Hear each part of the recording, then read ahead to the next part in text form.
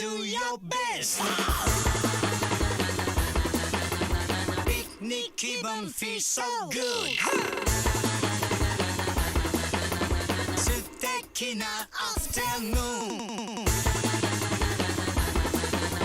プラチナみんな yeah.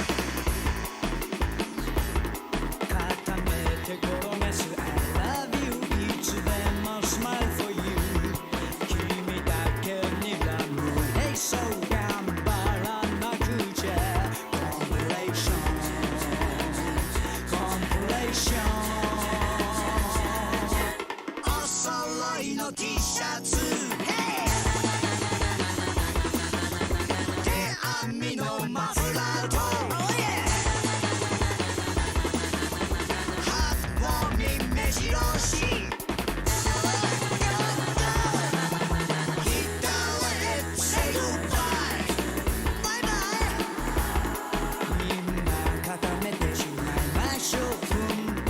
しちゃいますこんな日は歌って踊ろう主役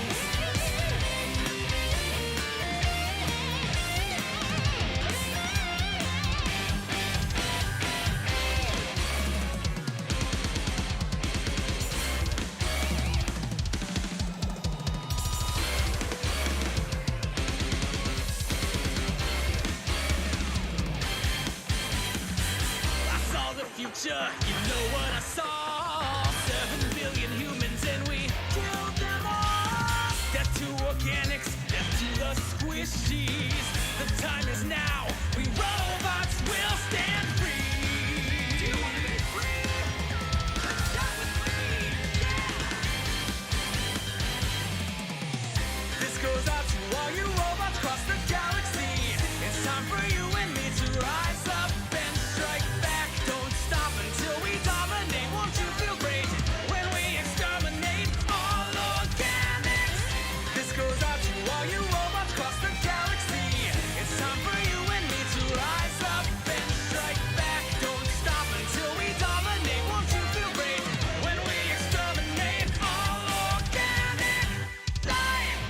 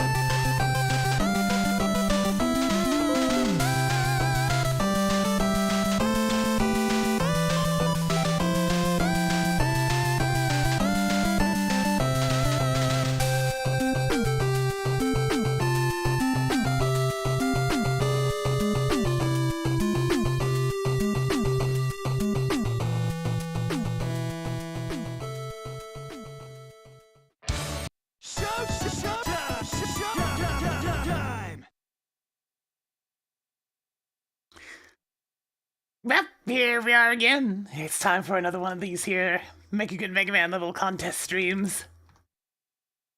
I'm just getting the spreadsheet ready real quick since we're moving on to a new tier. I forgot to actually number the next batch of the list. We're actually going to be into the top 100. Not this stream, maybe not the next stream, but definitely by the stream after that. There we go. Alright, I think we're all good at this point. So, let me just go ahead and get the game ready. We're gonna get everything started here pretty soon. Alright, so let me see. Is the capture card working? It is. That's good. Very good. Fresh meat.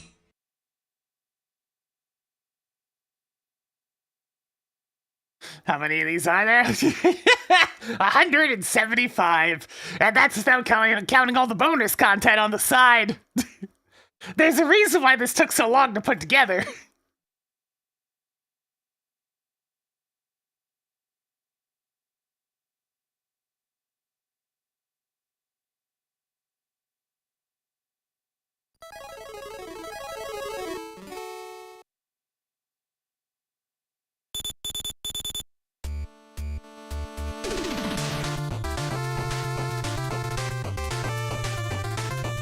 Alright!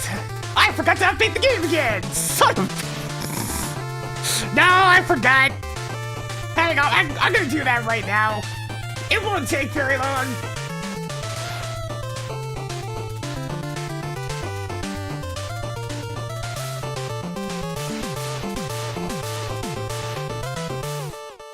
I'm gonna grab the lightweight version for the update.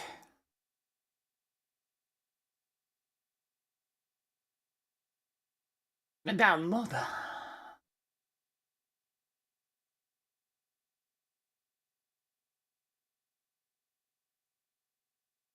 It's like, it won't take very long to download this at all. It's only a few megs. There we go. We're requiring update, man. Give it a sec. It's already downloaded. Now I just copy and paste.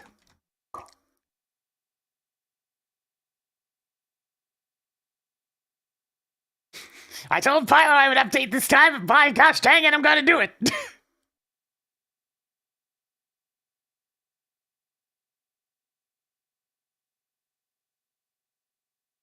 Gives me time to update this, since I'm pretty sure these are still in the wrong setup.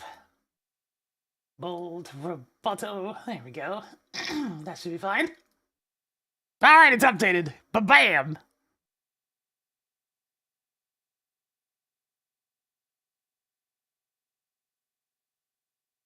Yes, I know Windows does not run very often. It's because it's an update.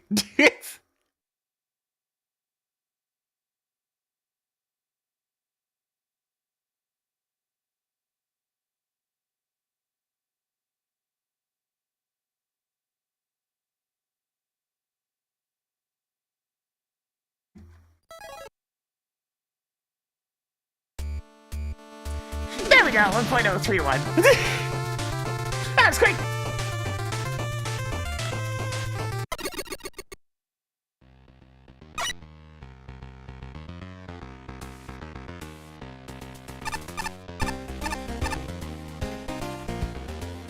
So I heard some wacko was making a scene in the hotel lobby.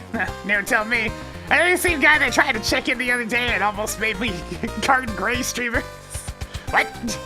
A fog machine and an entire gallon of purple powder dust? Ah! You better not be involved with all those shady shopkeepers that keep showing up at the plaza.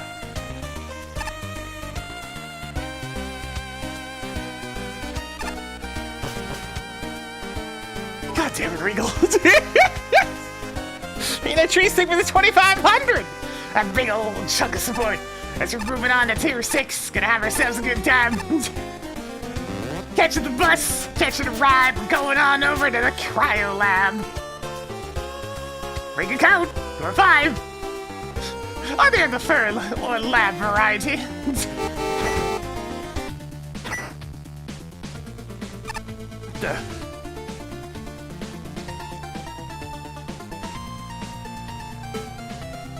Why do I not sound very enthused? Well, our lab isn't exactly meant to be a tourist attraction.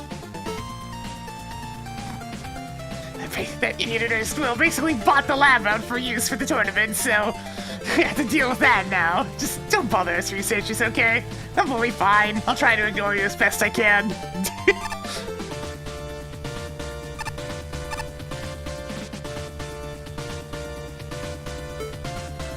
This isn't a fortune-telling palace, it's a research lab filled with, scientists.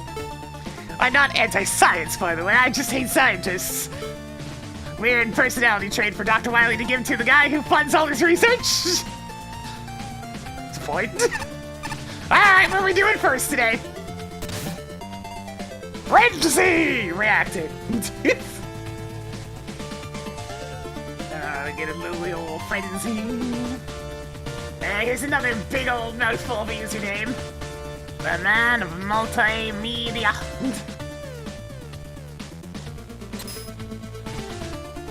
1 and 2. Did I actually get any power-ups at the end of the last stream? Alright, yeah, I got the invincibility dodge. I'm gonna save up for the key next.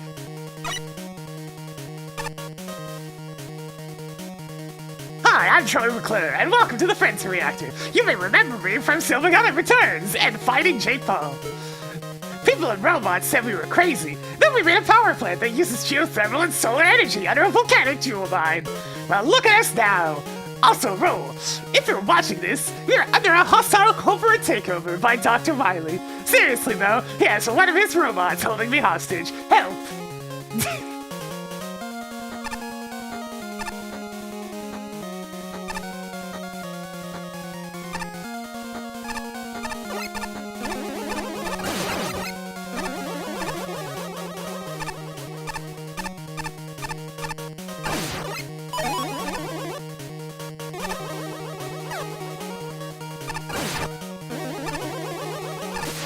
Funny that we get to the cryo lab and the first enemy we come across is a fire level.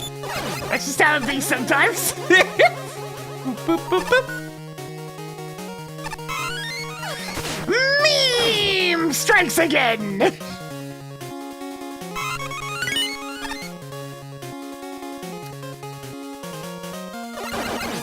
Man, maybe I should just spend 10 tokens on the thing that lets me hold 3 M tanks, because we seem to come up across, like, infinitesimal tanks.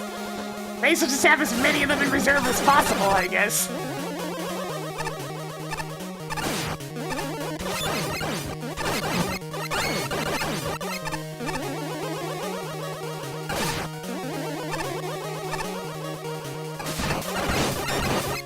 Oh, I see what I'm... Wait.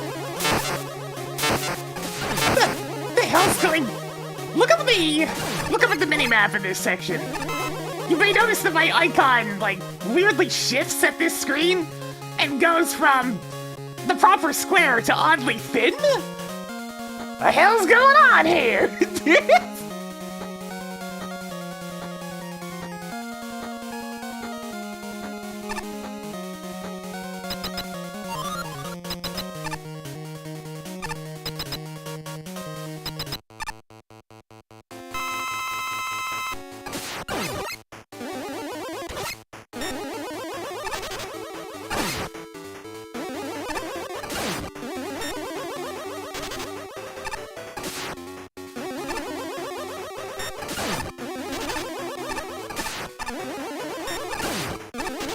An arena that makes it considerably easier than it is an original area. Also, another case of putting a Robot Master as a mid-boss.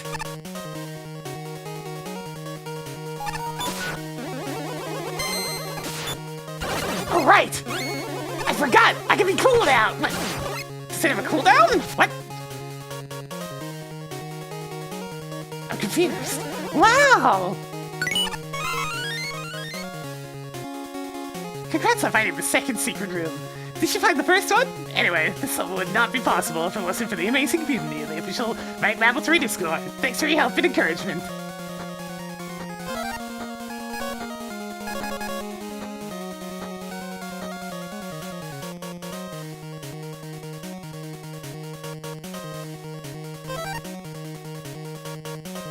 Do I just have to do it like a parry?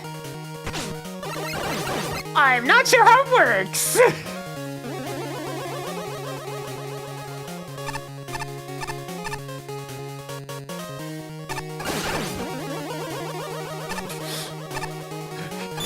Well, I mean, they're just making a Mega Man level. I guess they didn't have confidence that it was a good one.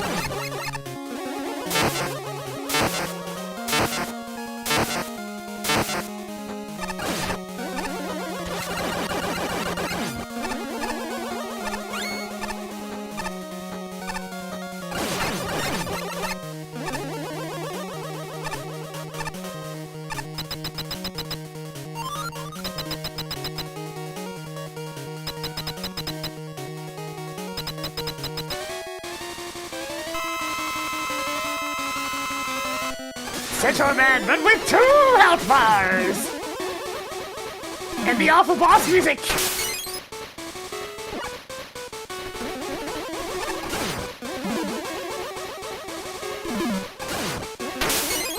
I'm too close.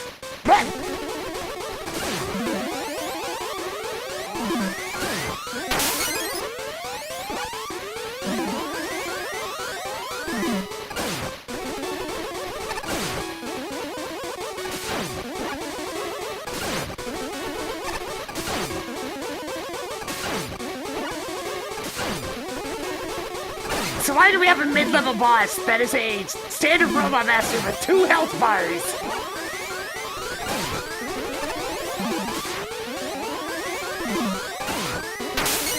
Probably still too close.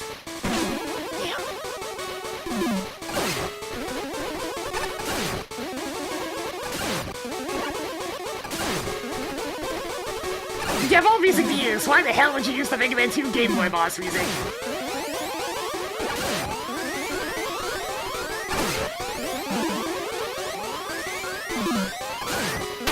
Yeah, it's just the default Centaur Man fight, but with an arbitrary extra health bar to make it take an excruciating amount of time.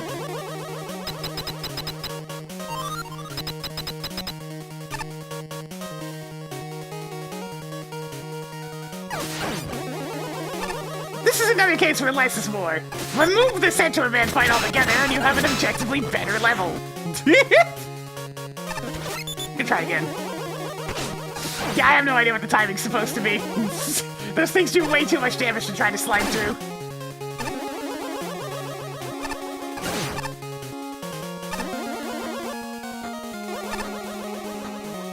I mean, at least the level looks good.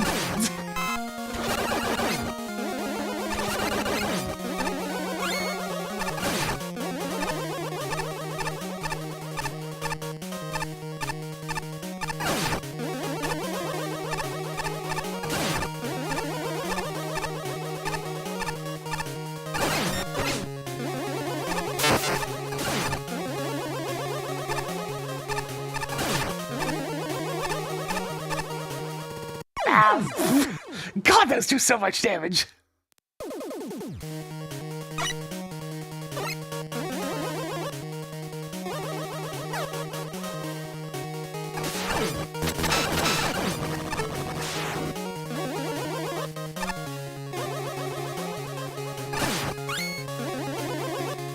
Why are the Crystal Joes even here, by the way?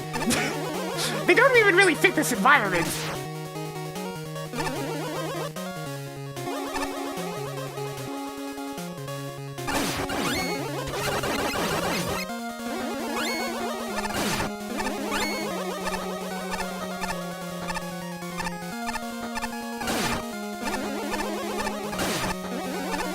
In fact, it's mostly crystal enemies, so I mean, I guess it's consistent.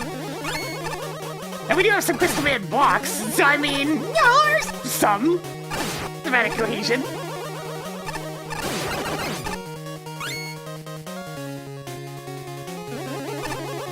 Alright, so now that we fought 2 other robot masters. Hey, Proto-Man. Thanks. Didn't really need that, but thanks.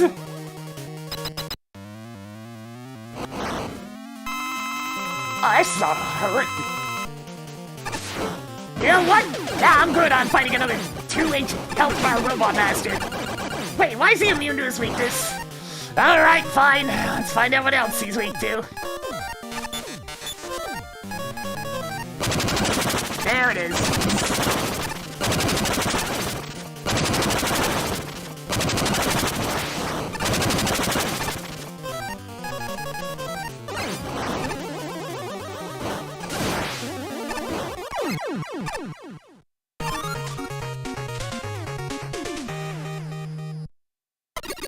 It's like, what's his other weakness then? They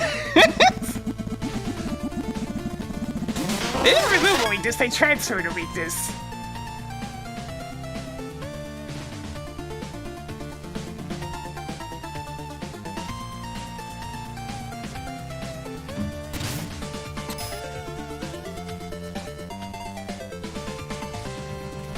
Let's see what we got here. I mean, really didn't have a whole lot in terms of obstacles and whatnot going on. It looked nice, but other than that, it was just kind of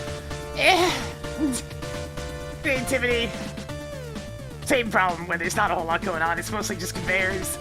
And occasionally you might get like 1 or 2 things working together, but not often. It was alright in terms of fun. Not great, because it was still mostly just jokes. Function, everything seemed to work just fine.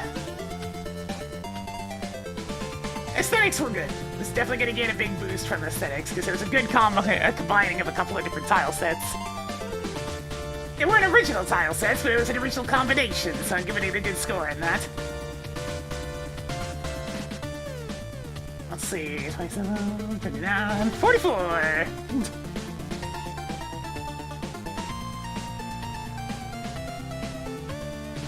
Another case where less is more when it comes to some of the decisions in this level. Was it truly necessary to have multiple multi-health bar bosses mixed in here? Also, why do we have robot masters serving as mid-bosses? If you straight up removed both Sparkman and Centaur Man, the level's pacing would be better, and it would just be a better experience.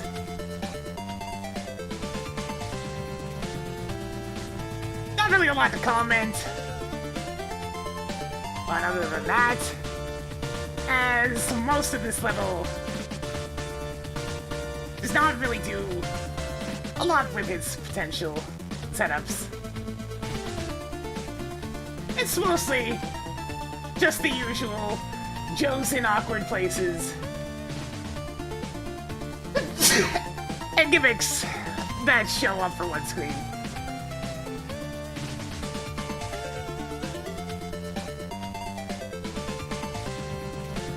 Good looking map, the level though. Nice combo of different tile sets. Alright, what do we got?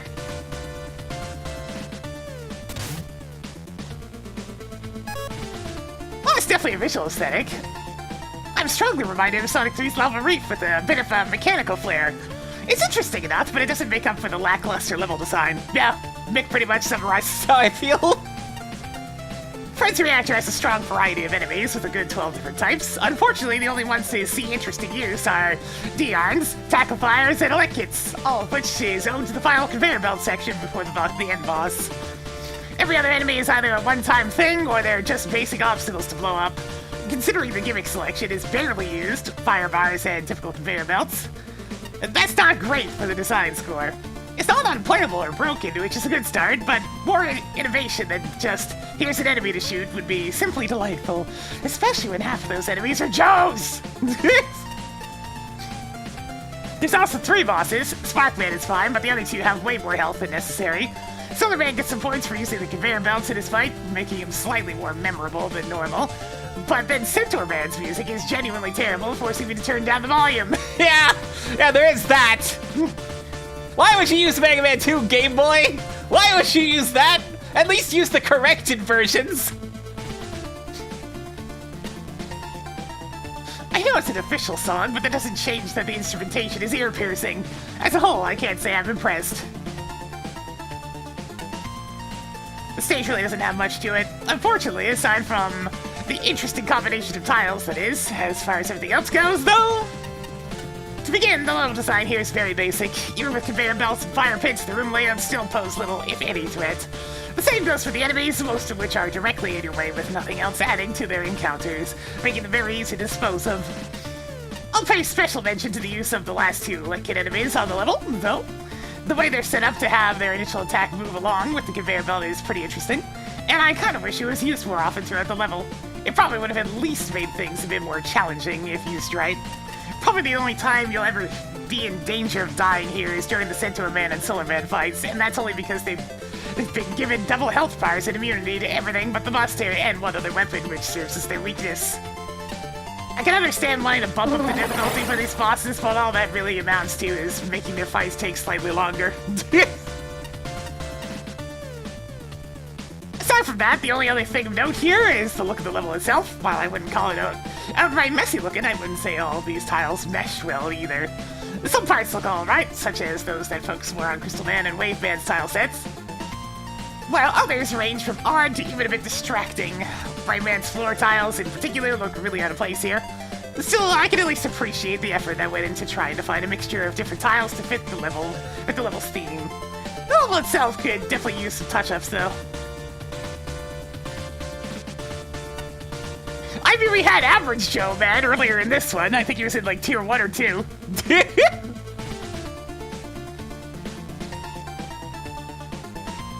We're in a bit of a pickle.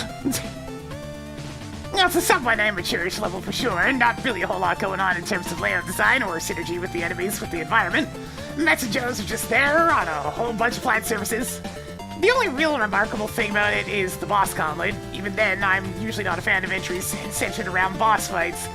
Sparkman fight is kinda a joke with his arena and low aggression level, since her man is basically the same but 2 health bars, ...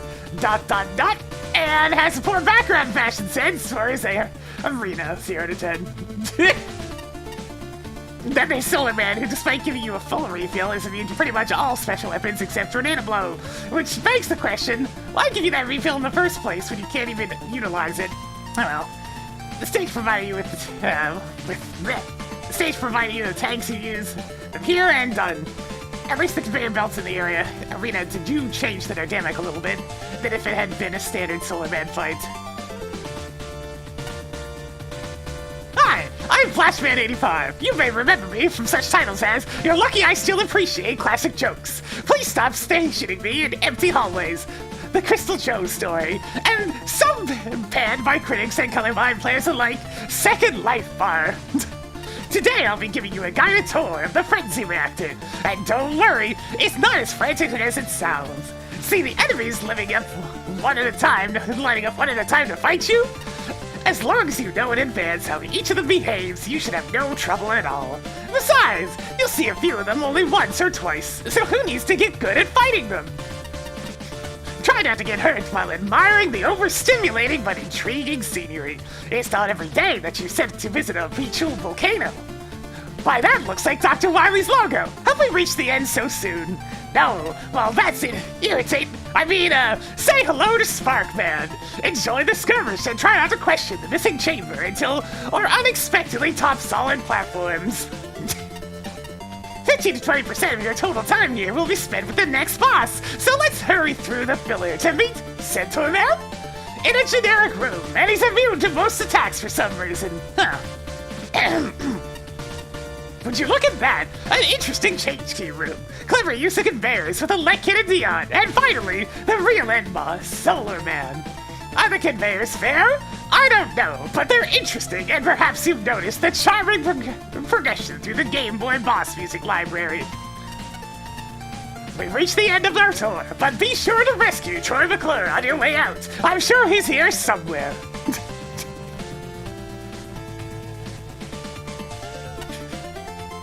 This is one of the stages I can see exactly what you were going for theme-wise, but honestly it looked a bit of a shambles. A bit of a shambles. Graphics are not the only thing that make a stage, but the gameplay simply isn't there to make up for the aesthetic shortcomings. The rooms are almost entirely flat, meaning moment-to-moment gameplay is holding right and stopping occasionally, except the room to the left, which has conveyors you need to jump on. I certainly appreciate the effort made to keep the level animated and lively, so some of the entries of this competition did not bother with animation. Using the fire bar purely for decoration was a really nice touch, however the tile sets clash a lot. In colors, in theming, and the constant change in tile sets is quite jarring. The room just before the second boss has about 8 different tile sets that do not even match the color palette. It's not that the level is badly tiled, but ends up a visual mess. I don't really agree. The level ends up with very little challenge outside of the bosses, with a lot of start, stop, shoot, take enemies from range, reset, and repeat. What little variation there is involves conveyor belts, which are always positioned moving against the player, which results in a very tedious and monotonous stage. Ace Park does not like to go slow. The Sparkman fight is different enough play-wise that I appreciate the new room layout. I also think that combining Solar Man with Conveyors makes for a very interesting boss. Unfortunately, Solar Man and Centaur Man have incredibly buffed defenses, making the fights even more tedious than the stage ever was. Honestly, the main challenge with Centaur Man now was not falling asleep. Yeah! I'm gonna go with Mick on this one since its opening paragraph pretty much summarized my whole feeling on the level. Mick!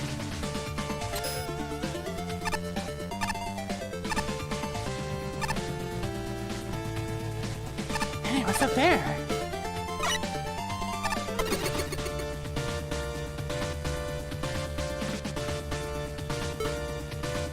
My status is the legally correctly sized curling stone. We created a curling competition tradition here.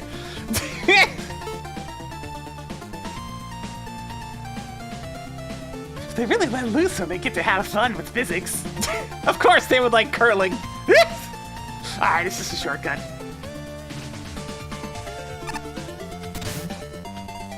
Escape from the Wily City. That doesn't really work so well, but hey, I appreciate the effort. Escape from the Wily City. My green man.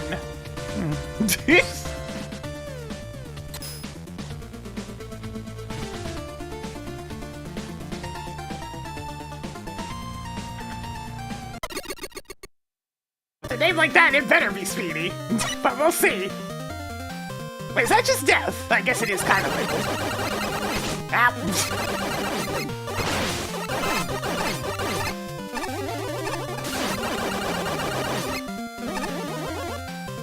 Yeah, I got tired of that woman's shtick after about a couple of different meetings with her.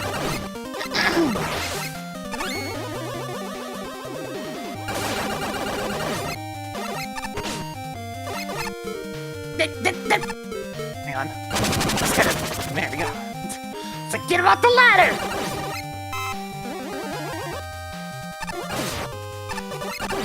Yeah, there are at least Joes you can constantly fire at, which is an improvement.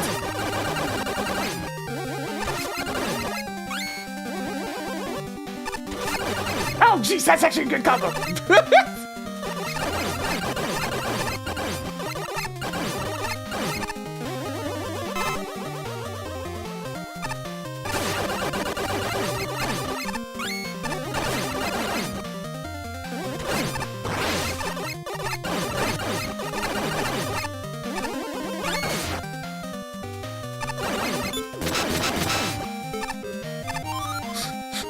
See you, Standard Joe. Immediately pulls out Laser Trident.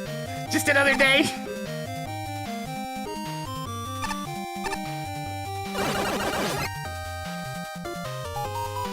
Boop, boop, boop.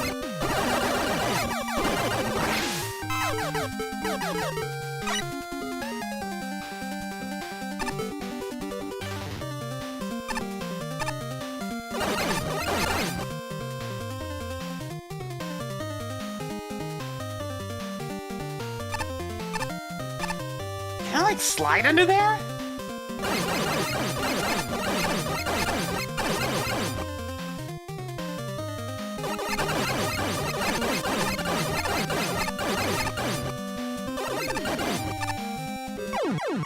Yeah, wait, does this seem all that possible with the utilities? It probably is, but I can't be bothered. I mean, you required Rush Coil to get up there in the first place, so...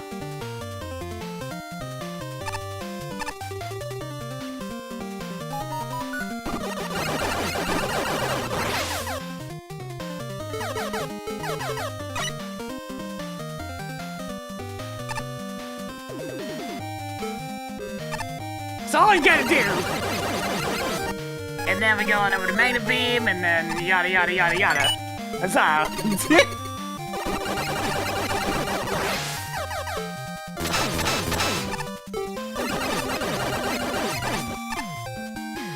Son of a bitch, couldn't react to that one in time.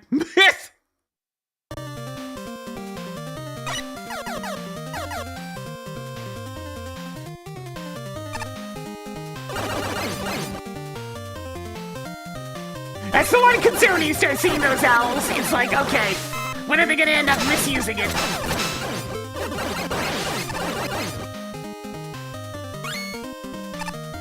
It's gonna be a level I have to tiptoe through a little bit because of the birds.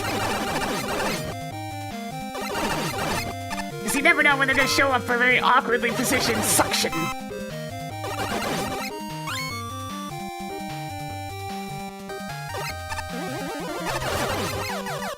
I'd say that's the only, like... I was trying to use laser trident.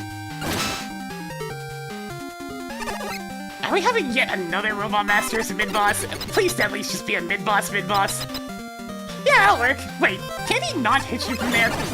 Alright, I mean, that works.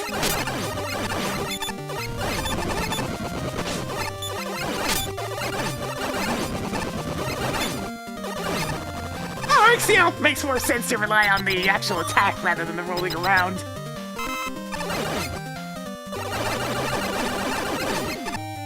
It was an actual mid-boss instead of a Robot Master. Amazing!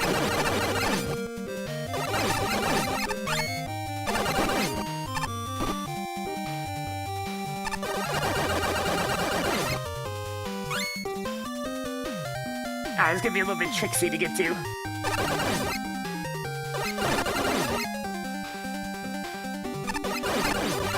That thing? Nah. The end boss of the intro stage is base, remember?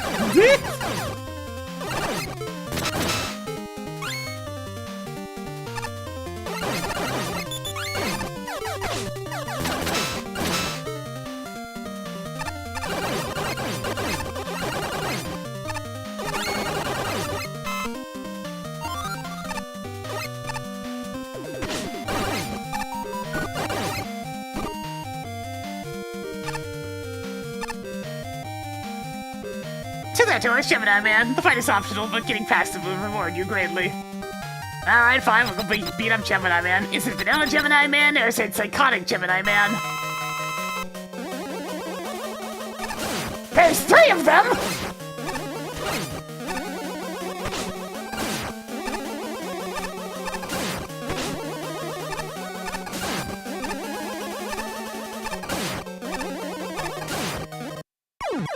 I almost got him.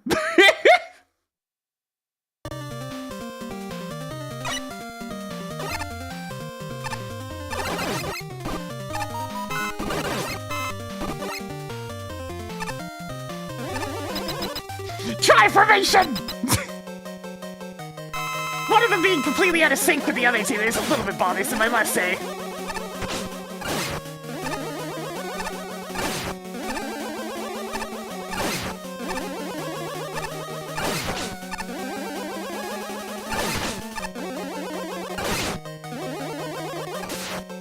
It was going well for a bit there.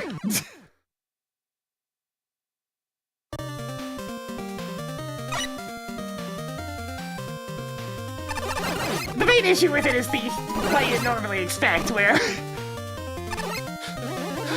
everything times very poorly when there's a third Gemini Man thrown into the mix.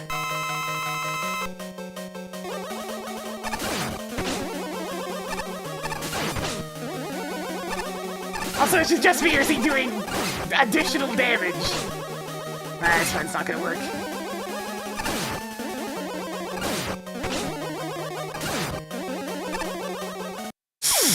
Yeah, I wasn't getting out of that one unscathed. Everything lined up in such a way that there was no way out.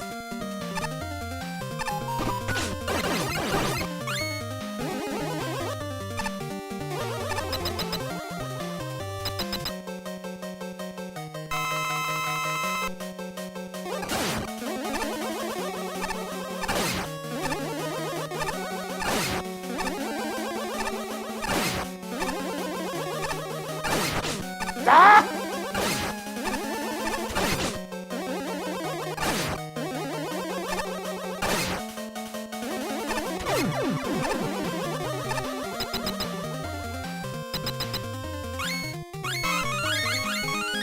I mean, I guess it's a good bit of stuff.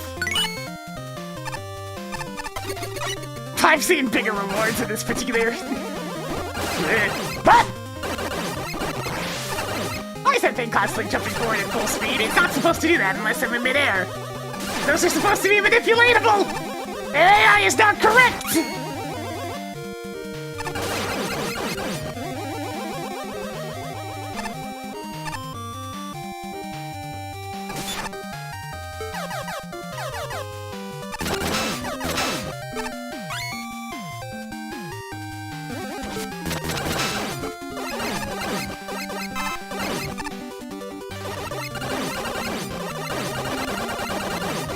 some interesting setups in the first chunk of the stage.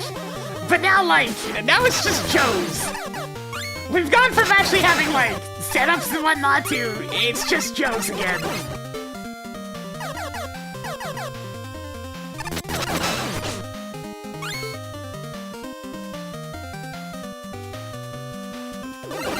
Hey, the owl's finally back. Mixed with the Joe again, of course, but I mean, other than that.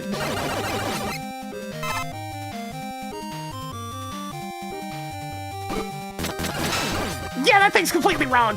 That thing's AI is not right. I don't know if it's a dev kit thing, but it's not right. It shouldn't be doing a forward jump unless I'm specifically in midair. Ah, it's the mini-boss again, but now with a bird.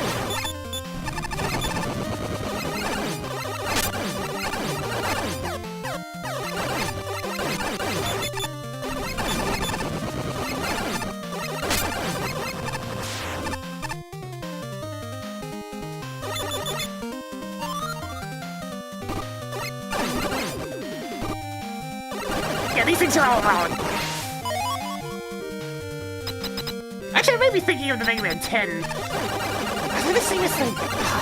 I forget if the Mega Man 10 ones look different. I think it actually is a case of Mega Man 9 and 10 have an extremely similar big enemy, and Mega Man 10 was the one that was fully manipulatable.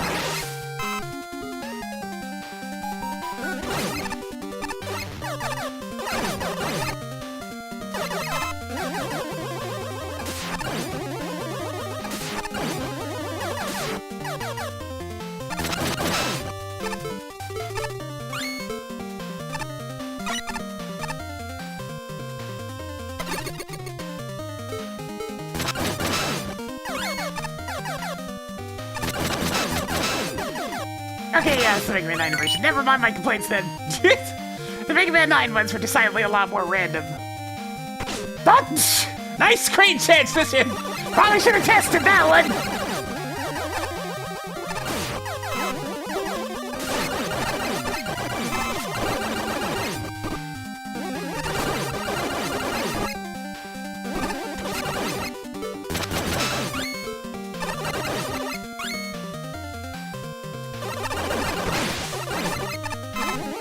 Remember, colors don't really mean very much in Mega Man. There's a lot of different palettes for everybody. The ones in Mega Man 10 have a more, like, even more mechanical look to them, for lack of a better term. If I recall correctly.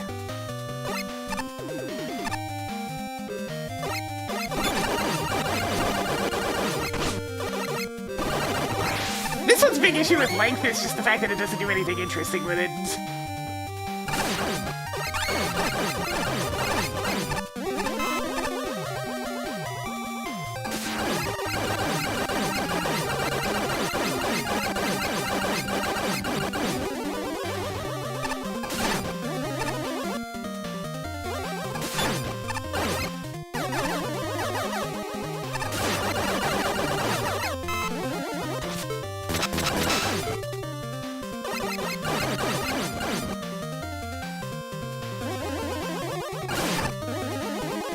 Oh, this will be fun. I mean, oh, you've got to be kidding me. Now we're getting nasty. Okay, good. Let's just be a pro, Forehead. What the? Why didn't I have any forward momentum there? I didn't see no bird.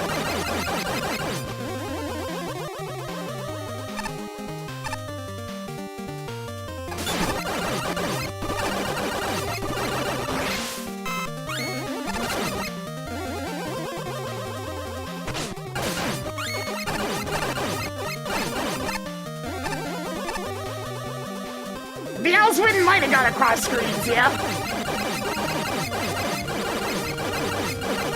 Because that was the most pathetic looking jump I've seen in a while.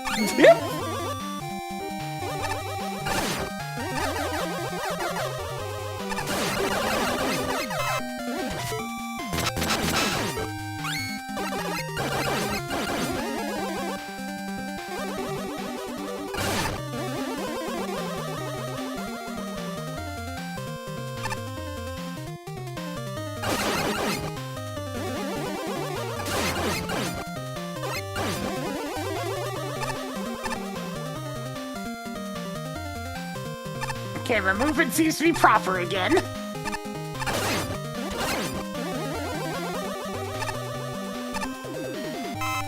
Okay.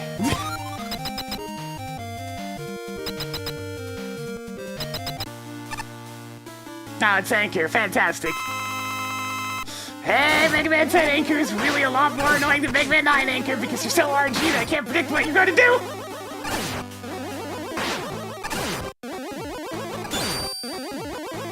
Is he gonna run? Is he gonna jump? He's jumping.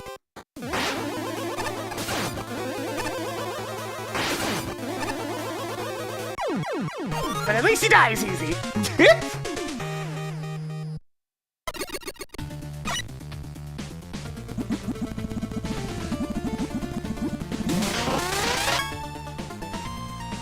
The mighty wrath of Poseidon in Rumble Master form!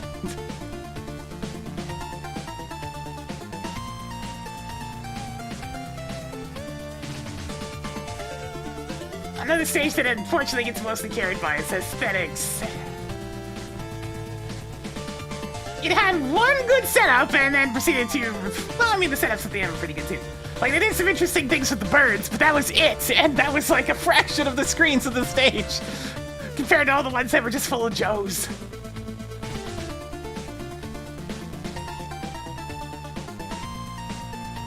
A little bit of jank here and there with this one, so bumping it down to 8. Aesthetics, they were okay.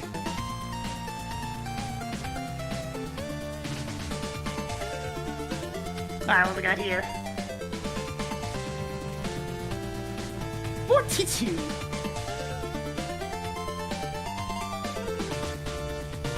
Bit too much level in this one for how few areas actually have some kind of gimmick working for them. For every interesting screen using such things as the owls, there are about 5 more that are just, here are even more Joes.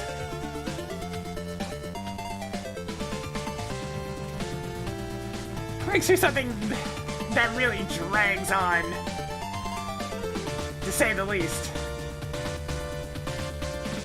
Especially the level looks alright. Gets the look of a city across.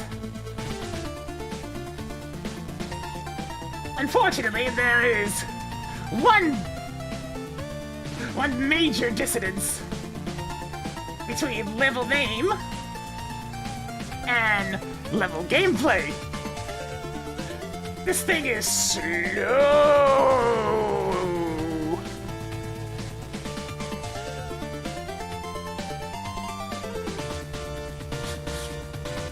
Certainly no Sonic speed around here. With all the waiting for Joes and owls to change wind direction and overly long stage progression. So, you know.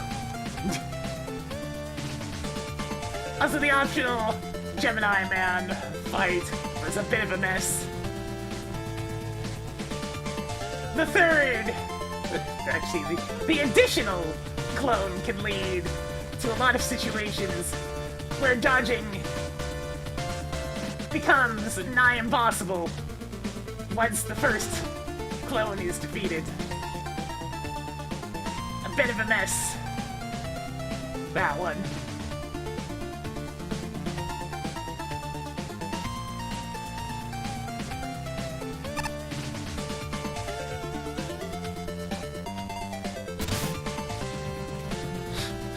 Yeah, it's probably gonna be, if anybody's gonna bring up Joes, it's gonna be both Flashman and Ace Spark. They're the two to bring up Joes most often.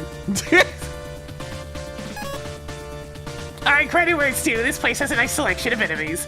Morning Joe is a pleasant surprise. Big Stomper can be fun to dodge. Funkaro and Move Hover are effective enemy gimmicks. And Peterchi has a few spots where it does something interesting, like falling down and following after you to skip if you skip it. Unfortunately, a nice selection doesn't mean they're used very well. Morning Joe is almost never placed to be a threat, the lyrics tend to be easily sniped, move hovers are only used for timed pixel-perfect jumps and nothing else, and dealing with 2 of them in their first appearance is a bit awkward.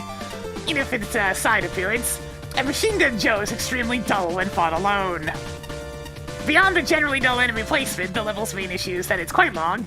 My last playthrough was a good 10 minutes or so, when the average Mega Man level isn't even half that. Considering the general lack of variety, this got tedious fast.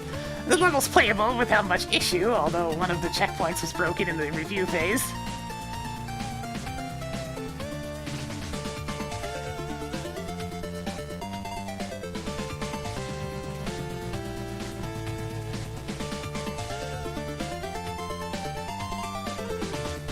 But it also needs to be memorable to be so much fun. The only thing I distinctly remember was Triple Gemini Man. It was kind of fun in a horribly messy kind of way, but it managed to be the most memorable part of the level for sure. Otherwise, the level was less interesting than it could have been, and it really didn't feel like I was escaping anything. Talking points again, it keeps happening!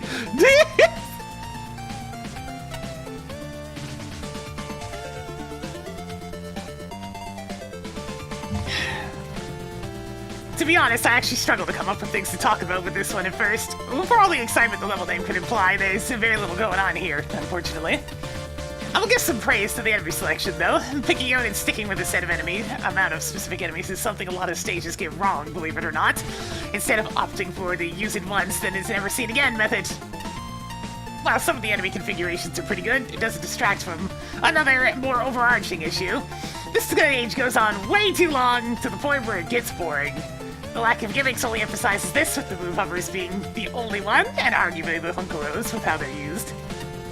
A lot of the jumps involving the former feel really strict, though even in the earlier parts of the stage. On that note, I have no idea what the right method is for bypassing their setup for the first token. I did find a way to get past it by pushing the top one and creating a magnet beam platform beneath it, but it still left me wondering whether or not I did it the intended way.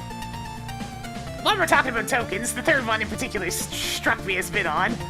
Not just because you're almost guaranteed to get hit by the PinkKittyRose on the previous screen while leaving the room, but because the token itself is far easier to get compared to the first and second ones.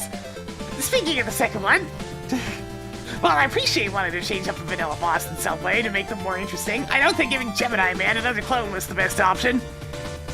All it really amounts to is making it more annoying to avoid bumping into him, which is a problem, seeing as he can kill you in 5 hits from contact damage. For better or worse, though, he's definitely the most noteworthy thing in the entire level. This stage is brought to you by Joe's. Here we go. Seriously though, could really cut down on the Joe and stamper spam. This is a very enemy-focused stage with very minimal gimmicks in the form of those platform guys that you need to shoot to propel them forward, which I don't think is even incorporated into the stage design properly. Unless I'm missing something about how the platforms work, still the stage has to take reasonably responsibility, sorry, I was reading that quite wrong, in teaching how gimmicks work to the player. I guess there are some neat uses of the wind owl enemies, which, with how you need to avoid being pushed into spike walls or pitfalls, well, that's a pretty standard use when it comes to wind gimmicks. The optional Gemini Man fight is very hard to manage since he has 3 clones circling around instead of 2. The contact damage is not nerfed to compensate for that either. I said optional, except it has a token behind it, and the fight itself is hidden in a random pit with not very much indication that it's safe to fall into. Good, Chief! 3 areas to focus on for next time: theming, variety, and challenge progression. The level name sounds exciting, but I don't see anything especially wily about this city, and I'm unsure how fitting endless Joes in bland configurations constitutes an escape. I envision a landscape littered with Dr. W logos, skull-themed enemies everywhere, a chase sequence, aesthetic changes to make it look like we're somehow exiting the city. So much more could be done here! Likewise, there's untapped potential in the challenges. There are certainly moments of creativity. I enjoy the difficult twists on the Gemini Man fight, and the final move Hurry plus PinkKittyRose challenge is exceptional. But so much of the level focuses on defeating the station area or oversized enemies directly in front of you to make progress. I don't mind the parts that border on enemy spam because they're a welcome break from effortlessly plowing through the roadblock after another with Laser Trident. A more deliberate challenge progression would safeguard against challenges repeating themselves. There's some semblance of challenge curve. The second mini-boss is harder than the first, and the end of the level is generally more complicated than the beginning, but the difficulty and complexity are constantly wavering. It's assumed that the player is already familiar with every new enemy and gimmick, so there's no clear starting point from which to develop the difficulty. Yeah. Putting aside the thematic disconnect, the level is aesthetically very strong. The tile work is good, minus the secret path that's labeled as a bottomless pit, and the music selection is spot on. Checkpoints are where they need to be, except one which needs to be not inside a wall. Yeah, think of it in 72 months. It's been a little bit more for us today as we're going on through these here reviews for this one. Screen transition safety is an issue in a few places, but otherwise the construction is stable. It's not a bad level, but some important aspects need work. Yeah. It's a very level with a lot of shows. Of the 50 rooms in this level, there are 5 with anything worth talking about. The rest was the same slog against the same heavily armored, tanky, and non-threatening enemies on flat terrain. You see in one room, you see them all. The enemy choice here simply does not work with your terrain. They can often be shot from long distance, and you're in zero danger for the vast majority of the level. The fact these enemies increase in numbers does not constitute a difficulty curve, it only pads out the level even further. The few points we're talking about mostly revolve around the use of the Funkaro and Move Hover objects. There's occasionally something interesting to do with these, such as fighting a Funkaro owl enemy in the room where the player is surrounded by spikes, and the room at the end that combines both, which is a really enjoyable concept. Other times the idea is there, but it's poorly executed, such as the Funkaro in front of a pin off screen where the player has little to no reaction time. Yes. The Funkaro combined with the Mad Grinder offers no real consistency for the fight, and they're never in sync. Functionally, the first checkpoint is misplaced and you start off inside the terrain, at least one of the Funkaros is placed on top of a screen transition. I do not think the first token puzzle worked as intended, and the teleporter appeared to be impossible to reach without weapons. The second token was obtuse, as the transition is indicated as though it were a bottomless pit. I would not have minded the Gemini Man fight if the checkpoint had not been placed behind such a bulky enemy. All these issues by themselves would have broken the level to such an extent, but the fact that 90% of the stage is utterly wasted and takes forever to get through sapped any fun I could have had. You could have cut half the rooms out of this stage and it still would have been a long, but far more enjoyable level. Yeah, less is more. That's the theme of the first 2 stages of this area. Less is more.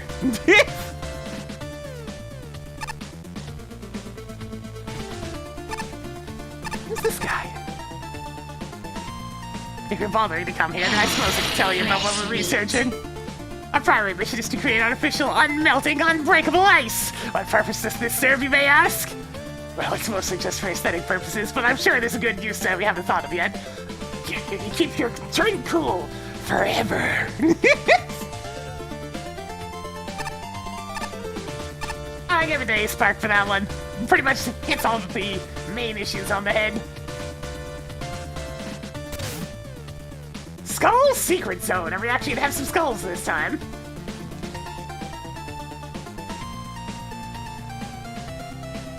By Takamatir.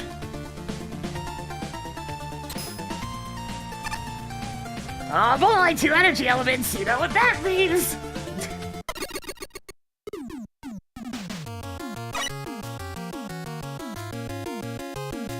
I see. We're either dealing with Wiley or we're dealing with Eggman.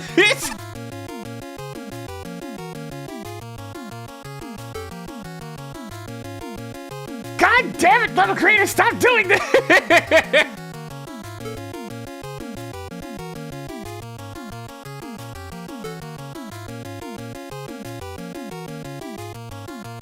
Yes, I get it. Real life came up, but like, don't preface your level with things that are gonna put it in a negative light. It just sets it up to fail.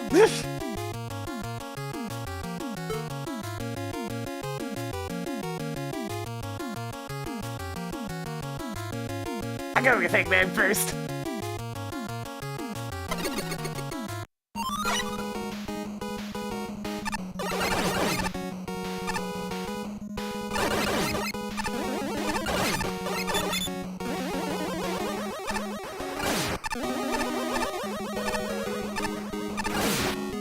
It's like, if you're gonna do the apology thing, at least hide him in a secret area. At the very least.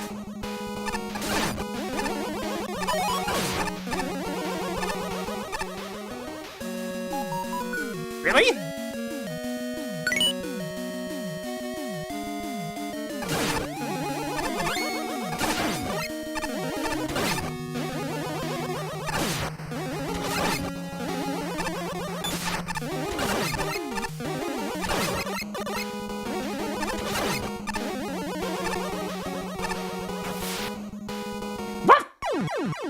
I was not prepared for a spike drop, and of course it's right before the checkpoint.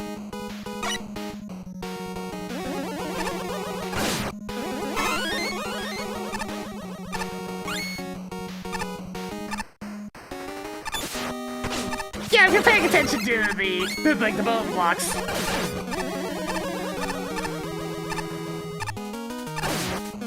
The secret's at least noticeable, which is good.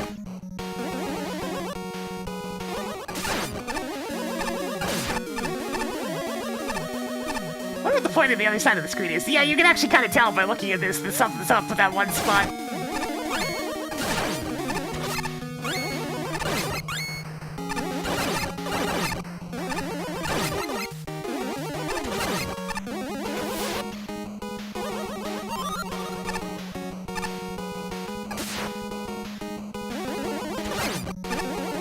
Pink water is not quite the purple water from Chemical Plant.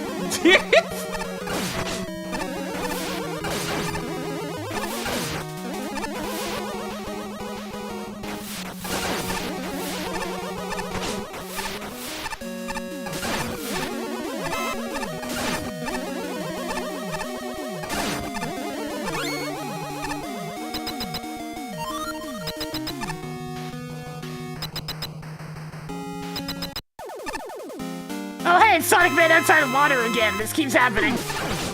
Can we stop having Sonic Man outside of water? Because you just get blasted as a result.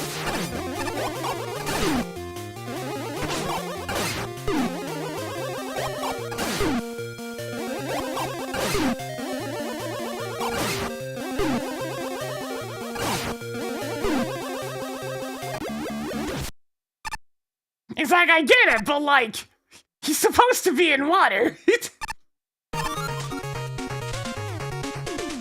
Alright, so this really is just two entirely separate levels, submitted as one level. Yeah, Sonic Man from the DOS. We've seen him enough times in this contest at this point that I've learned his name.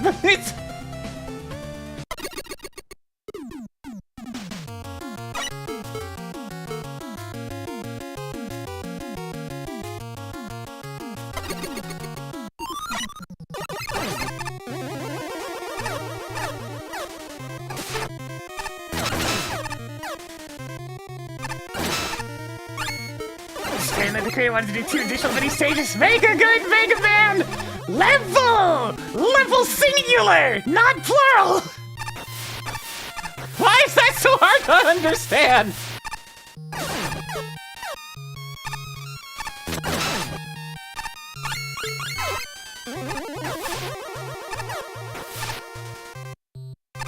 It's chose again.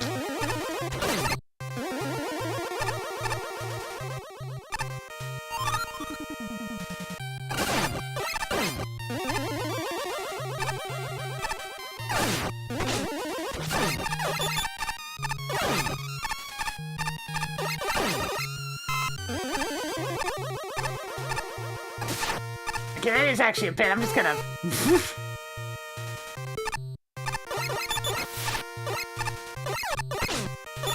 I mean, the idea with this one was to combine Iceman's level and Green Hill, so I mean, it's doing what if... God, I hate those platforms.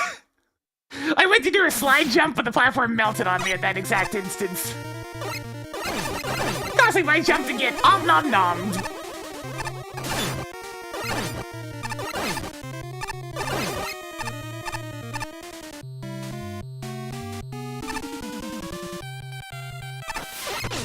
Yeah, forgot about that.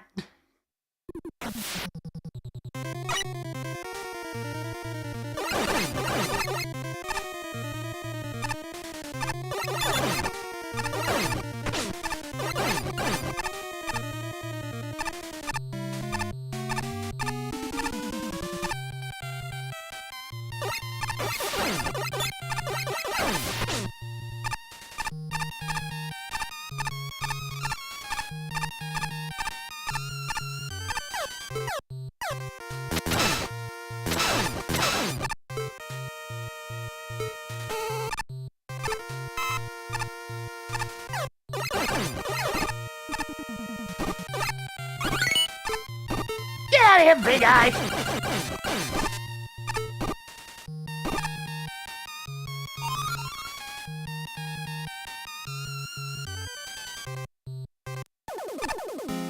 But wait, why is it Sonic Man both times, though?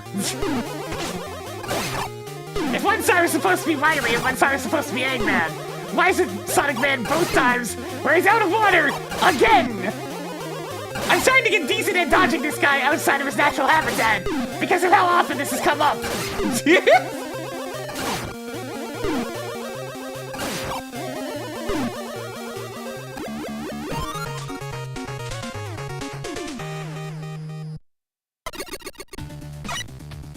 It's like, shouldn't one of them been Skullman and then the other guy? I'm not even gonna worry about it.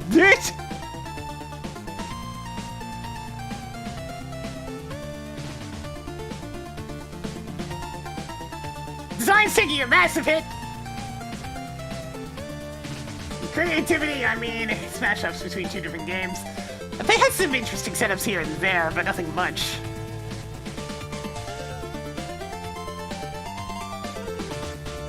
Fine.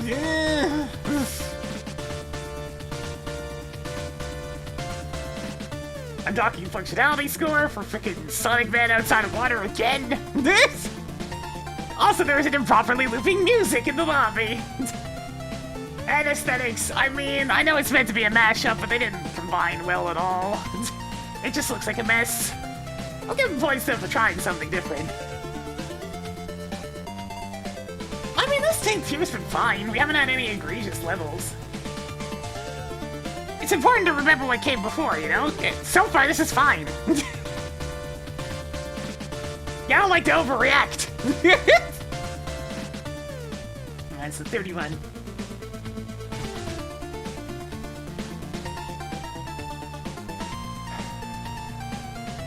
Reading comprehension continues to be a struggle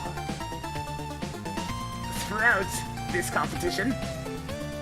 Make a good Mega Man level, not levels. I think this might actually be my 10th time saying this, or so. At this point, seeing a second energy element is a death sentence. Because they are almost never used well.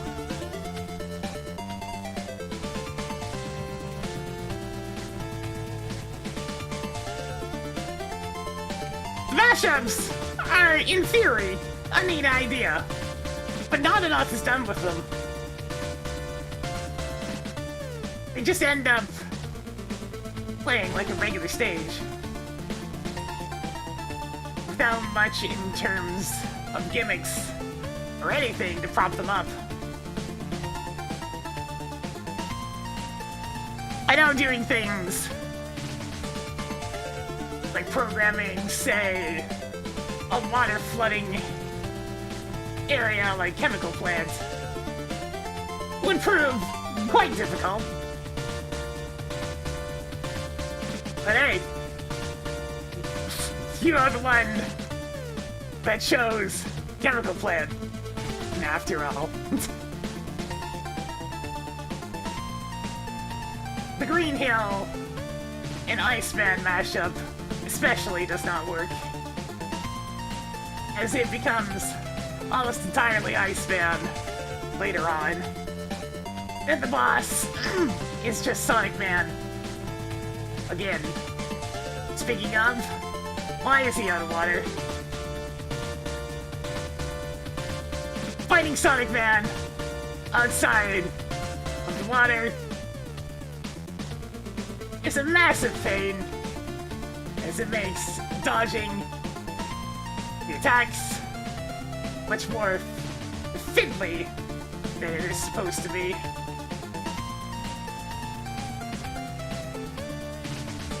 Focus on one level and polish that up next time.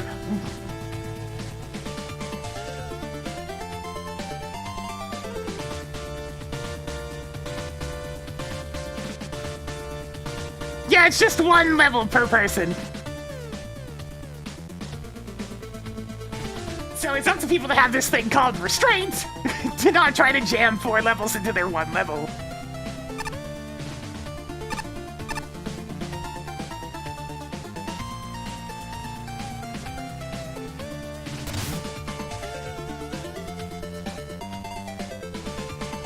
Yeah, one level per creator. It's one of those things, if you have an idea, just refine that singular idea. Don't combine it with 7 other ideas. You know, I wouldn't have known it was unfinished if that sign wasn't there. Yeah, there is that. Focus on my level and post that next time, and just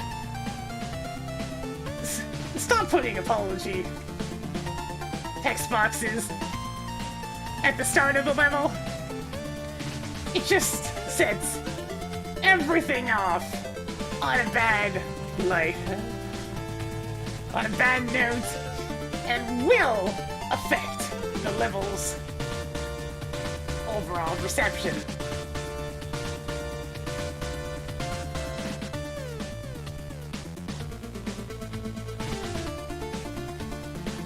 Yeah, if you get caught and found out for putting in different level, different names, then you're gonna get in some shit and probably get banned from all future competitions.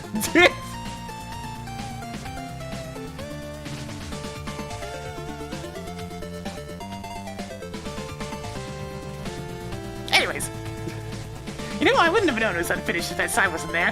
That being said, while I certainly hope you feel better, I must say I'm not sure if the finished plan would have been an improvement. Level length is a tricky beast. It's up to interpretation for many people, which means it's very easy to end up too short or too long. The Skull Secret Zone is slightly too brief for my liking, but it's still not long enough that I don't feel like I'm missing something afterwards. Given that, doubling the number of mini-stages would be too long, which is always worse than being too short, especially with over 150 entries. I played Chemical Skull first, which was pretty okay. The men encounters tended to be a bit samey, but I found myself appreciating Skullmen and Skull-Joes. I can't say their scenarios are anything I haven't seen, but that's because those scenarios work.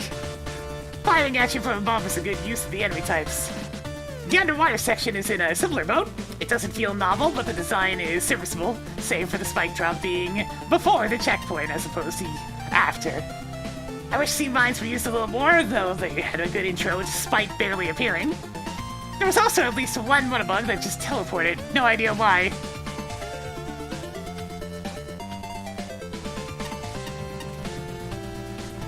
Ice Hill was considerably more interesting. Besides the unique grass ice aesthetic, I found the water spouts and melting ice were pretty spiffy, especially when they were combined. Beyond that, the Ice Hill intro was really clever, using a cloud of things to slow us down, thus forcing us to see the icicles forming. That was really cool. And I wish more was done with them afterwards. But if Chemical Skull fell short, Ice Hill felt really short. I wanted so much more and was hoping for more from that drop. But instead, it was just an abrupt Sonic Van, a crying shame as this had a good start going. Instead of adding 2 more zones, I'd advise expanding these 2 to get more level from them. That might be easier for players to stomach on top of making a better level. First and foremost, I'm sorry to hear that you weren't able to make your level into what you originally envisioned due to health issues. Those kinds of situations are always rough, but in the end, your health is way more important when compared to finishing a stage for a fan game. It's true. On that note, I'll be judging this level based on its current state and its own merits. While it's certainly nice to have context for what it could have been, I don't think 2 more mini-stages would have helped it. The length of the stage with the 2 sections combined seems fine as is. As for the actual level design, a lot of it unfortunately feels rather non-distinct. Some of the segments in the Ice Hill Zone path do manage to stick out a bit, if only due to a few tricky jumps here and there across ice blocks. That aside, I didn't really find much else that was noteworthy for this level. Besides maybe some moments with those fish that might as well be up and downs. Some of them can easily blindside you and cause a cheap death. Yes, that did happen once!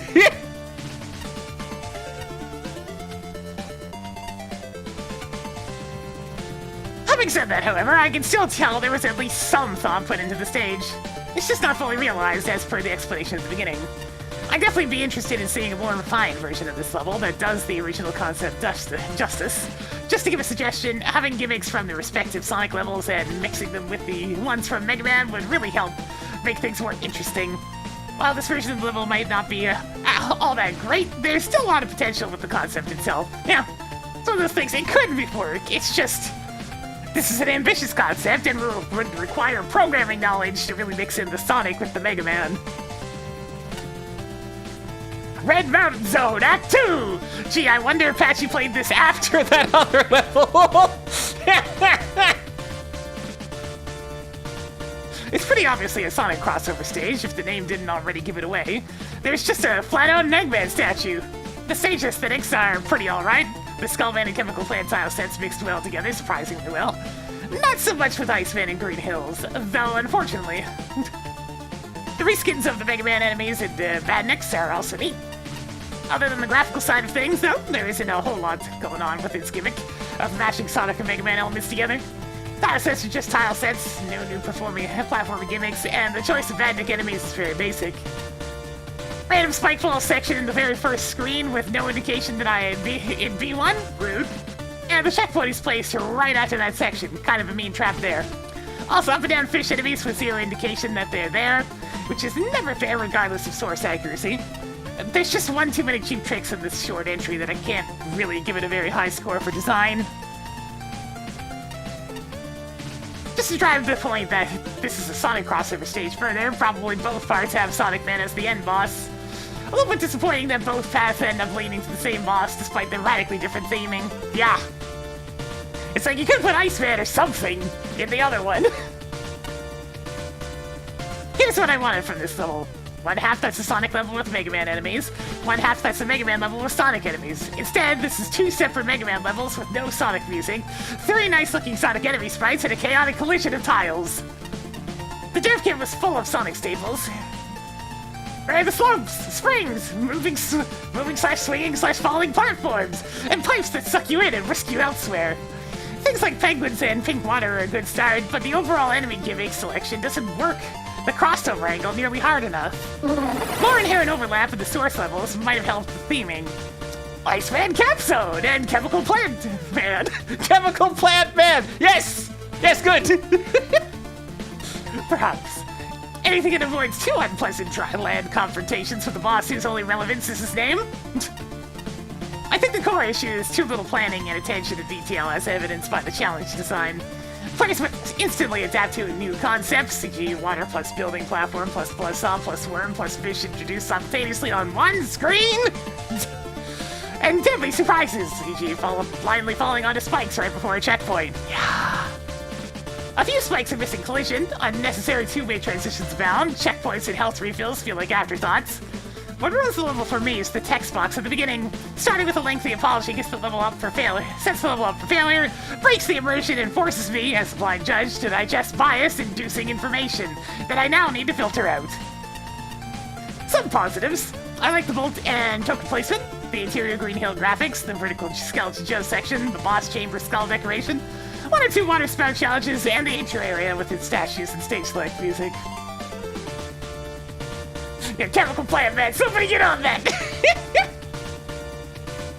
I think you got the wrong idea when making a level for this contest. Splitting your limited time between multiple small stages results in two lackluster stages rather than one good stage. Yeah? I feel like the graphics weren't done particularly well, and tile sets were mixed very haphazardly, especially in the Iceman stage. The fact that only some enemies were reskinned as Sonic ones, including some of the same type of enemies not being reskinned, gave the stage an incredibly unfinished feel. The fact the stage does not bother to use Sonic music, and instead uses stock Mega Man tunes, really robs the stage of some potential identity, and again, help it feel very unfinished. The jumping fish, up and down reskins, are not fun enemies when placed over pits. Yes, they're also in the Sonic games, but those games always place those under bridges, where the player would not die instantly due to not having natural clairvoyance.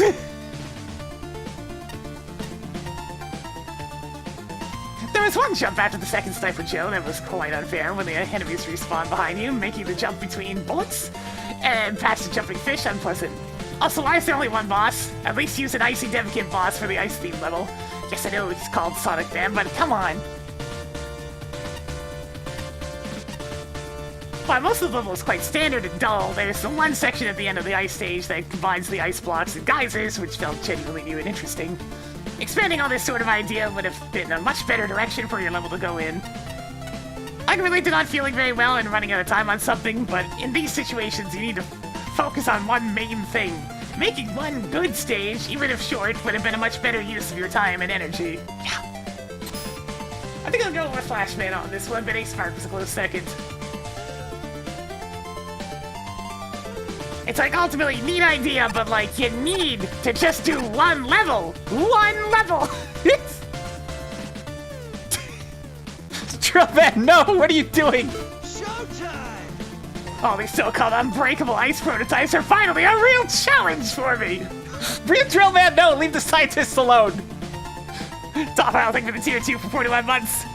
20.5 months of support between the two levels and one subscription. Thank you for that big old support for all this time. Well, Drillman's really losing it. I feel so powerful. I'll destroy everything. The world will be split into pieces.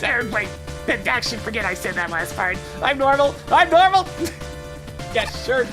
Whatever you say, Drillman. I see the username stole all the levels for capital letters again. Mechanical Factory by Mega Banana.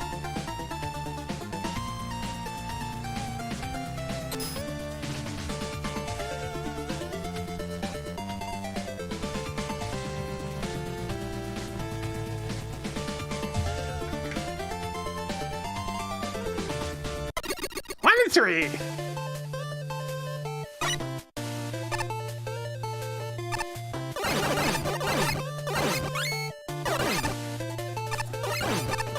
I'm honestly pleased by how much Mega Man 11 music's been making its way into this contest. Yo, Flashman! How's it going? I've been very much enjoying your reviews across the entire course of this.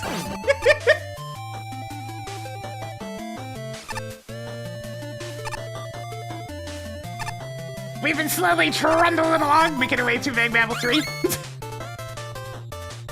Showtime! Oh, top file, thanks for giving the thing some of the Flashman! I shouldn't have looked away.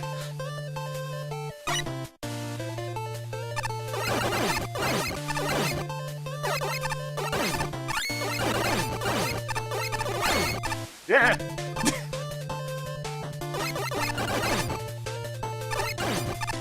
Give by the subscriber lucky. Good enough, right? We take those. Time is money, and this time I lost a little bit of time by receiving money. It seems a fair exchange, right? Equivalent exchange.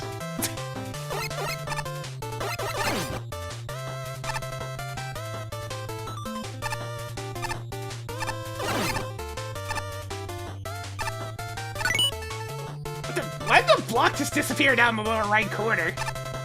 What's up with that?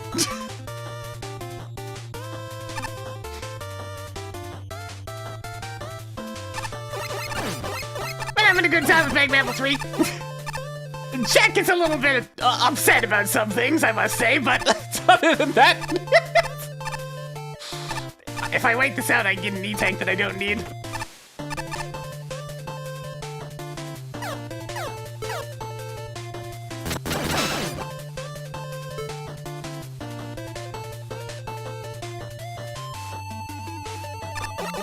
Ah, the stale is back!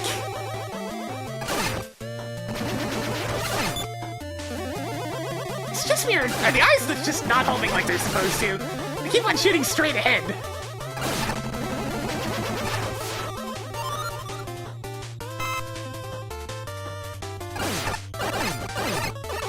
Hey, at least we have gimmicks this stage.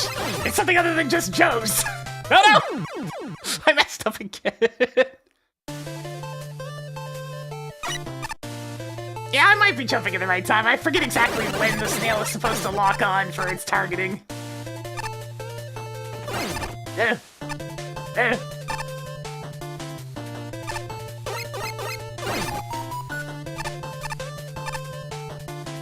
Interesting spot for a token. Bless the compass. Didn't I just, in theory,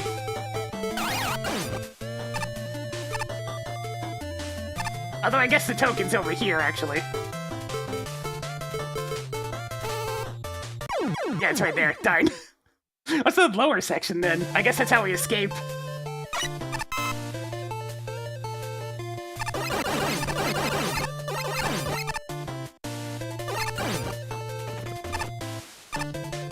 It's like, yeah, I can skip that, but then...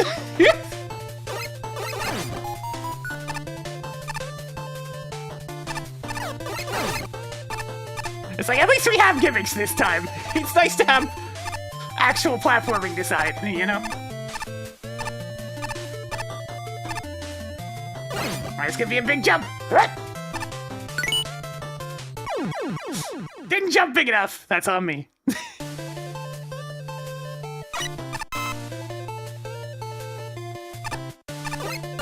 The double line ones, you really kinda have to jump in right at the last second. Single one gaps, perfectly fine. Hey, platform, I need you to come back. I guess I don't need to go in that pit anymore, since the other way was just how to get out of there, I guess.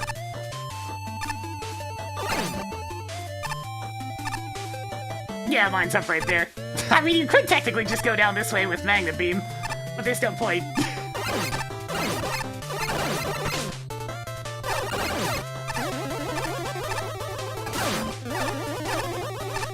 I mean, them not being aligned to the platforms is very in line with Metal Man stage itself. Oh!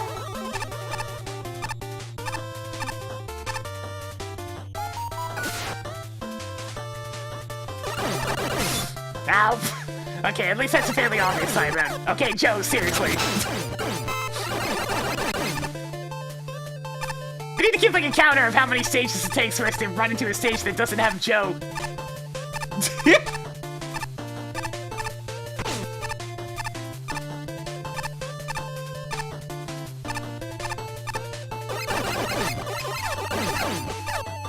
Son of...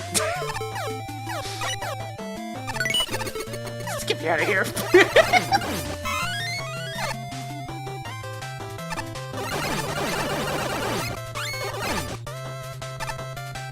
Yeah, the stage isn't overused, Joe, at least. Aha!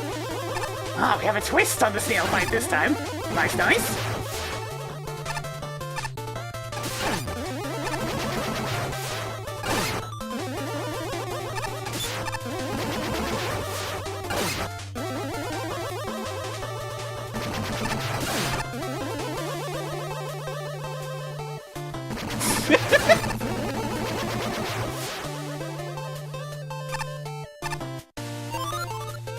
What you got, Eddie? Oh, thanks! Just what I needed!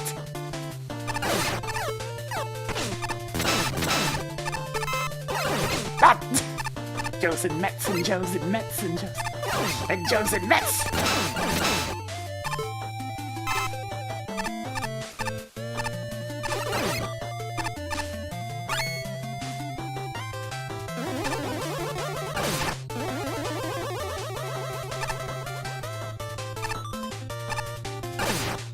I'm probably gonna want to make use of this walk. Hey, jump. Okay, the Tellies are just kind of spawning out of nowhere. I could have put a box or something to indicate where they're gonna show up. Because as is, they're kind of just spawning out of thin air.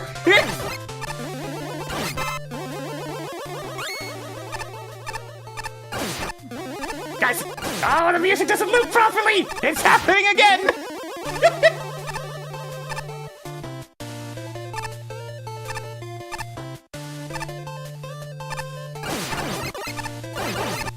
Oh!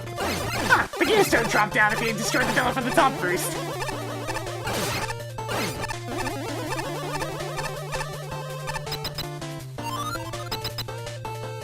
Now, considering we just had, an entire Metal Man stage, is it gonna be Metal Man as the boss?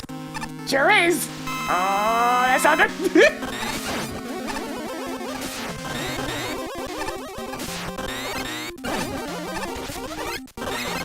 Okay, yeah, it is just Metal Man. But hey, they at least got his command gimmick working properly. It's just weird to see throwing those keys a little bit different. It definitely is.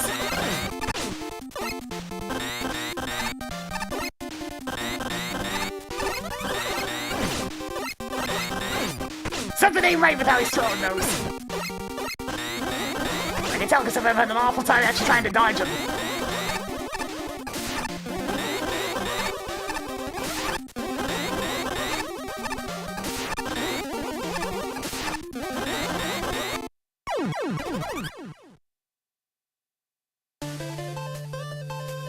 I know he aims them at me, but I'm saying they're a bit different than Mega Man 2.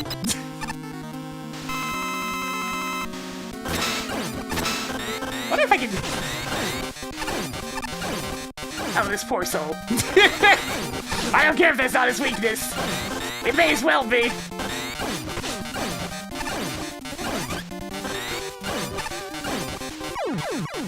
Since Metal Man only attacks when you press the attack button. Well, Is he supposed to be glued to the left side? Yeah. Metal Man in the original only switches directions if you get close to him, and since the conveyor's on the wrong side of, like, going the wrong way when you enter the room, he ends up jumping right away. Normally the conveyor belt starts off by pushing you into the wall, like in Mega Man 2. It's a little bit off, just the right amount of off for things to not feel right.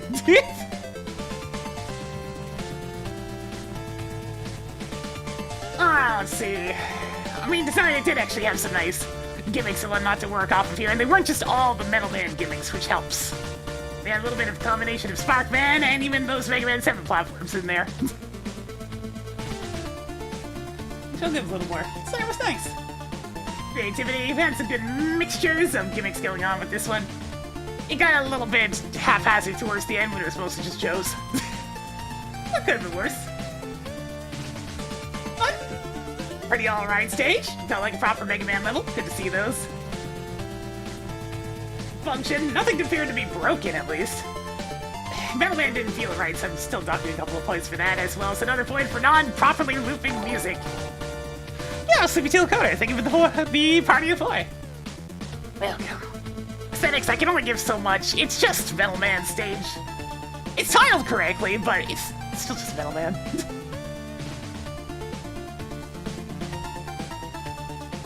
Alright, we've got here... 46.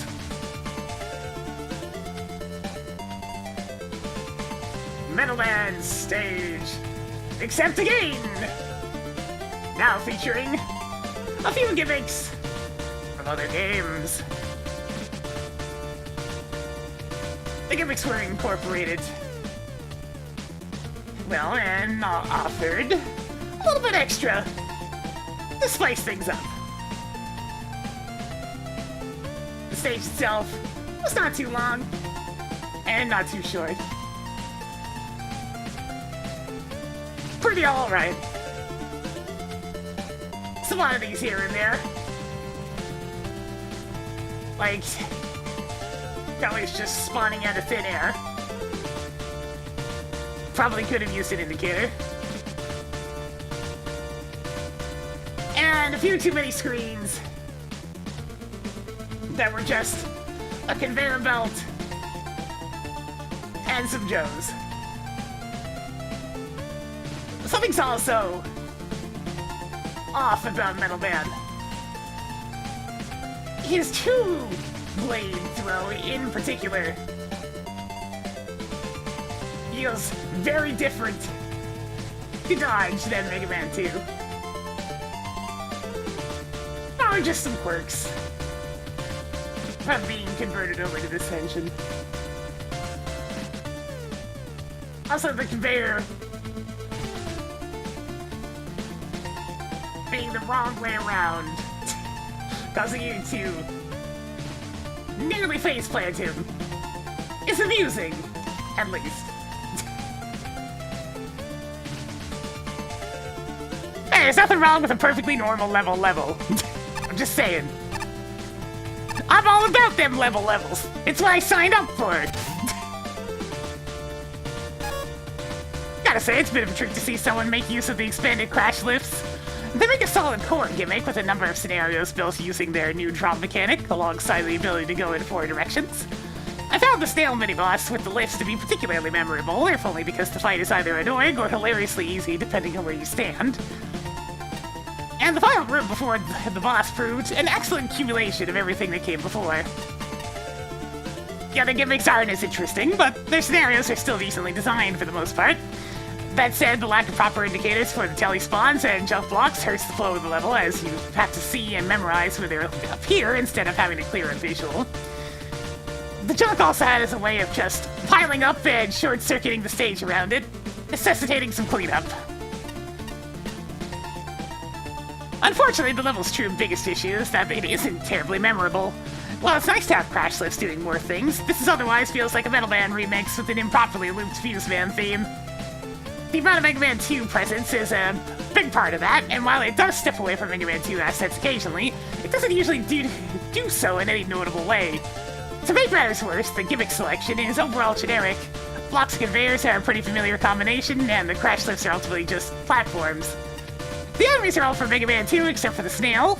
Doesn't the enemy? Wait a minute. That the enemies are all from Mega Man 2 except for the snail doesn't help. Sorry, I read it wrong initially. And it ends with an old-fashioned Metal Man. As a result, while the design is for the most part decent, the level fails to stand out, and you need both good and interesting design to truly succeed. I feel like this stage probably could have used a better a better name. Not that it's inaccurate, but it's a bit on the generic side. Hey, it goes with the stage! That also more or less sums up my feelings on the level itself. The ideas are certainly there, but most of the segments end up feeling pretty dull in the long run. I think the main reason for this is because moving platforms are inherently a very basic gimmick, one that needs a lot more than just gaps and floating enemies to be made interesting. Speaking of which, while I can understand the use of tellies for this sort of stage, I definitely advise giving their spawn points some sort of visual indicator. The same goes for the junk block spawners as well. Not that you'd be at much risk of accidentally bumping into one as it spawns here, but that sort of conveyance wouldn't hurt the level either. If anything, I think the biggest issue is that this stage can be rather tedious. Most of that comes from having to wait for some of the Crash Man platforms to loop back around, specifically the one in the second token room, and the final one leading up to Metal Man. Both of them take much longer to come back around than they really should, which becomes even more of an issue if you happen to die in either of these sections. I guess one thing you can do is have multiple copies of the platform moving along the rail, and then that way if you miss one, there'll be another one coming before long. All that being said, I did get a bit of enjoyment out of the conveyor and junk block-based segments. They're not exactly what I'd call innovative or even difficult, but they're still structured well enough and don't carry the same wait times that the Crash Fan platforms do. For what it's worth, I think you're at least on the right track here when it comes to level progression. How the tokens were regulated to easily identifiable side rooms in introductory segments. You just need something more in order to properly stand out from the countless other moving platform levels. Iron assembly line, no caps! Quite a decent little level. It stuck with the theme nicely throughout and made some nifty use of the junk blocks. It also feels like the stage was very Mega Man 2 inspired with its selection of gimmicks and enemies. The ceremony boss from Toadman is quite obnoxious as it is, so dealing with the Crash Man lift timing just makes it a nightmare fight, usually as you're trying to save yourself some trouble. Maybe when it throws its eyes at you, you can get a free charge shot in. Second token's a little more problematic with its screen taking a bit of time to get back to, being a few screens away from the checkpoint. And the crash lift plays precisely at the worst spot, so you're always forced to wait for it to finish one cycle before you get a tip the precise timing on the gaps. Just a general tip to everyone to refrain from putting Sniper Joes right after checkpoints, because that's where most of the player's time is going to be spent on the stage after needing to retry a bunch. Yeah. You could have maybe used a less obvious boss than Metal Man, but it's alright, you're still fitting the theme of the level. Oh no! No! Crap! Flashman, did you do the whole review with no caps? God damn it! A few important lessons can be learned from this level. First, there's a fine line between needing to react quickly and being unfairly blindsided. Jump blocks start falling from the sky without warning. Sniper Joes lie in ambush at screen entrances.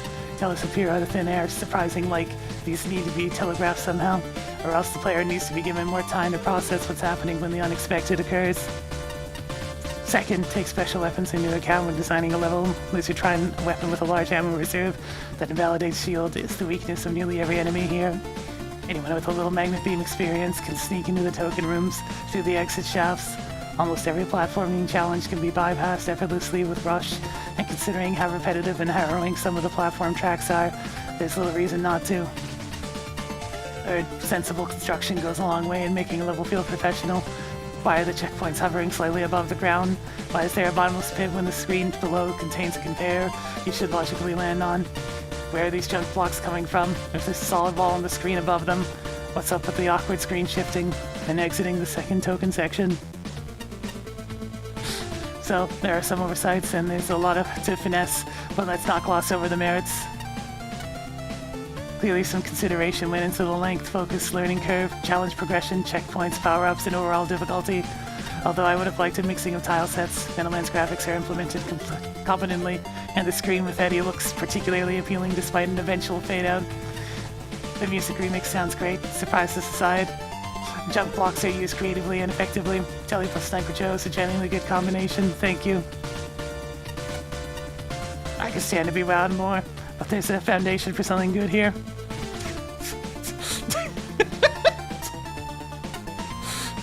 This feels like a bad Mega Man Maker level. I have no real kind words for this. Damn, alright.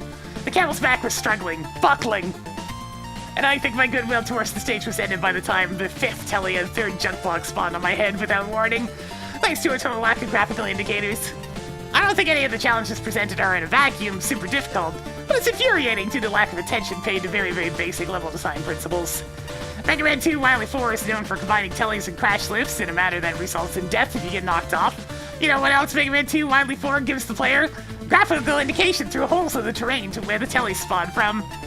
Mega Man 3 Sparkman Revisited also has junk blocks combined with death pits, but that stage, for all its faults, also shows where they spawn. This is very basic stuff that can take a stage like this from being what it might be a reasonable challenge to being plain unfair and unfun. Honestly, this stage lost the right for me to attempt to muster only its challenges rather quickly, given just how out of nowhere death comes on the stage. What might have been reasonable checkpoints quickly draw out their welcome. By the end, I had had enough of it being knocked into pits and was rather heavily abusing Water Shield and Rush Gen. I don't even like using Rush Gen in the official games unless it's forced. I really don't like... I really don't. The Crash Man lifts are also just utter nuisance here. 2 timeline gaps turn the jumps into almost pixel-perfect affairs, and honestly, that second token involves said 2 tiled gaps.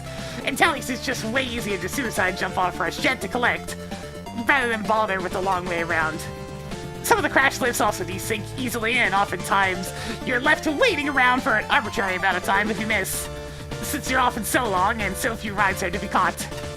Honestly, it's hard to tell how difficult this stage's challenges really are when I keep getting blindsided or forced to use weapons to prevent crap constantly sideswiping me into one of 1,000 death pits in this level. I got rather sick of Fuse Man's theme by the end of it too. Fuse Man's theme! I love that song! And I got sick of it! For what it's worth, I don't consider this a skip candidate. Weapon use is viable and rooms are not convoluted or cramped. That a good old Rush Jet won't get you across them. Bring a W Tank 2 and you cheese most rooms. But at that point, it kind of takes away the stage's design. And since the stage is basically just Metal Man's level but worse, and with less interesting gimmicks and more generic enemies... Okay, I'm gonna have to hold you there, Ace Spark. Hang on a second. Less interesting gimmicks? Metal Man's stage doesn't have gimmicks. It has conveyor belts and moles.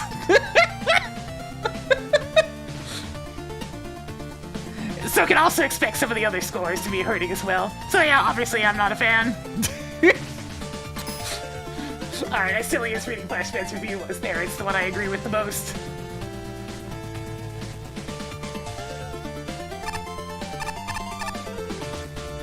But the Jesters were here! And they're enemy types, they're not gimmicks!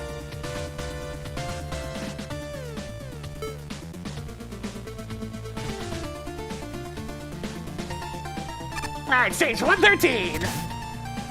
Up and down and all around. How many Sonic stages are we gonna have in this one section?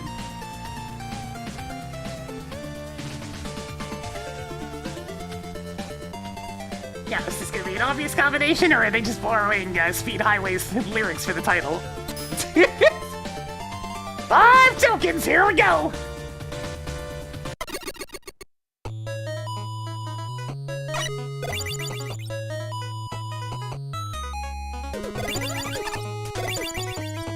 Hang on a second. This is another case where I know a much better version of this song. Just a second.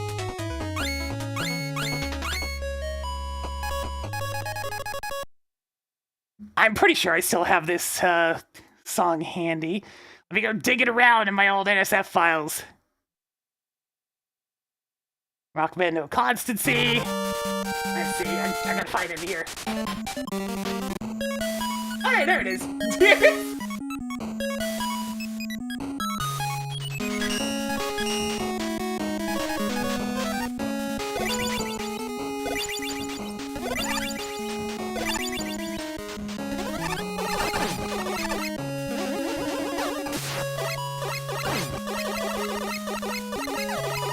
It's like, wait a minute, I've already heard this song in 8-bit before, and in a Mega Man game!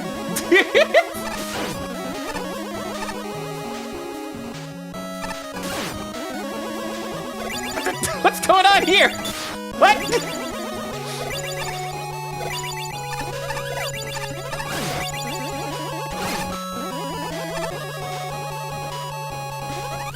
No, NSF. Nintendo Sound Fun, or NES Sound Fun files.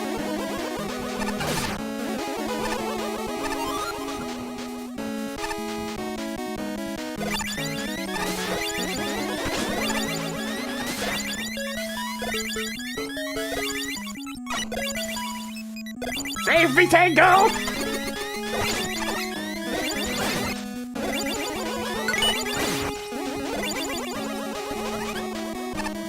Ah! Okay, we're fine. I don't think that was supposed to happen.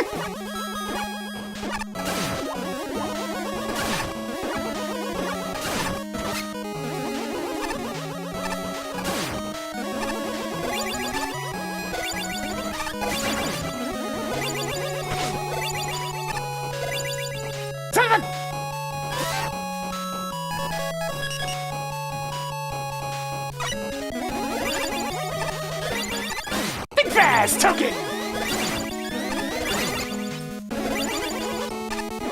It keeps happening.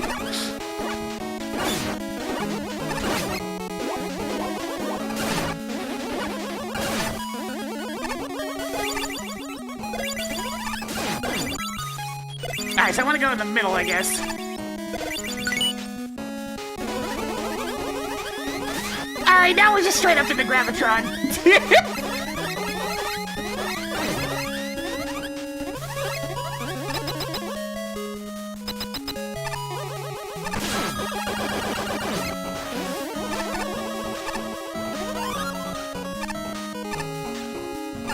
Stages without Joes remains at 0.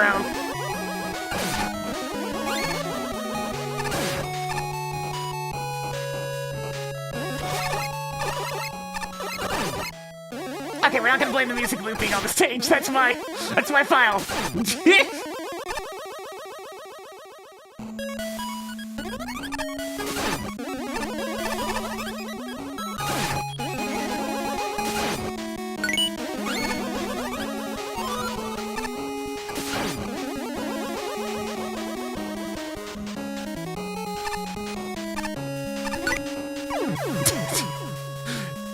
Okay, sure.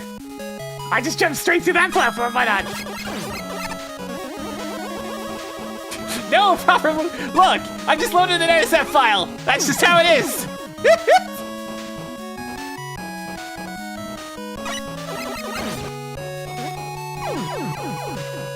I gotta stop face planting these spikes and actually pay attention.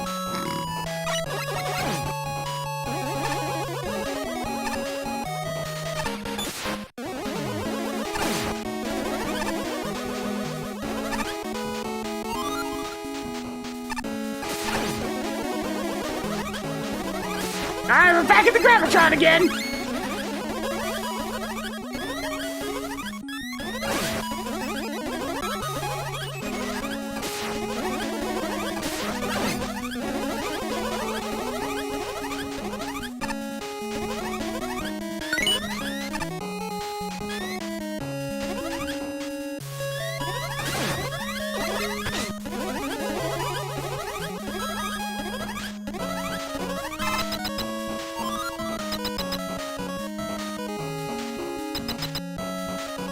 Alright, hang on.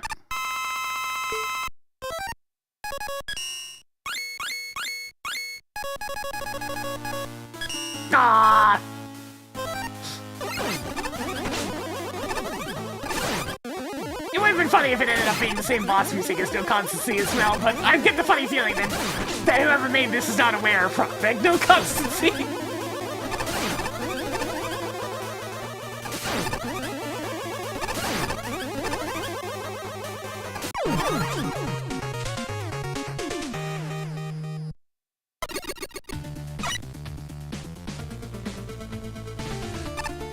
A little bit of a confusing mess, that one, but fun. I'll see, how am I gonna give this thing a ton design? I mean, I had a cohesive idea and had some fun use of the gravity gimmicks, but we've kind of seen gravity gimmicks and especially Gravitron gimmicks a million times across various different video games at this point. Mario ROM hackers love doing Gravitron stuff as well. What have you done, VVVVVV? It's everywhere. Am I liking MAGMML3 so far? I like it quite a bit. It's one of those things I may be hard at some levels here and there, but I'm having a good time. Fun-wise, I mean, I had an alright time with this one. I'll give it a 9. Function-wise, it needs a little more playtesting here and there. Aesthetics, they were kind of not great. Everything was very clashy.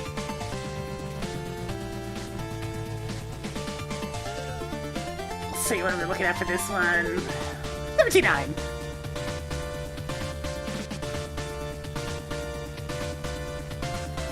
A bit of a confusing mess, this one. I'm fun, but like, it gets a little tricky to even keep track of what is going on. But there are just that many gravity flippers throughout the stage. Yeah, the looping was on my end since I was actually playing a completely different 8-bit sound. If there were music looping issues to this one, I don't know. Also, it was a bit of a visual mess too, which only made it more difficult to really see what was going on. And these were more or less a non-factor here, as aside from ones that were in awkward places, such as Galaxy Man's UFOs went upside down. They just kinda were there. The boss was neat, but almost too easy, really. Had a good time with this one, but really not that much to say.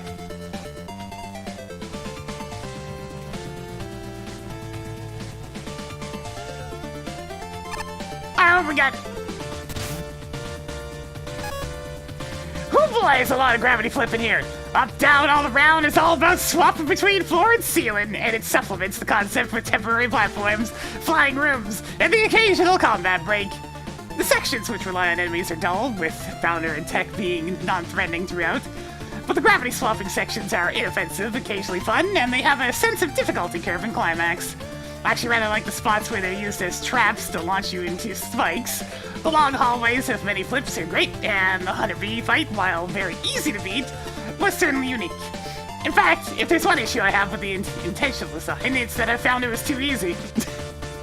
Alright. Unfortunately, the level has a few issues on the coding side of things that drag it down. While gyro platforms work perfectly normally on the floor, if you're working upside down, then they rise at the pace of molasses instead. It's true. Perhaps that's a delicate behavior, but it invalidates certain sections so completely that I'm not convinced it was intended. Similarly, air tikis don't do anything if you're on their chin, making them a lot less threatening than normal, and they're already not super threatening. Finding ways to adjust these issues would be a good first priority, and then I'd focus on making the level more interesting.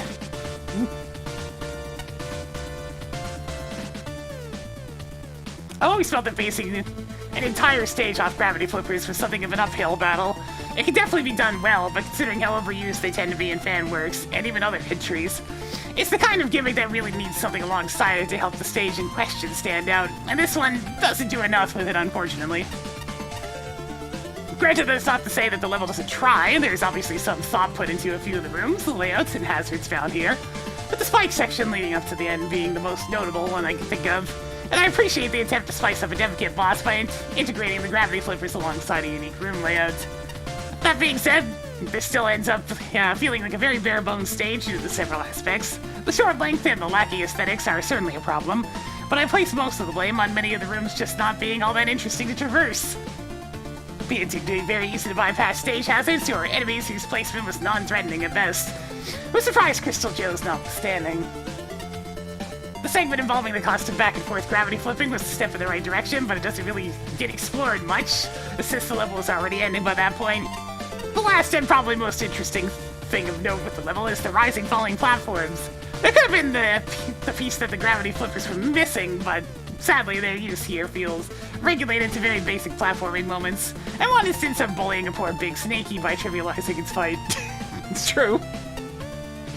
There's definitely potential here with the gravity flipper plus slow upside down platform combo. It just needs a bit more polish to shine through.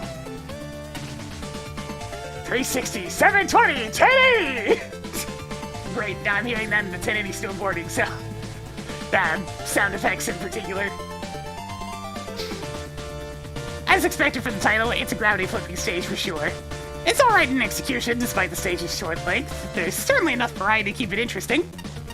The blocks falling slowly when you are upside down is a unique spin of the whole upside down ordeal. It almost feels like unintentional behavior. Kinda reminds me of Super Mario World hacks in that regard, utilizing strange quirks like that. It's true. This music cover is a bit not good. Many off notes with an abrupt looping point. Oh, so there was a looping issue.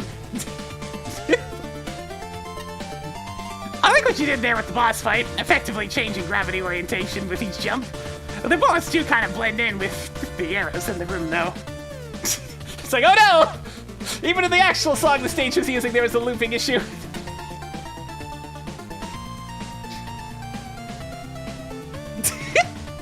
The good ideas came in a pressurized can, and someone shook that can up and down and all around.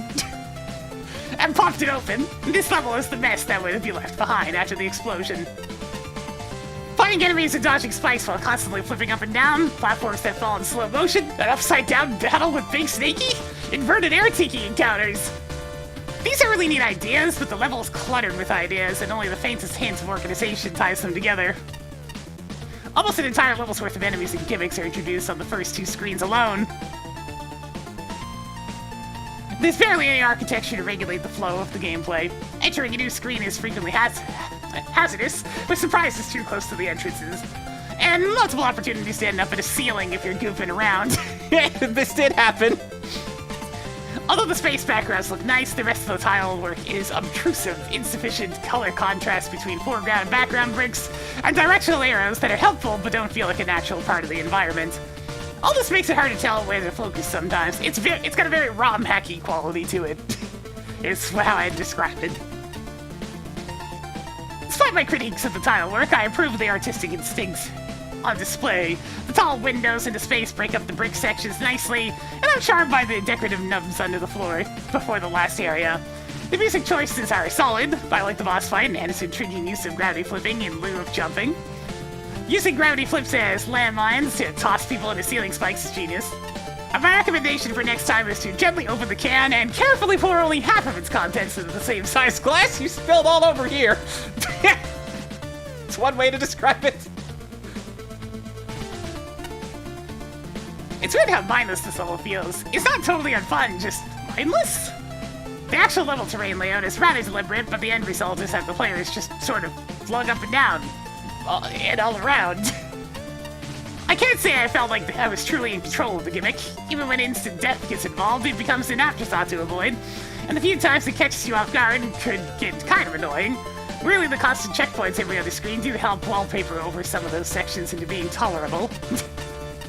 Whilst the layout seems deliberate in allowing the player to mostly hold left or right, what doesn't help is just how many of an utter mess the enemy placement is. Things are just placed off screen for you to fling yourself in as you get your gravity flipped, and Having gravity indicators in is obviously a boon, but the rest of the tiling is inconsistent and just kind of ugly? Yeah. Not sure what happened to the Gyroman falling platforms either. They seem to be broken half the time. Was that deliberate? Different graphics could have made it certain that the different gravities were so instead of feeling like utter chaos. The boss, whilst not harder, is a neat idea. It's very much the type of idea that could be expanded upon and brought into something great if it had a new, dedicated fight. It's weird how this level ended up. Maybe I've seen so many others in better gravity flipping levels by this point that something this unpolished and jank fails to make any sort of impact. But that's what happens when a stage truly fails to engage the player. I think I'm gonna go with Shinryu this time.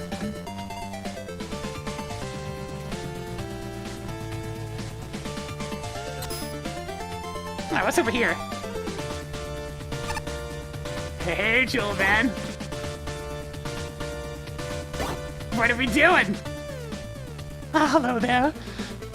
I set up a little jewel shooting minigame here that you might remember. I was originally here because the researchers wanted to see if my jewels were stronger than ice, but now I'm bored. So take a few shots of that jewel with your buster and try to keep it in the air for as long as you can.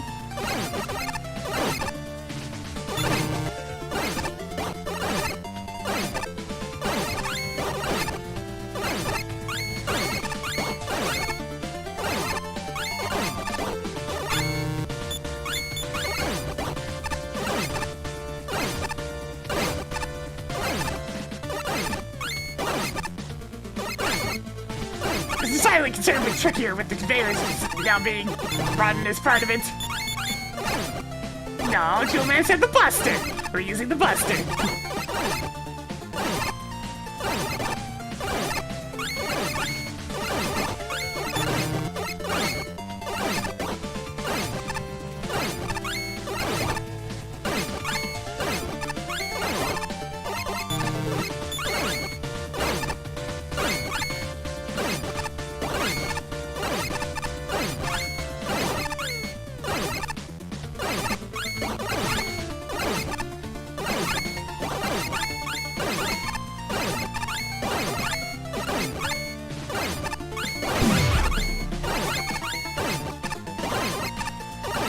What do you mean greedier mode?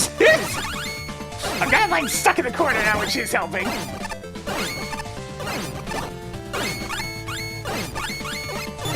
That's a good streak.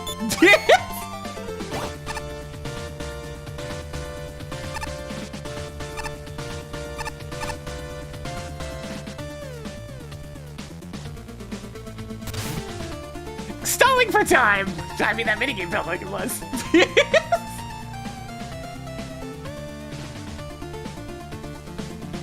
And Roxanne 0_TV, that is a mess.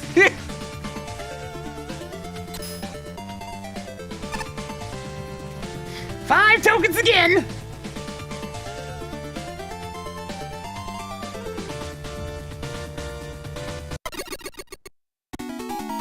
Oh hey, we haven't seen a skip teleporter in a while.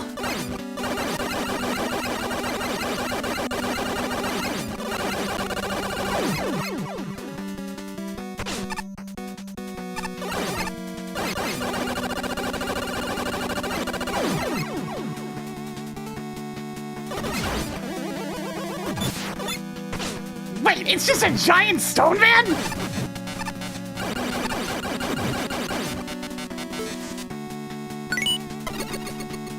I have so many questions.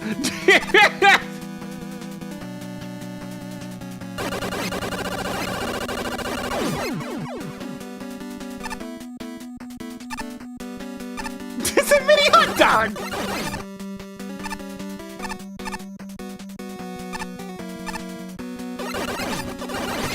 Wait, are we having some kind of race?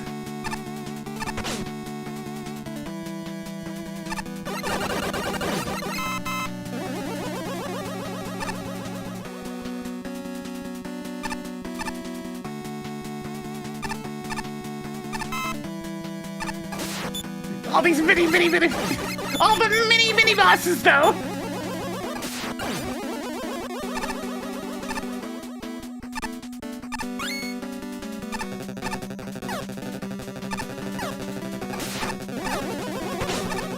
thank you, knockback resistance.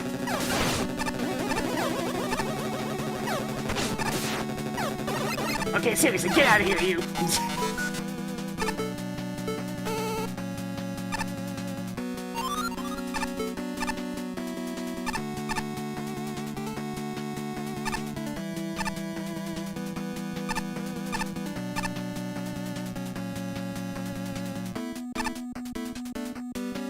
What the? That didn't look glitchy at all. Nope. Nope. That looked like it was perfectly stable. Oh, hey, it's Big Stone Man again! Power Stoner!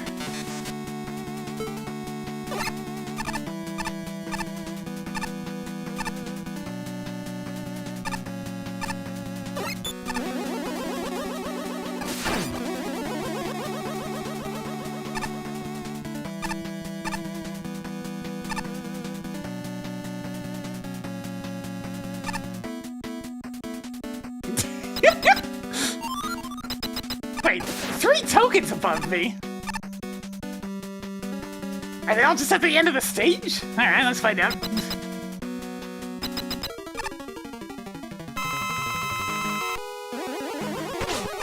What the? No, I don't have top spin! Oh, this is awful. Oh, this is awful!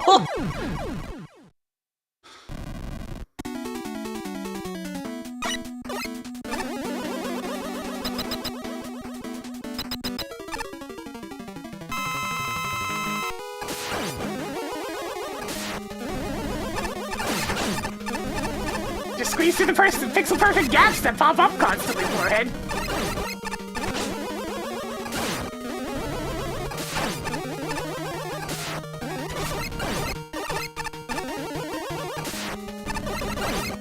Staying down here in the corner seems the best bet. Just keep my back pressed against the wall and adjust as needed.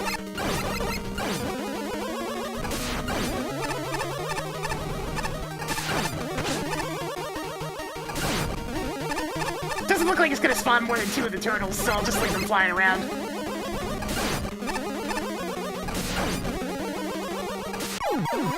There we go. So how the hell am I gonna get up there?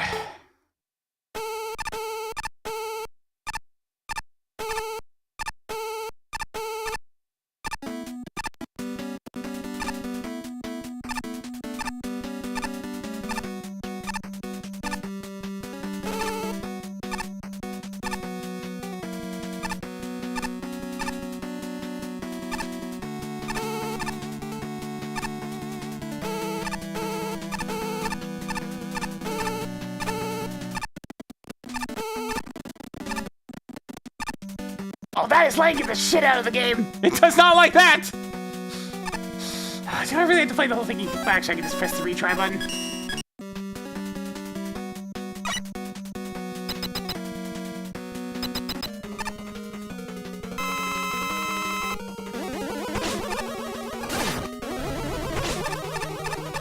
Probably should have to cut this trigger before the boss. Oh god!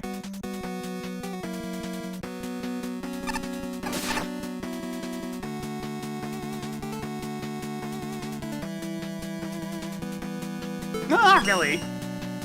Hi.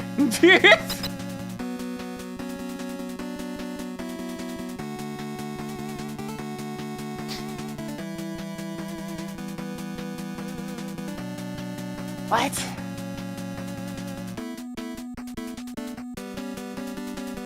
What?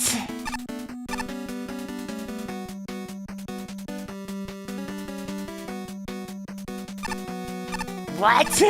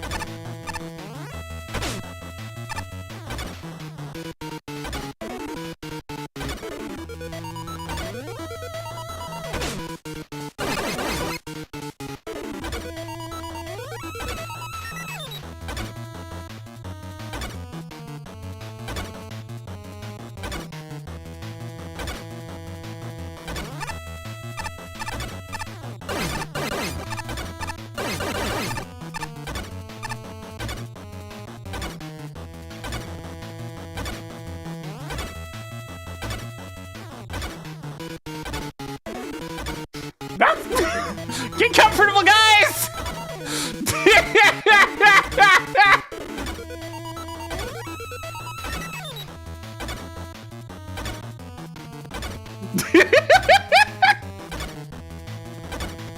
No!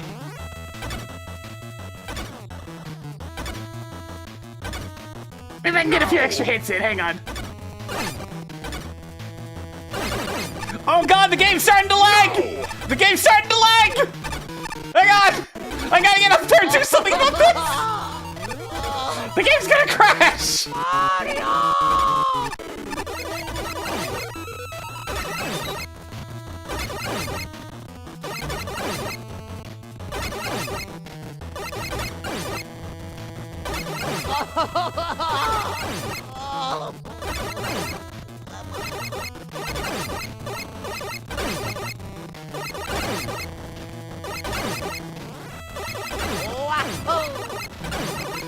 I'll just try some of the shields.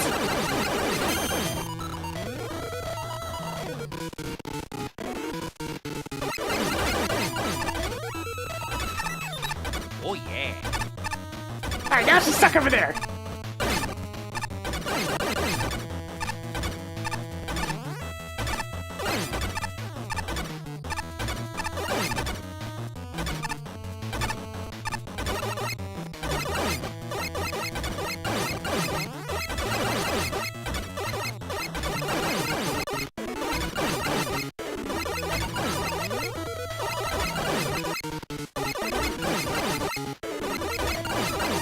I'm just gonna stand here. We'll see what happens.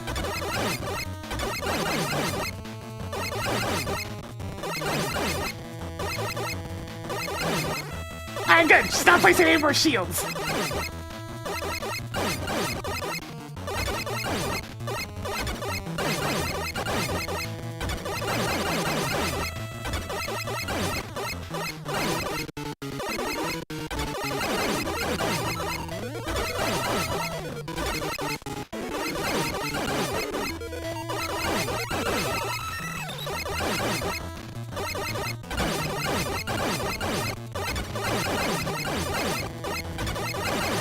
I'm trying to see the exact health threshold where the healing starts.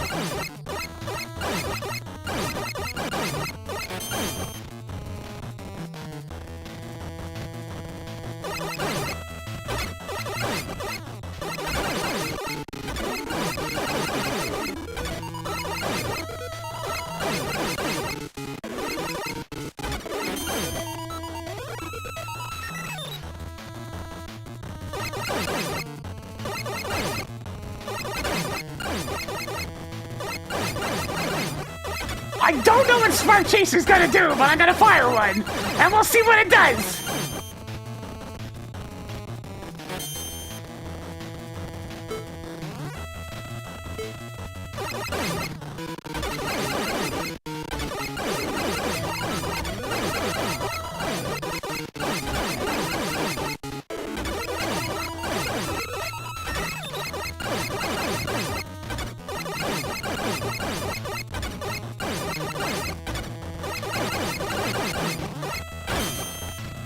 Damn.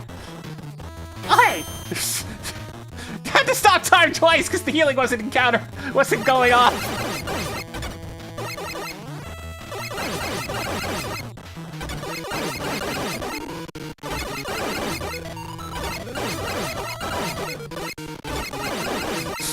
I definitely shouldn't have chosen 10 minutes!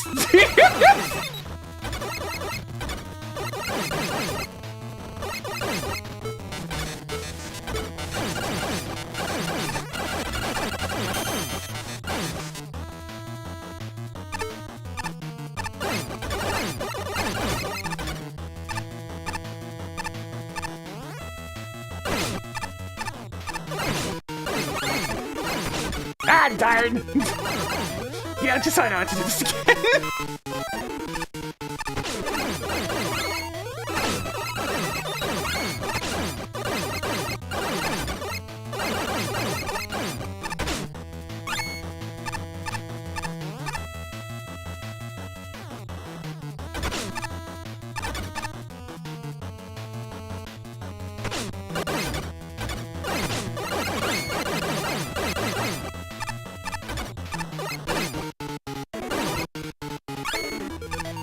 Alright, she's stuck again? Good. But we're just gonna wait this out. I'm gonna get an ass ton of bolts. Because I can just wait this out. Oh, it was getting a little bit stuck over there.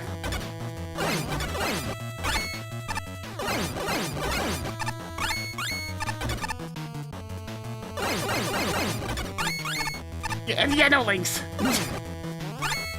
No links, we're just gonna have to sit here and wait this out for another 4 minutes and 20 seconds.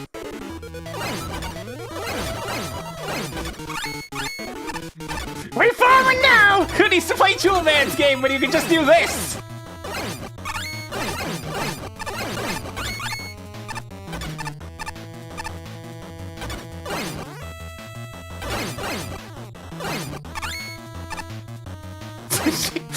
They're very stuck over there.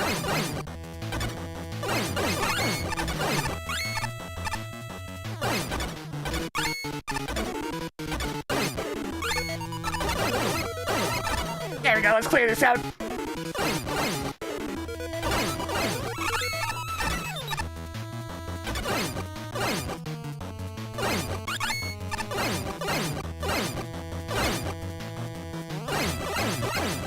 Are we having fun yet, chat?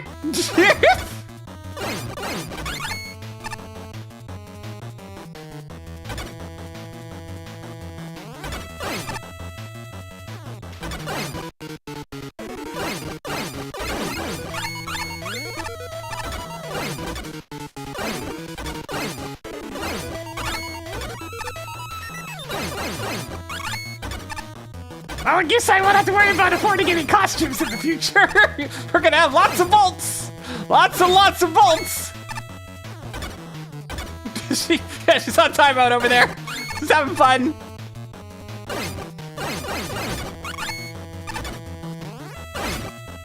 The worst part is I still have to fight this stupid Turtle boss again after this.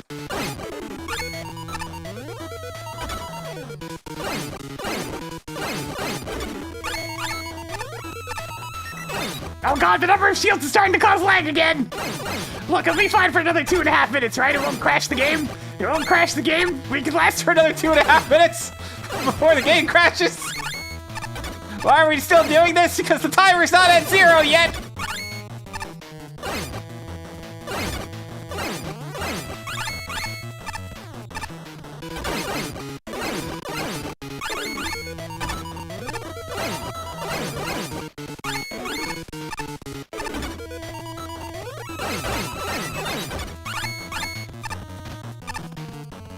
Look, I'll get rid of a couple of the other unnecessary shields. Like that one, that one.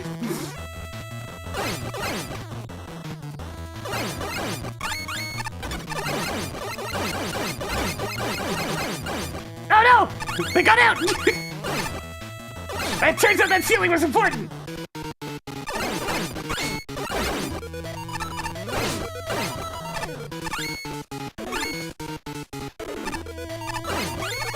Oh, I should probably get rid of all these then.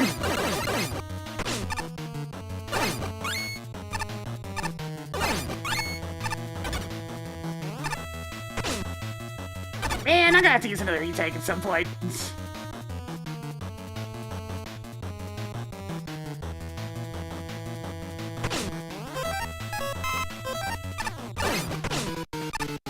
Come on, get yourself stuck again, you know you want to.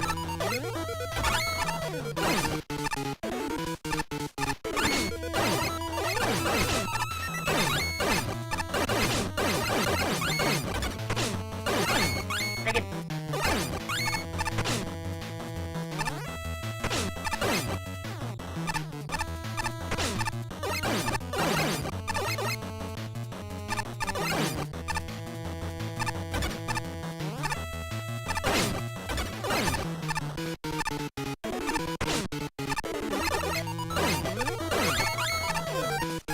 Just to make sure.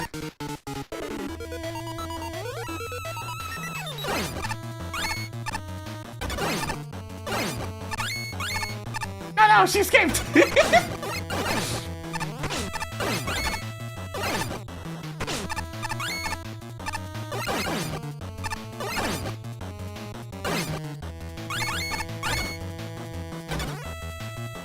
There we go! She's back in prison for the last little bit here.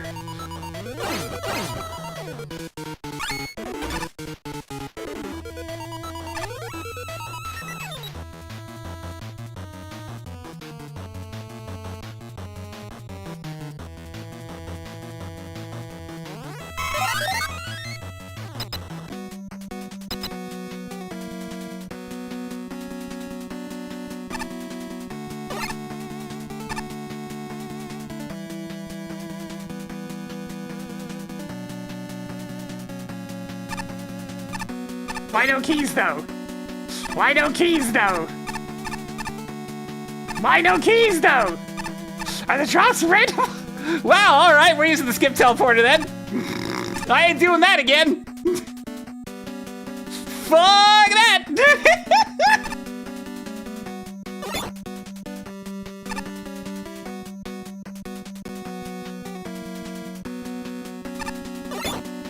Let's do it in a minute. Alright, fine. Spark Chase will grow fur then.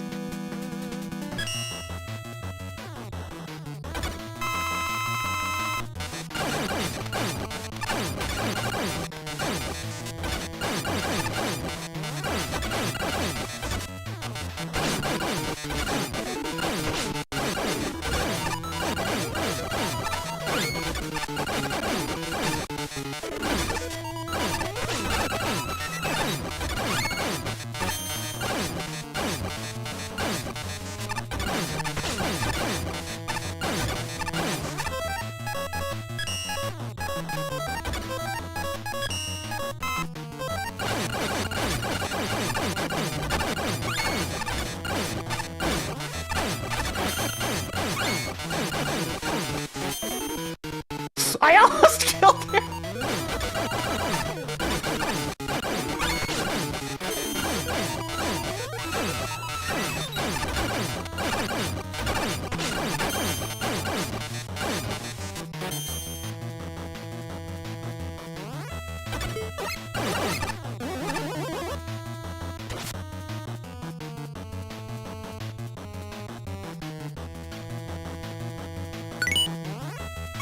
I thought the damage threshold was 48. I didn't get all 3 prizes, huh? Was it at 48?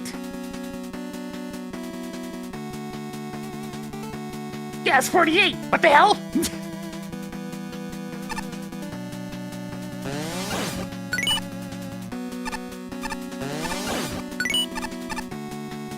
Daiji? Yeah, screw that. I'll get the other token in the other room.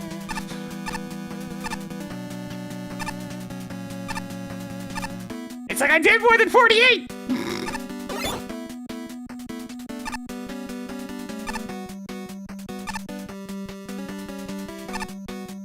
Let's just kill the boss. Oh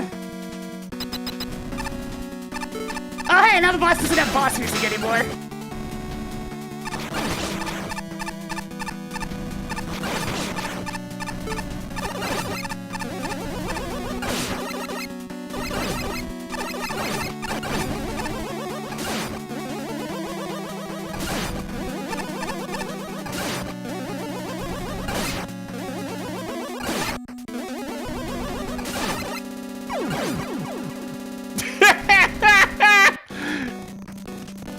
Oh, the game is struggling! The game is struggling real bad, chat!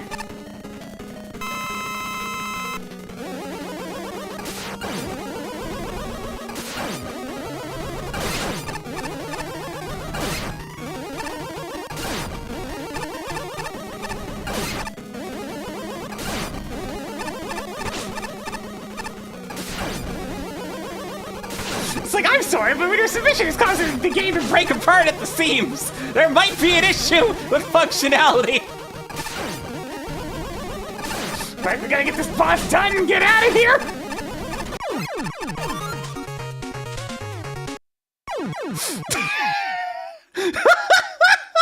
Hey, I still have the energy element! Fuck this shit, I'm out!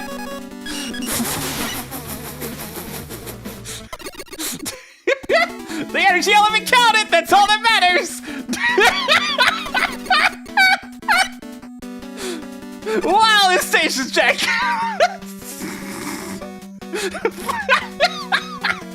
Hey, it's lit up! That's all that matters!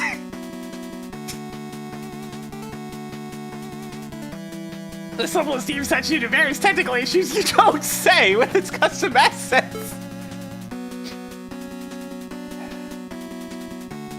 Some of the tokens here are locked behind a boss fight that's very, very grindy and time-consuming. She just kept healing, and when I almost had her, my skin crawls just thinking about it. I'll be taking the other token, which I should have gotten because I did over 48 damage, so... Boop. Hey, not my fault. You told me the damage threshold, I did the damage threshold, and you didn't give me the key, so...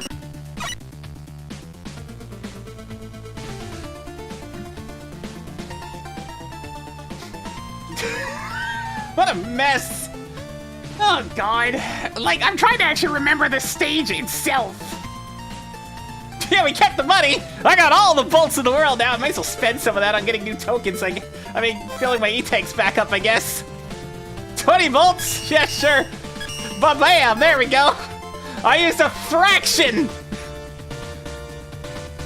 A tiny fraction of the bolts that I got.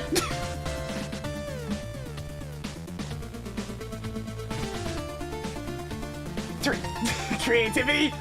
Ugh, I mean, there was some, I guess. Fun! 0! Just 0. No fun to be had. Actually, I'll give 1 point for watching the boss just destroy themselves in a corner for like 10 minutes.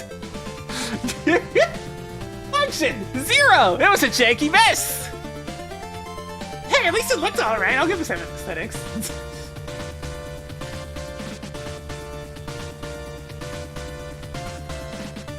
13, 16. Oh boy! How to ruin any sense of enjoyment from a stage in 1 easy step. Have programming issues So severe that the game is actively falling apart at the seams and sounding like it is about to crash.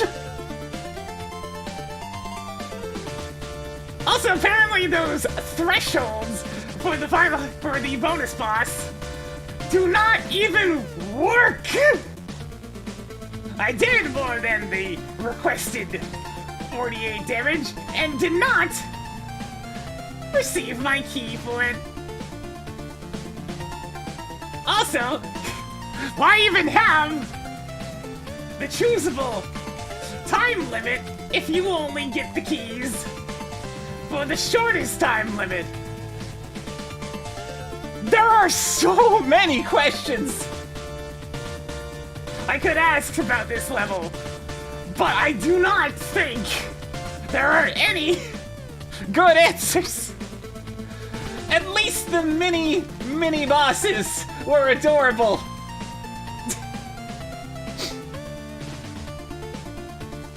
All right, and the actual boss was equally dumb. You may as well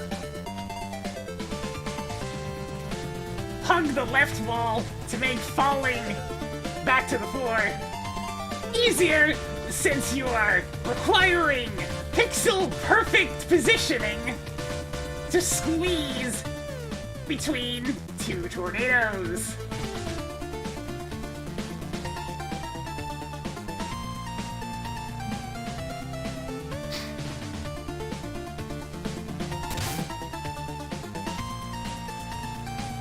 I'm genuinely surprised to see functionality that didn't hit down to 1 or so, because oh boy! I mean, I died after getting the energy element, but it still counted, so whatever. Okay! And where to begin? Well, the aesthetic is great. It might only be a generic fortress, but with turtles.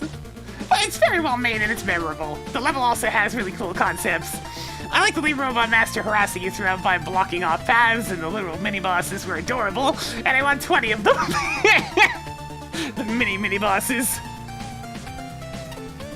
Additionally, reading over the level, there's a clear and effective design intent. The tornado rooms seem well built, and while the enemies aren't used very much, the only spot that is outright aggravating is the ladder climb, with all the hot dogs. Buster only is there simply is not worth the hassle. Thank goodness for Tornado Blow. I think I might have missed the hot dog section by getting one of the tokens. However, there's not much better way to say it. This feels like it's held together with prayers, Silly string and duct tape. Yeah.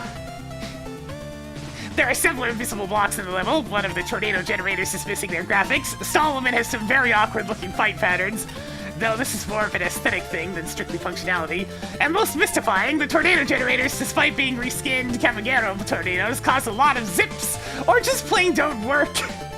The level's definitely playable, and I feel at least some of these should be fixed for the release, because A, I don't like making players suffer through our shenanigans. B, y'all get a lot of upgrades that we didn't have anyway. But the functionality score is just, it's gone, and that's a crying shame. Nowhere are the problems more apparent than the main boss. Not only are his tornadoes exceptionally buggy, but he's also a severe anticlimax that spams too many tornadoes for his own good. By contrast, Solomon's actual fight was a treat. Are you sure about that? The concepts behind her abilities really should be frustrating, but she's extremely creative and survival aspect is so fun that I'm okay with the hoarding 3 tokens. But are you sure about that? Apparently you didn't let her build up shields and have other such things going on.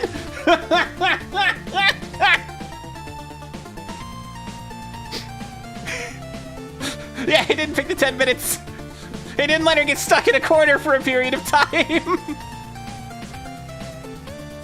Her time freeze could lead to some cheap hits, but otherwise, the fight's fair, and by the time I got to judging, the fight was one of the most functional parts of the stage. Are you sure about that?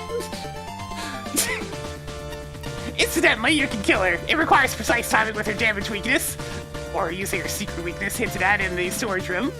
But pulling it off is so satisfying. I really just love the boss fight. It's a shame the level is so busted.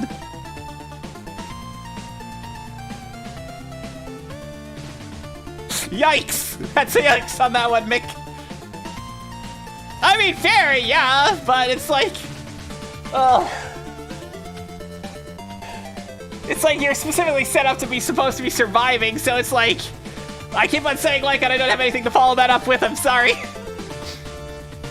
As much as I don't like ragging on technical issues, it's not exactly something that can be avoided here. This is easily the stage where I experienced the most glitches out of any in the contest, to the point where it severely and negatively impacted any sort of enjoyment I got out of it. Just to list off all the bugs I personally found. Solomon never followed me the first time I played this level, so I missed out on her central gimmick and was left extremely confused until repeat playthroughs. Wait, was she supposed to follow you into other screens, or was it just the first one? Was she supposed to follow me? Because if so, then I also encountered that bug. Even when she did follow me, Solomon would sometimes turn around midway through a screen transition and thus stop following me. She's supposed to follow me? Well, alright. I'm more than happy to have a 0 on that functionality, yep. Some of the tornado spawners aren't properly displayed on screen during the segment leading up to the second token. There's a pit leading up to the boss that just straight up has platform collision on it. What? You can kill Solomon by using Tornado Blow and thus breaking the intended point of the fight completely. Very major oversight. The boss music doesn't play for heavy after fighting Solomon. Yeah. If we look past the bugs, the stage itself is decent-ish. Most of it involves moving platforms over pits and contending with some rather unique enemies. The tiny versions of mini-bosses are certainly fun to look at and fight, but I wouldn't say they totally salvage the level either. The idea of Solomon following you through the stage to set up periodic blockades is a novel idea, but not executed well due to the aforementioned glitchy nature of the level. Don't say it. All that aside, we have the end boss. It's heavy, the one past the boss doors proper. It's a very rough fight, mostly due to you being pulled up to the ceiling almost constantly via the tornado generators. If we look past those and focus on the boss himself, all he really seems to do is jump, summon Gummy-Guros, and not much else. Granted, a boss doesn't necessarily need to feel complex in order to be good, and I actually really like the idea of using a stage gimmick to support the boss fight in some way. But when the most difficult part of said boss is trying to hit the boss thanks to how awkward the gimmick makes things, I think that's a sign that this battle should have been reworked a bit. Yeah. Meanwhile, Solomon's fight is just bizarre, though not in a bad way. It's an interesting concept, but one that's easily broken thanks to the aforementioned Tornado Blow oversight. And really, it's just easier to do that than to actually go through with the full survival battle and rack up enough points for keys. So what, do you just get all the keys if you end up blowing her up? There's just so many questions here. The mechanics of which only seem to be explained afterwards. Given how unconventional this fight is, it really seems like the kind of info you should give the player beforehand. It's relatively confusing and to a level that, while it has intriguing ideas, was in dire need of floor polish. You only got 2 out of 3 keys when you exploded her? Showtime! Go ahead, I think we can get a sub over to RCRD Cap. Can Johnson spin it a little bit more for us today?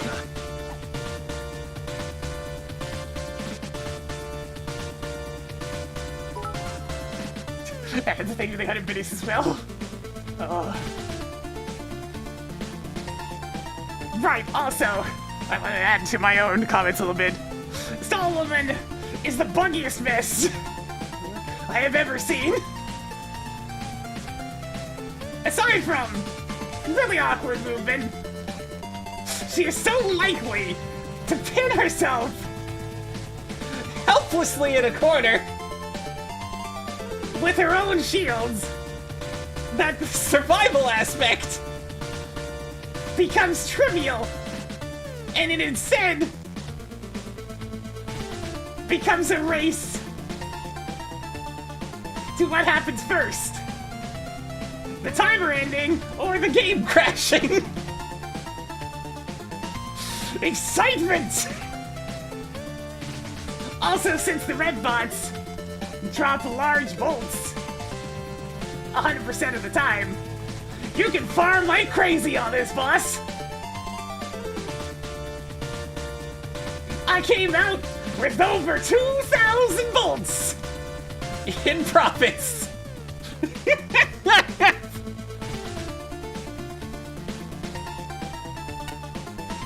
Wait, 1,000! You know, yeah, considering the whole gimmick is waiting, I think A-Spark's gonna blow a fuse.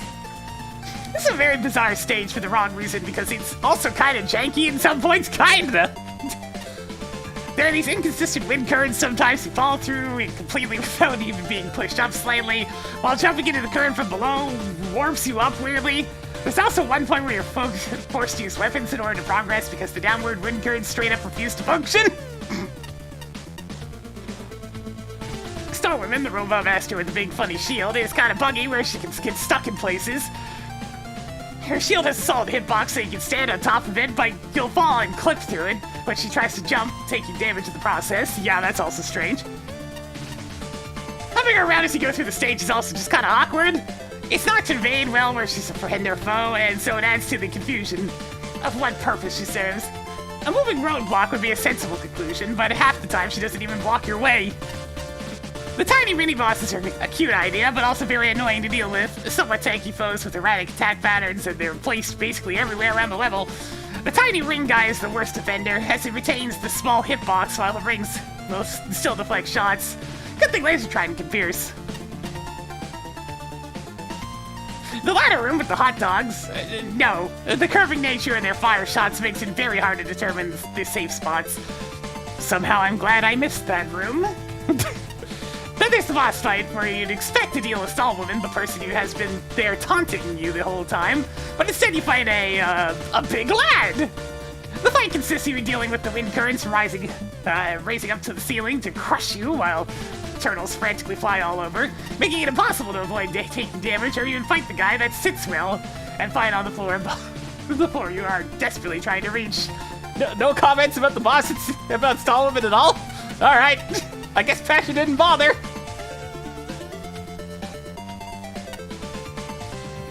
So, Mega Man, while we finish building the level, it is a spectacular premise. What I wanted were construction-themed aesthetics, deliberately slapdash challenges, and thoroughly silly atmosphere.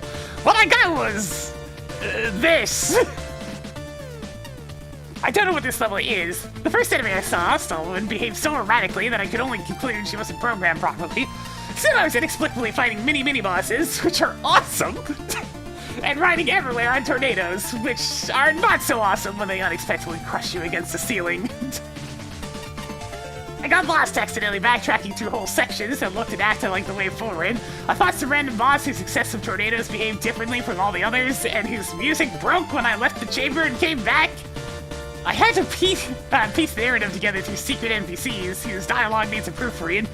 I spent entirely too long deciphering bladed instructions to make sense of exhausting Sullivan's fight.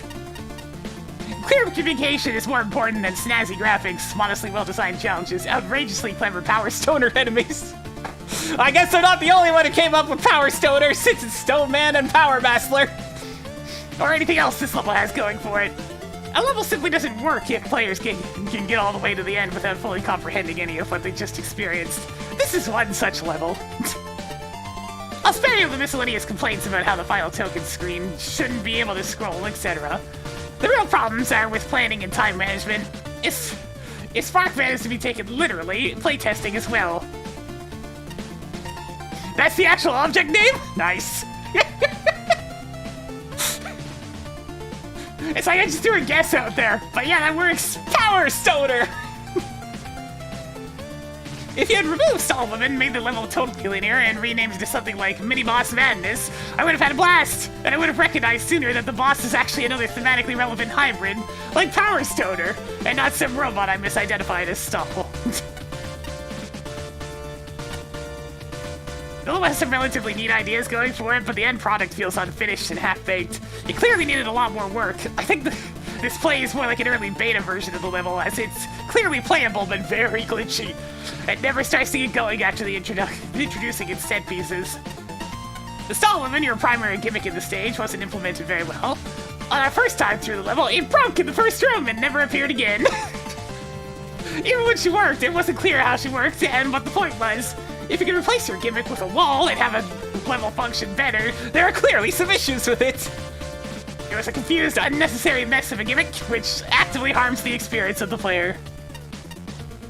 I really like the mini-boss versions of the mini-bosses. They're the mini-versions of the mini-bosses. They were a very cute idea, and in several places created challenges that are rarely seen in Mega Man levels because the mini-boss mechanics are not able to be used frequently. For instance, the hot dog ladder room was a nice twist on an ordinary timing challenge, with the arcing projectiles being an unusual obstacle. The reimagining of the Kamiguro Maker as a robot master is certainly novel, and aside from the gaps between the tornadoes being too small, it was a nice, simple end to the stage. The fight with Stall Woman is just as confusing as the rest of her implementation, and ends up being a significant drag on the end of the stage.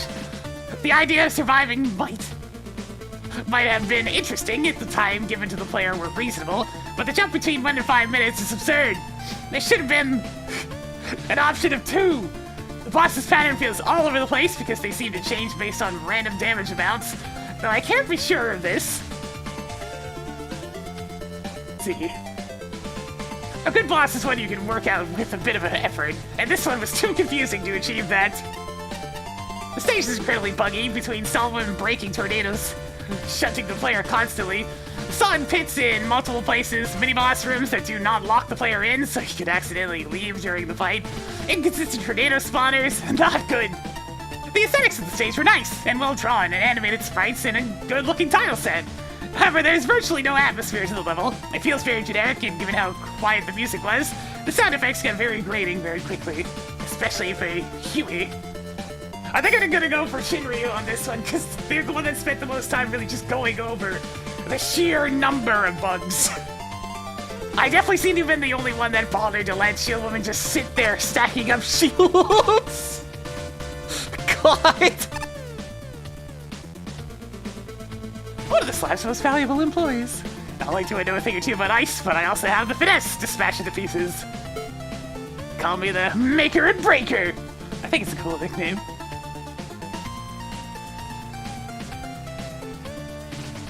I don't know why I bother showing up for work. What am I even doing here? We need you to control the weather just in case, they say. Well, it's never not cold here, and that's all they want! Maybe one day they'll all go crazy and decide they want this place to be a swimming pool instead. Maybe that's my destiny!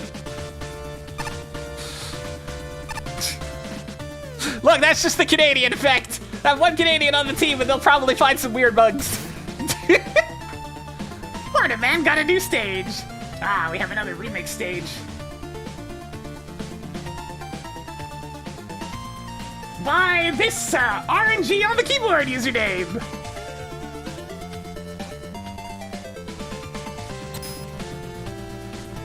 One and one, let's go. I thought the Canadian effect is resistance to cold. Depends on where you live! Parts of Canada are actually quite hot.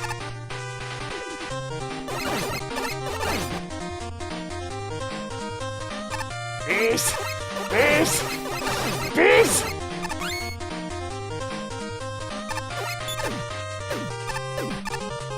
I see that's buggy already!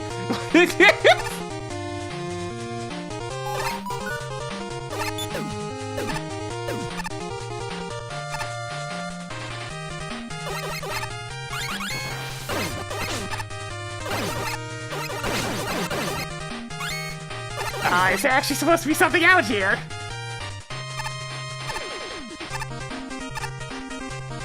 What's the purpose of this room?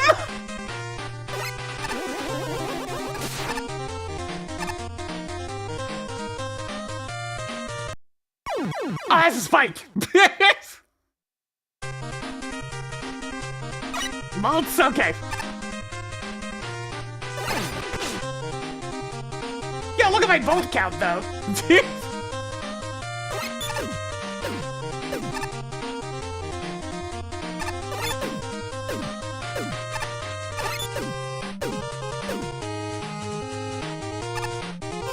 Man, but I don't have concrete shot for this thing. Oh. Well, that works too.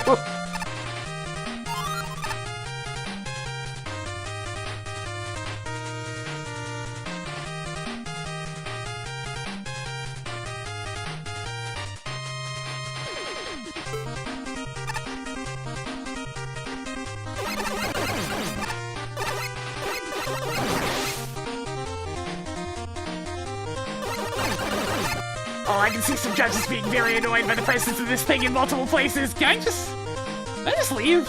Yeah, I'll just leave it. Wait. Oh, sure, the invisible wall's there, is it?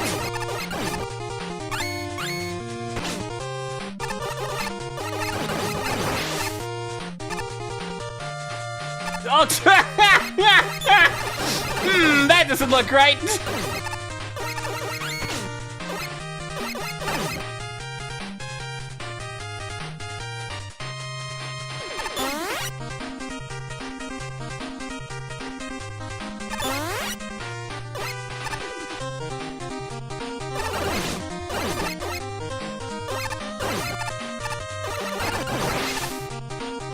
It looks like they've at least reduced its HP. Because it's going down real fast to Buster shots. These segments are kind of uninteresting without garden shears, I must say.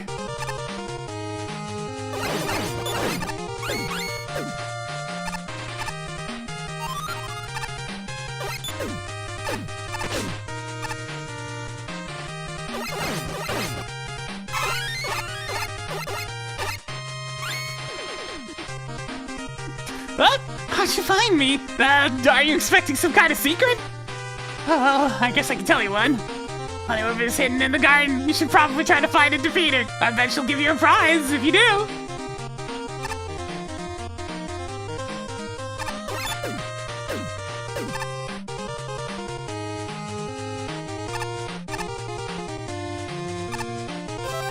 There's two of them? Yeah, no thanks.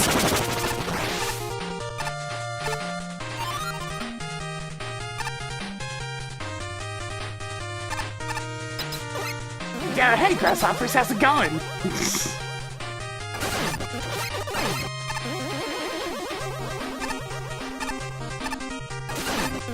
That is a bottomless pit according to the map and is not properly labeled.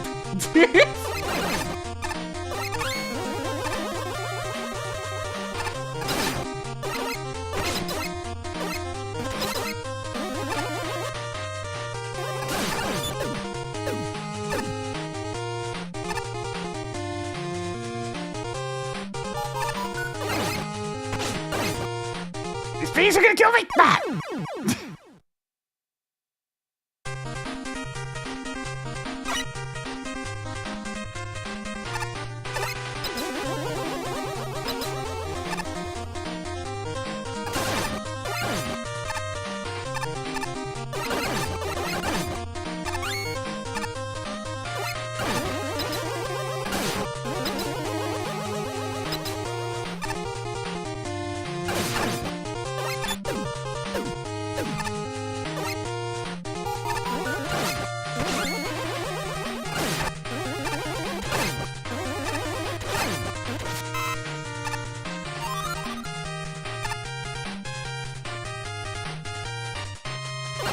So many bees!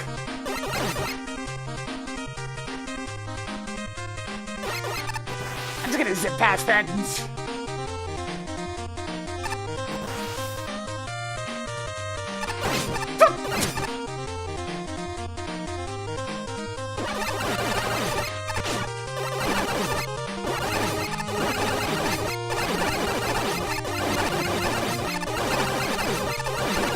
Gameplay! I was just mashing the posture and jump buttons, and that seemed to do the trick!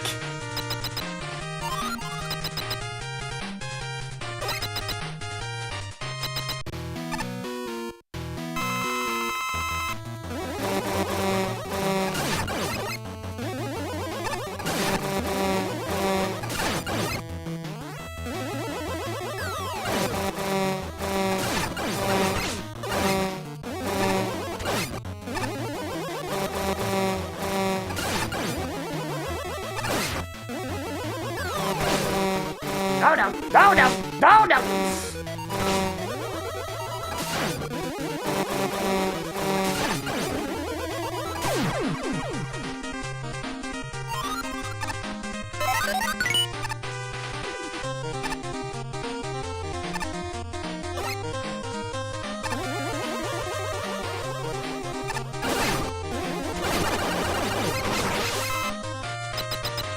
And now it's essentially the same boss without the, like, sticky honey that drops occasionally.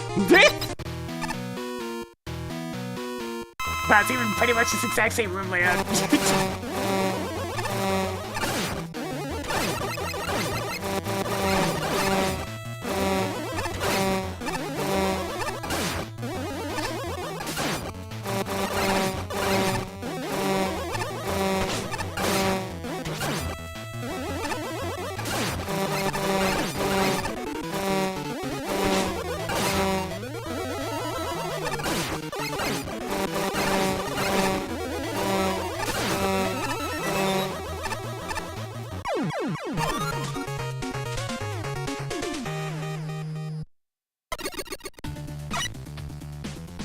The only reason I'm gonna be slightly harder on this stage is because it really is just... We took Hornet Man stage and made it a little longer and removed some of the gimmicks and some of the interesting setups and spammed the hell out of the mini-boss! And also added in the exceptionally annoying Mega Man 3 bees.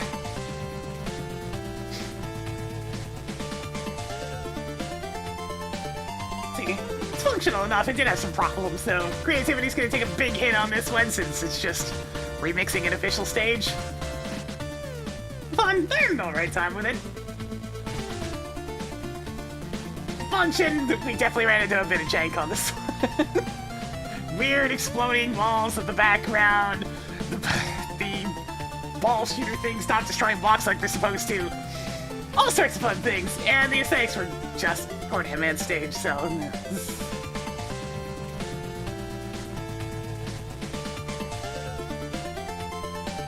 34.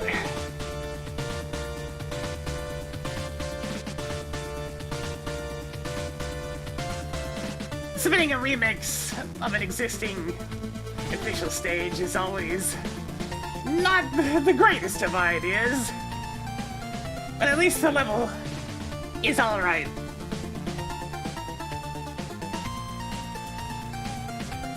I would much rather play the actual Hornet Man stage, though,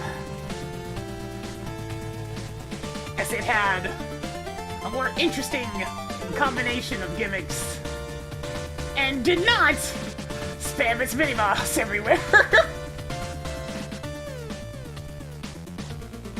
This one had some functionality issues, too. Like the balls that destroy platforms, sometimes just failing to do so altogether and having less of an area of effect than they are supposed to.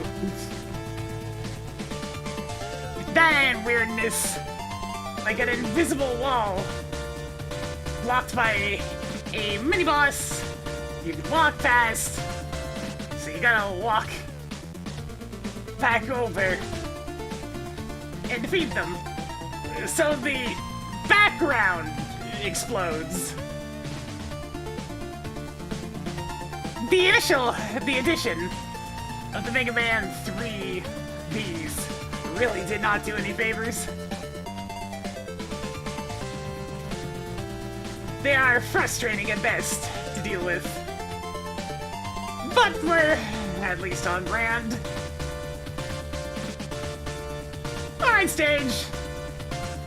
But really should go for something original.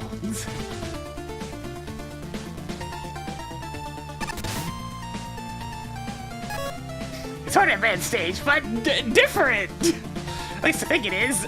Yeah, not a lot of creativity points to award here. The gimmicks are pretty much the same as regular Hornet Man, and the one difference, the grasshopper, doesn't feel like it changes a whole lot. Also, it's in one screen! Unless it was used more elsewhere.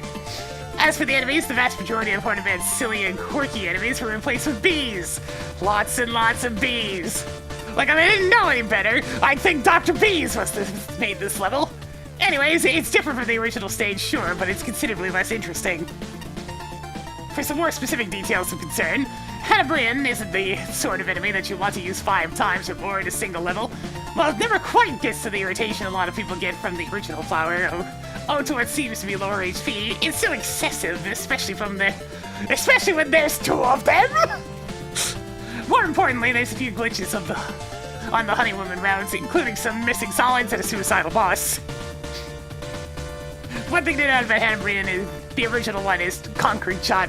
If you don't have Concrete Shot yet, that's unfortunate, but Concrete Shot.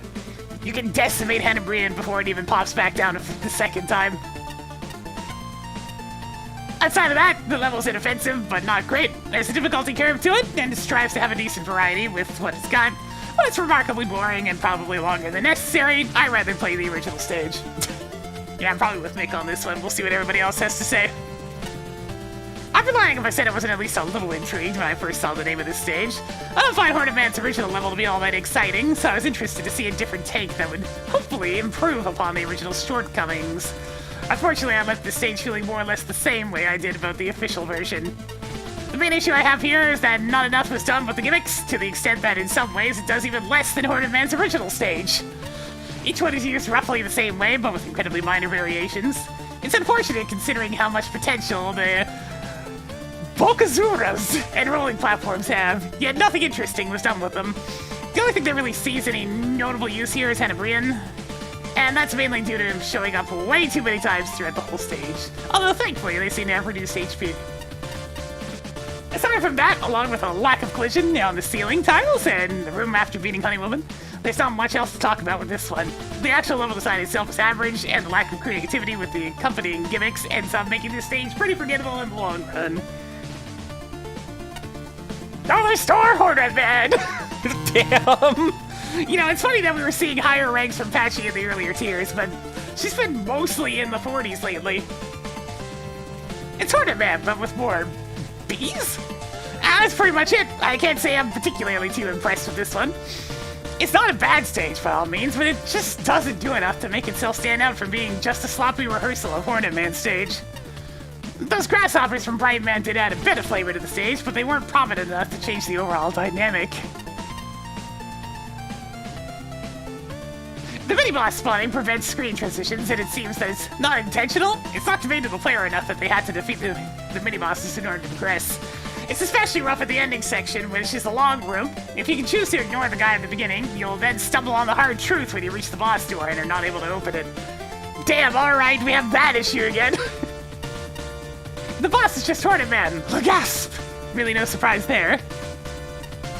There's a secret battle with Honey Woman who isn't really much of a secret to find, considering I just stumbled on the path to her without even realizing on my first playthrough. Ironically, finding the bee NPC who was hinting at her presence was more hidden than Honey Woman herself. That is true.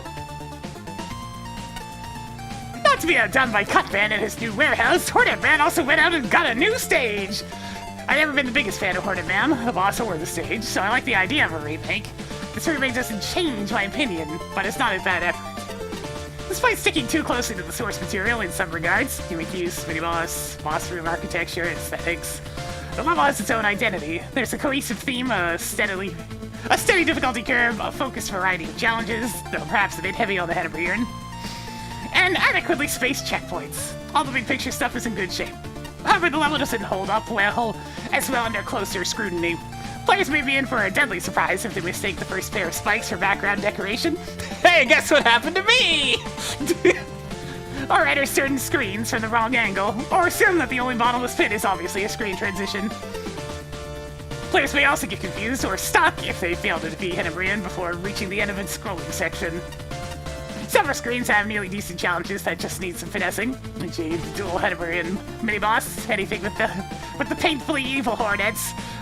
But the honeymoon path needs an overhaul. The one-way transition and checkpoint make it look like you missed a secret, plus it cuts short the challenge arc with the crickets.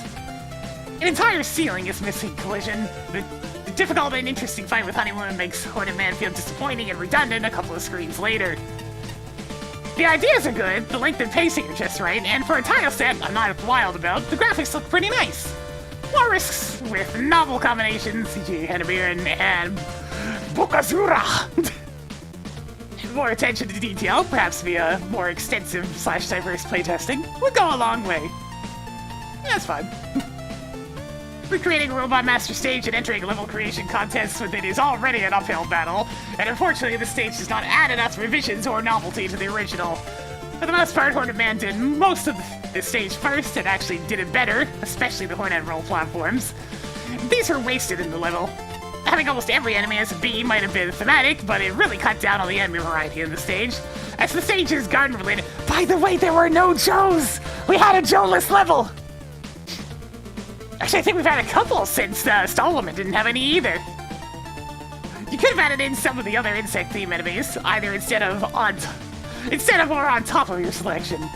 The entire thing became predictable, and the Hornets from the Wonder Swan game were a particular nuisance here. There are a couple of specific frustrations. One is the first spikes, which are attached to the decoration so that they blend totally into the background, and the player can walk into easily. Yeah. Showless behavior. What button makes the error sound? Left trigger in my case. Another is the third grasshopper, which timed very awkwardly with the Hornets. You cannot hit them while the grasshopper's on the ground, but when the grasshopper jumps, the Hornets dive and hit the player, oftentimes making it very difficult to avoid them.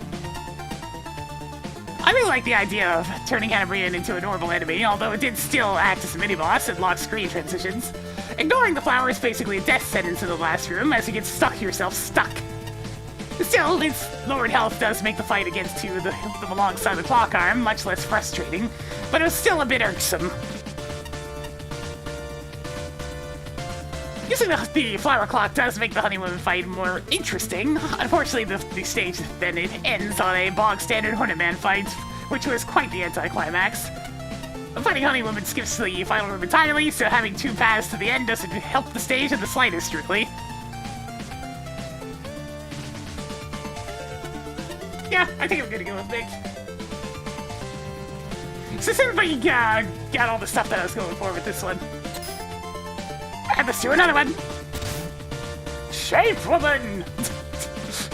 There's something with leak penalty. Somebody gave away who made the level! My River of Earth. Oh, yes. Alright, let's go. I'll talk to him later. A leak penalty means that the judges were able to figure out who the person who made the level was, either by the level giving it away or by somebody doing something to cause their creation to be known, because they're supposed to be doing this as blind judging.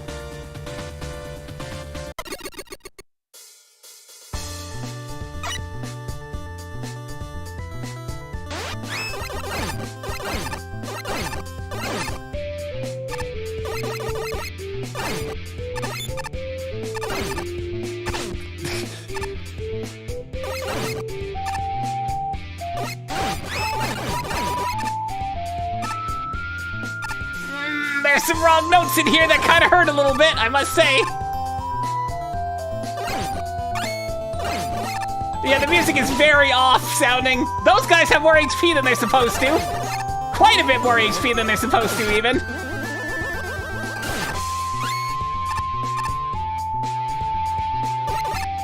Oh man, this one's kind of painful, chat. It's kind of painful.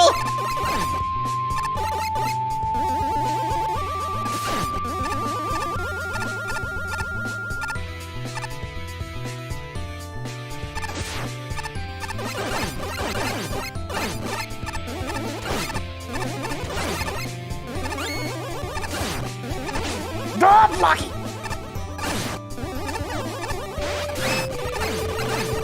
Oh, this song's for Mega Man Power Down.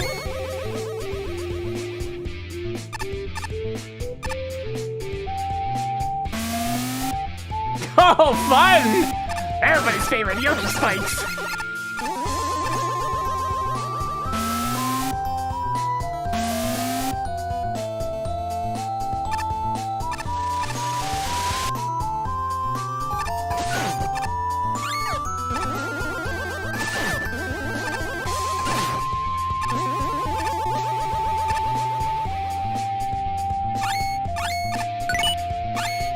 I mean, I guess that blocks in a suspicious position, but like, is it though? Is it really? Yeah, no, I don't want to have to do this entire section again. Where are they?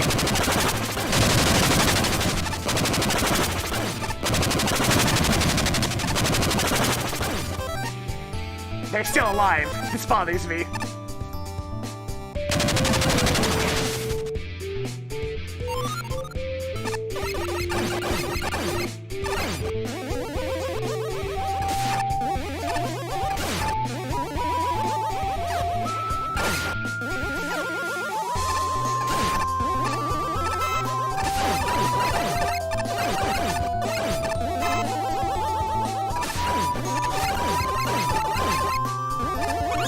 Oh, okay, it's down here.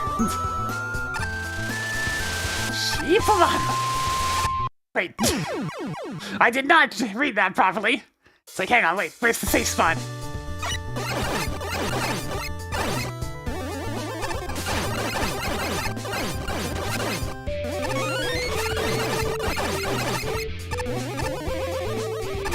To be fair, there's only like 2 tiles of safety here.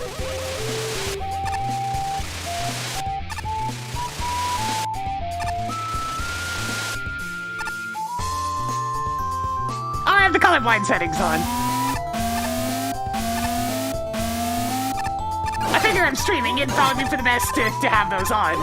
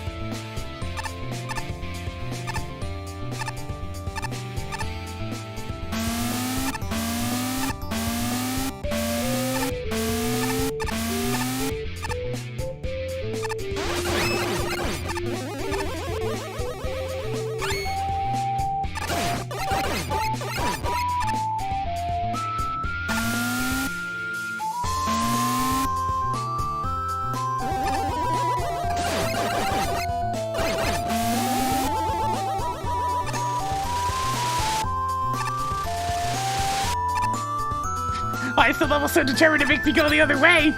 What's going on? Really? This mini-boss? Alright.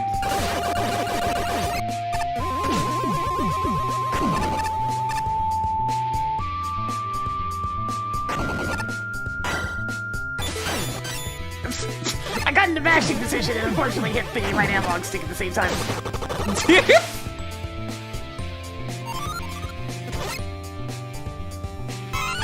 Keeper with no goal. Are they truly a keeper at all?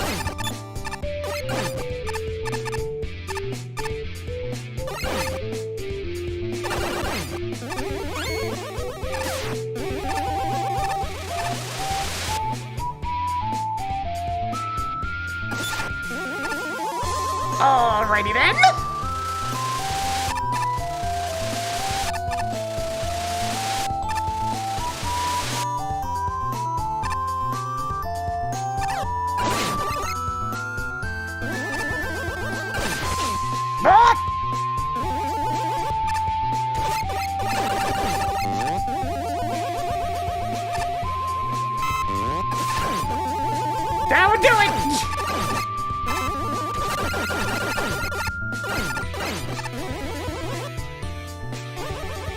Just from... Okay, these guys having initial HP is kind of a pain in the ass, I must say.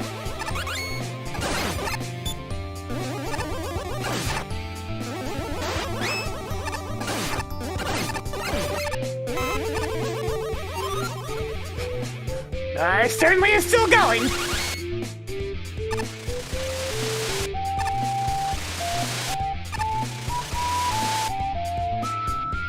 And now we're in water!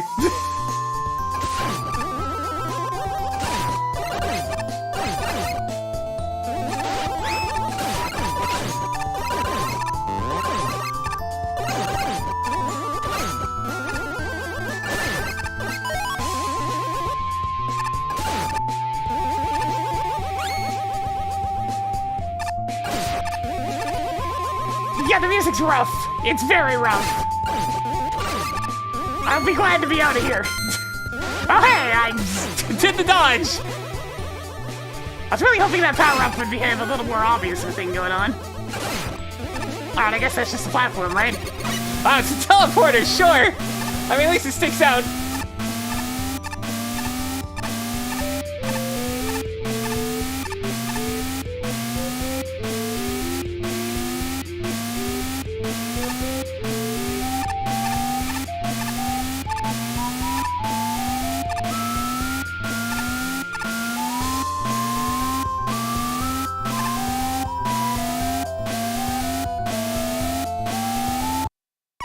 Damn it. I tried to go a little bit too early, because there's not exactly a lot of time to get that one.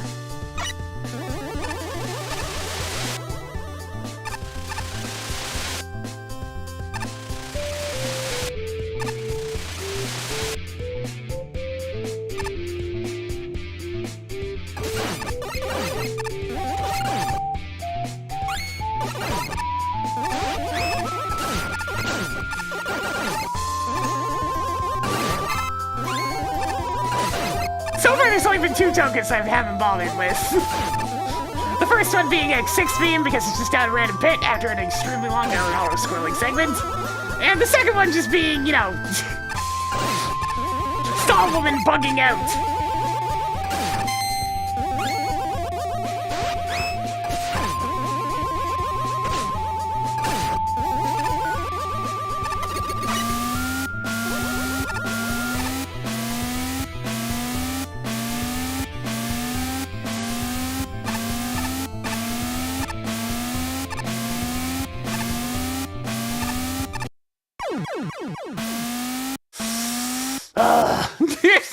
I got hasty. How dare I try to speed things up slightly?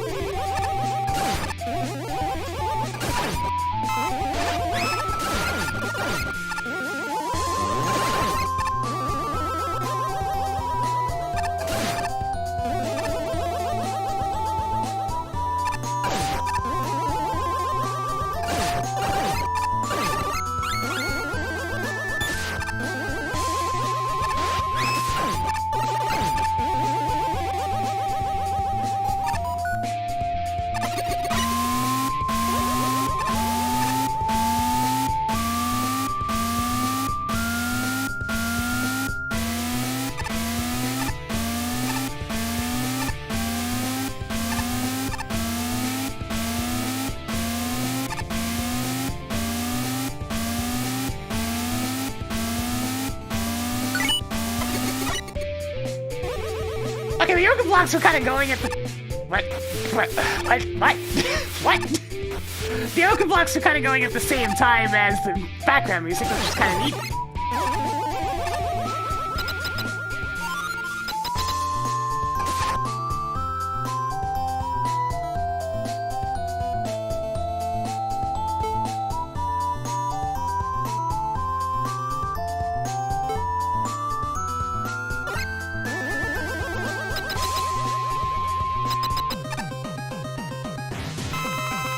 Shapes.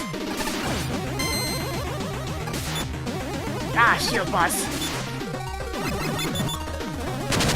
Ah, good, my favorite kind of shield boss. One that spends all day being invulnerable.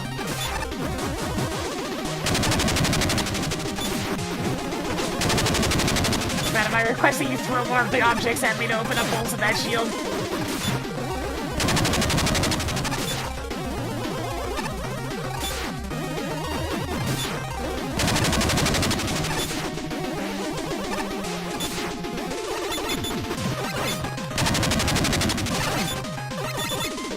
Alright, it's starting to get to the point where I can actually land hits. It's a simple pattern, everything's well telegraphed, it's just, you know... It's a strange point where it gets progressively easier. The sad part is the shield's gonna regenerate soon.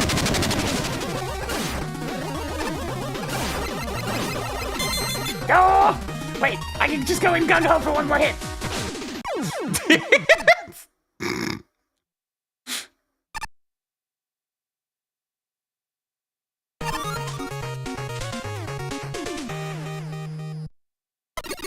If push comes to shove, shove that arm through the shield. It always works.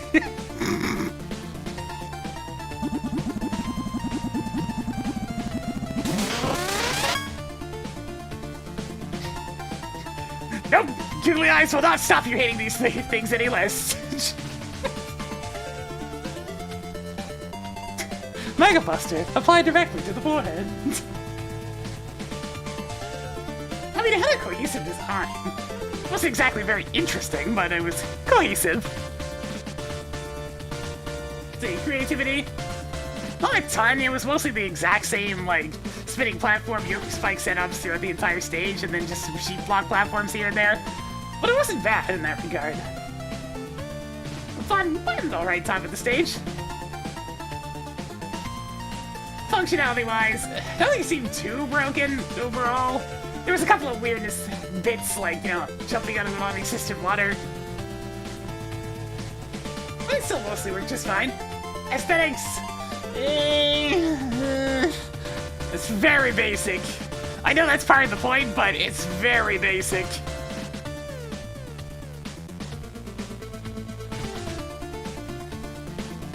Let's see... 46. Pretty good. Okay, I really need to address the elephant in the room with this stage.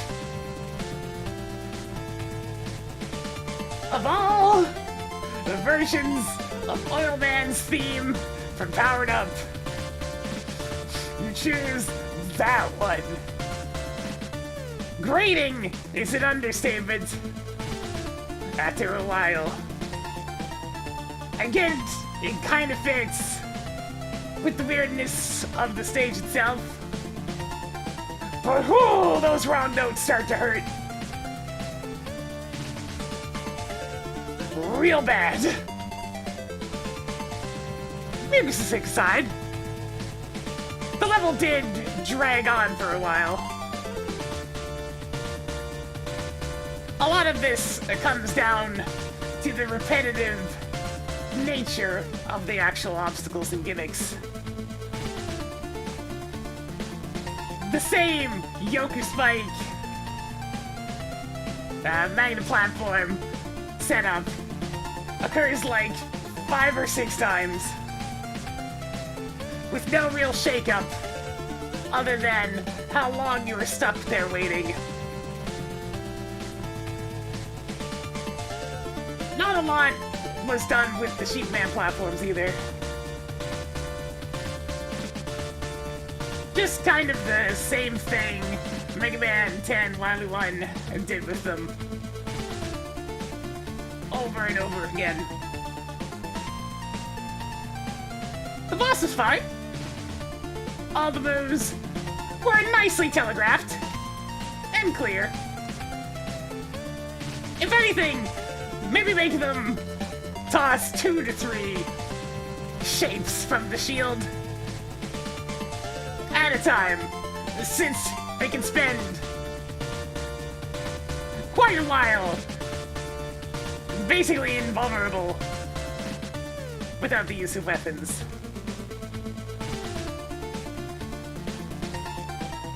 Alright, that's all I really have to say about that one.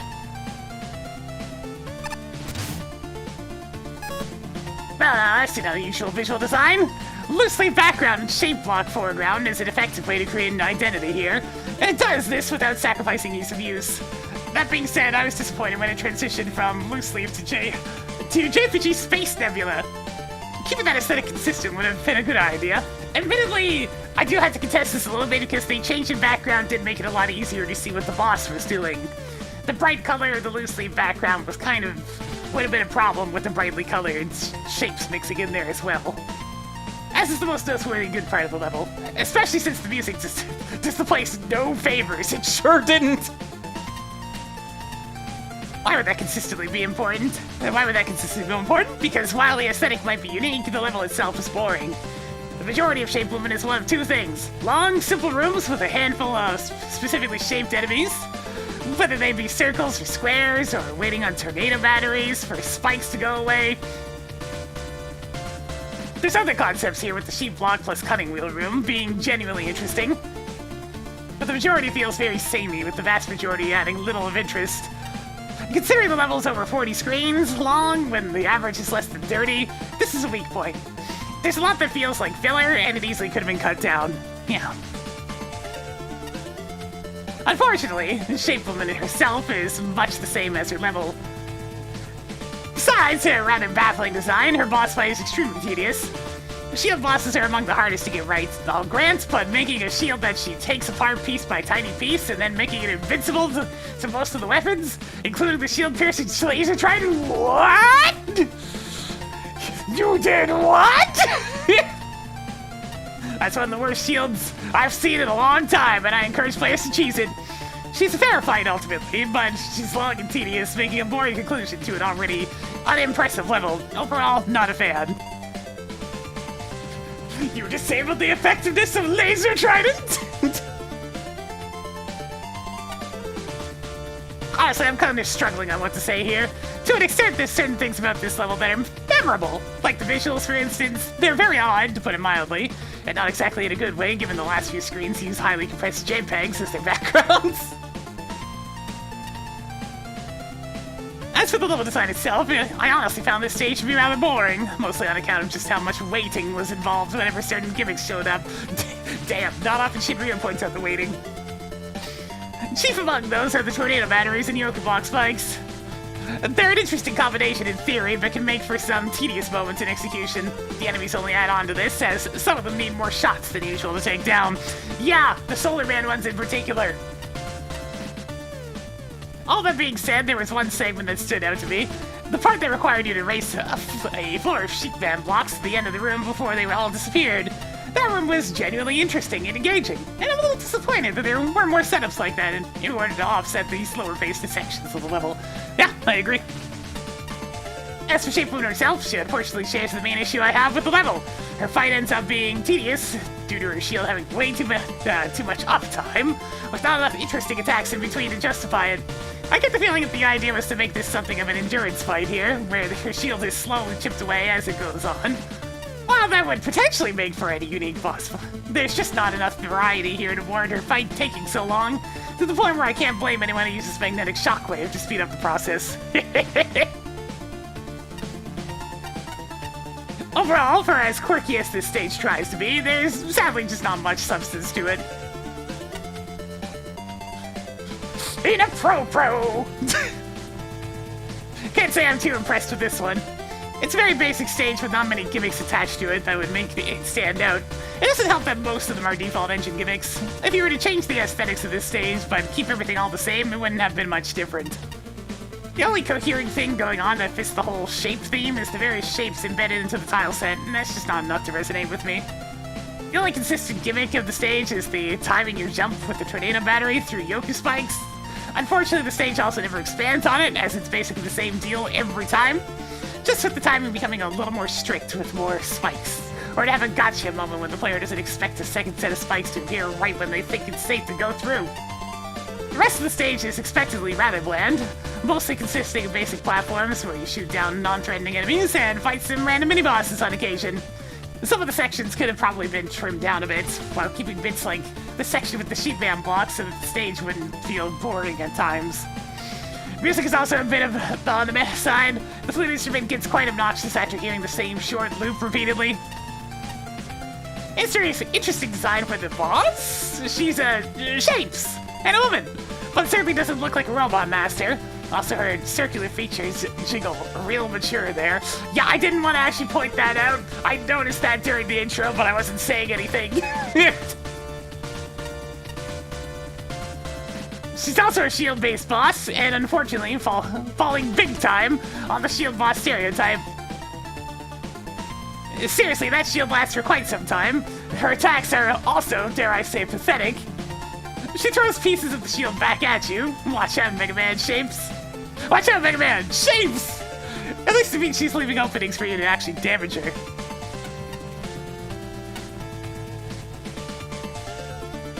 Everything was right there to make this level a winner. Just group together enemies and gimmicks with a similar shape, match the foreground graphics and architecture to the shape in question, and maybe adjust the enemy sprites to be color coordinated for good measure. Save mixing the matching shapes for the second half, and don't ruin the elementary school notebook aesthetic by soaking it in water and sending it to outer space. As it stands, the level is a parade of independent enemies whose unifying theme is we have a shape. Plain mini-bosses and halfway decent gimmick platform puzzles occasionally break up the monotony of shooting the one thing directly in front of you. I'll give credit for the inspired use of rotating platforms with yoke spikes, and partially credit for the sketch with cutting wheels. Their invincibility and lethality could be communicated better. The final stretch is a non-sequitur. I mean, there's a film called The Shape of Water, but weaving through spike piles is alright. The boss fight is fair, larger or more frequent gaps in their shield would make it even better. Yeah.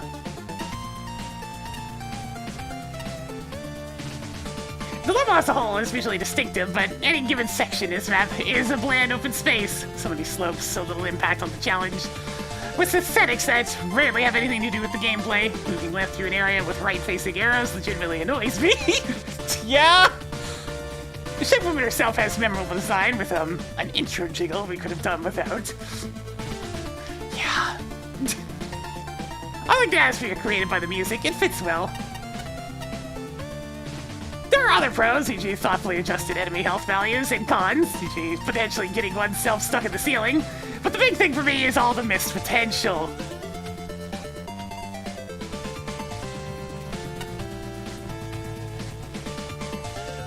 Another level where it doesn't do anything particularly egregiously wrong, just a few nuisances here and there.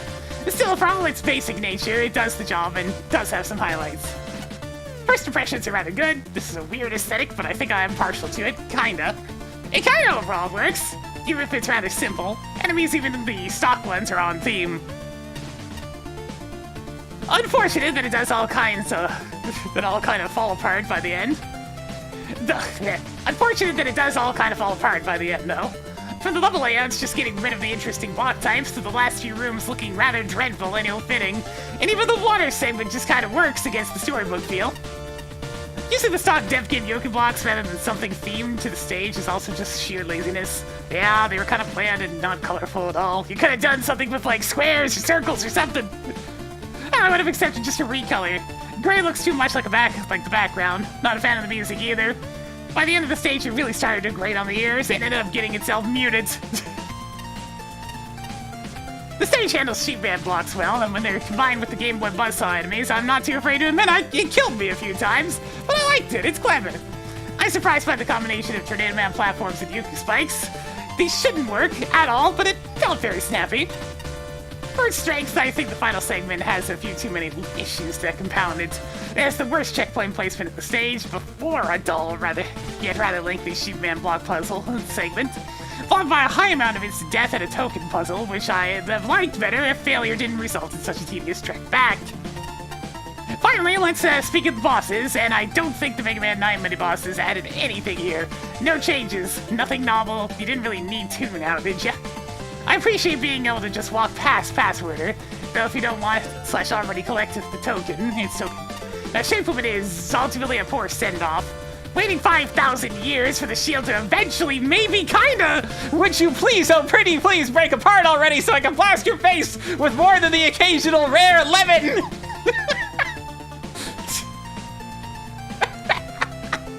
A Spark being very displeased by waiting, as usual. It's made all the more tedious because she just doesn't really do anything of note. Very basic, rather unoriginal attacks I've seen as side pieces during better bosses. The sound she makes prior to the charge reminds me of Tim Allen. And all the grunting the guy did. What? What sound? Just the type of thing that crosses your mind when there's nothing else to think of. Oh, I'm gonna go Shinryu again. Let's do one more stage to finish off the day. Can you believe it? I'm supposed to be plowing snow to, get it away from places, but I was called here to help shovel more snow into the land. These scientists must really care about the aesthetic.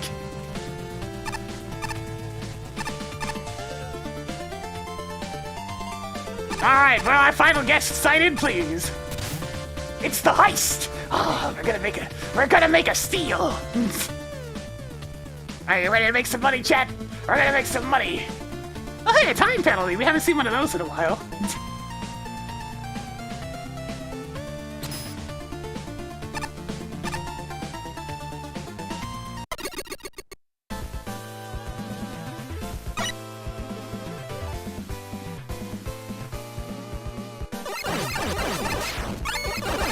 Time penalty means they were late submitting it. 5% means not by a lot, though. Probably like just a day or something.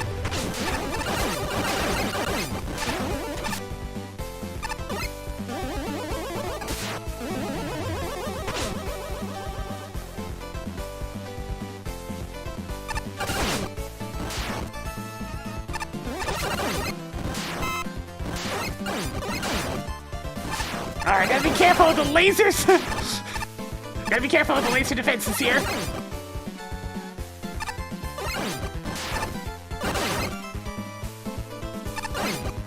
Alright, so we do a little bit of this, and we do a little bit of that.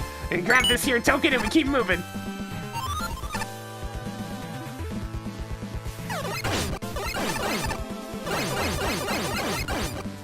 Gotta be real careful with our lemons around here.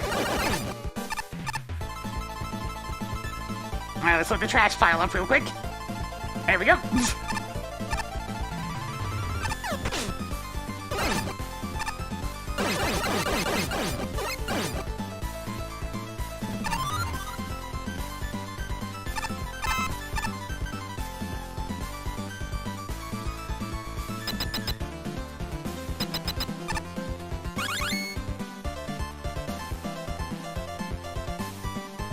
There's not a whole lot to heist around here, is there? Just a minimal amount of bolts.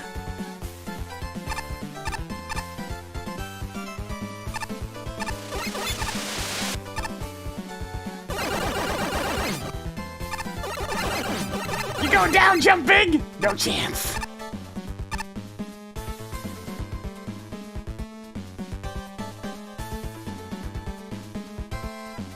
I'm just having a good look at this real quick.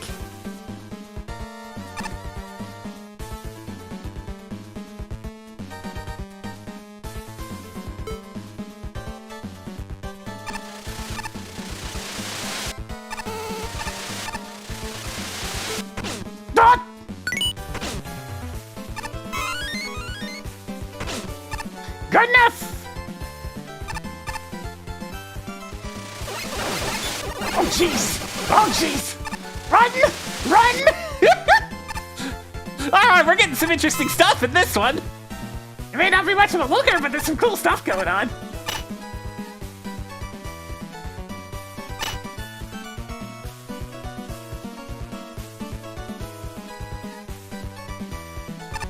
Alright, so let me token over this way first. Can I hit this with my face? Yeah. Alright, I'm gonna have to use fresh coil to get up here. I was just thinking it was possible without utilities.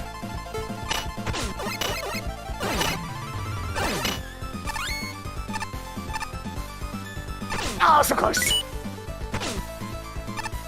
I'm not sure how you're supposed to get in there and out with the platform still swinging fast enough. Oh no! Tellies!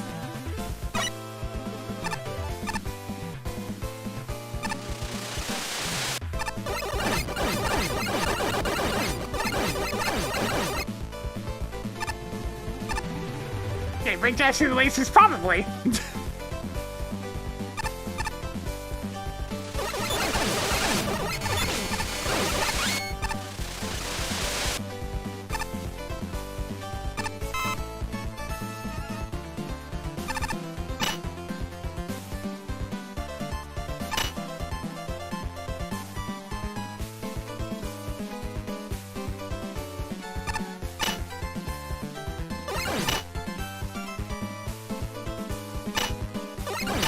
Hey, we actually have properly labeled telly spawn points. Crazy, right? Oh, we were doing so well! Sniper Joes, they're back! No, we had such a good streak going, but the Joes are back!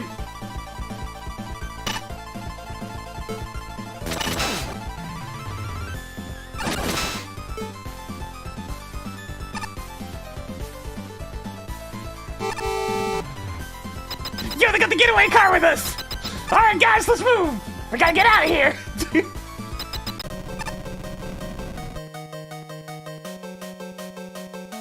Not you again! Wait, can I just stand here and effectively be, like, invulnerable to the actual dash attack?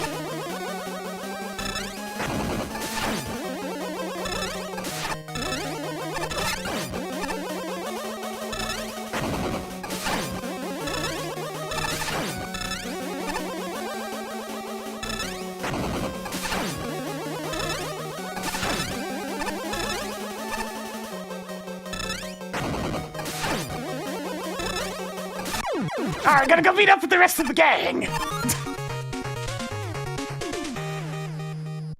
Ah, that was perfectly pleasant!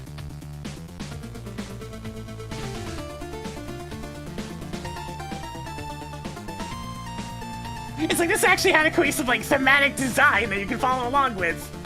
I'm actually gonna give it pretty good points on design, to be honest.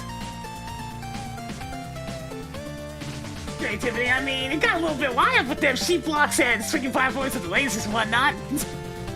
There was a good bit of creativity in this stage. Or a good bit of fun. Functionality-wise, everything seemed to be working just fine. Aesthetics were a little bit on the plain side, though, there is that. I like this stage quite a bit.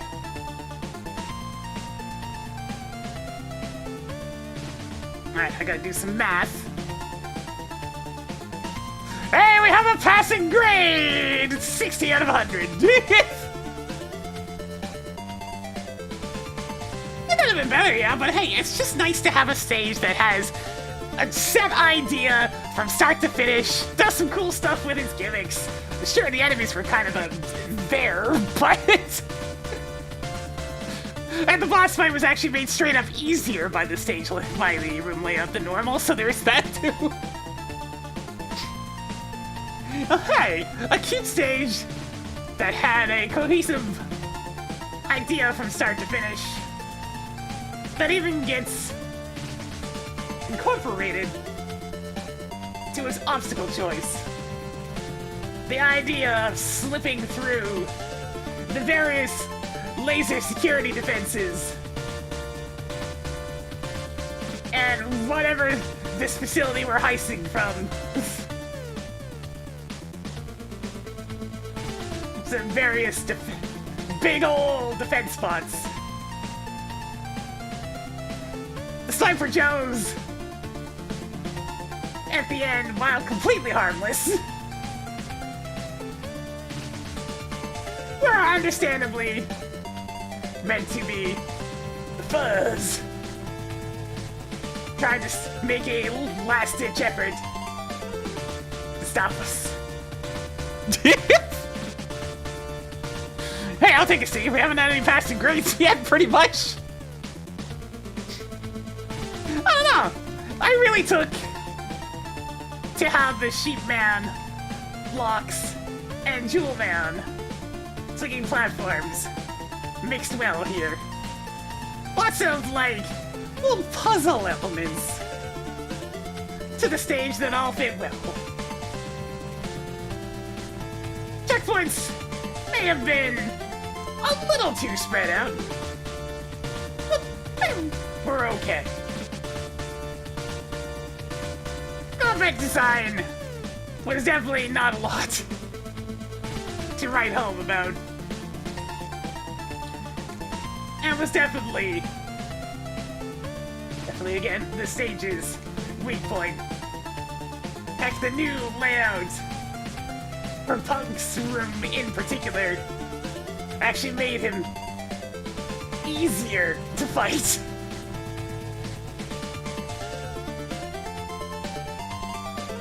It's just a nice stage, and I'm happy I played. Let's see what the other judges think. These are the types of things where it's like, this is the kind of level I like. Just one that has a very set idea, combines its gimmicks nicely, and overall, it's just a fun little experience. I don't need to have super crazy nonsense going on. I just like levels, you know?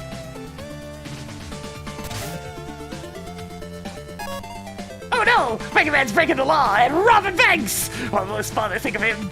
Well, actually, it's not clear. Are we breaking in or are we trying to stop the heist? Punk makes it a bit unclear since he's not exactly the police type. Yeah, there is that. Look, my interpretation is that we were doing the main heist and we were meeting up with the escape van later. Anyway, this level does three things that I really like. First are the thin Mega Man 9 lasers. This has some of the best lasers I've seen in a while.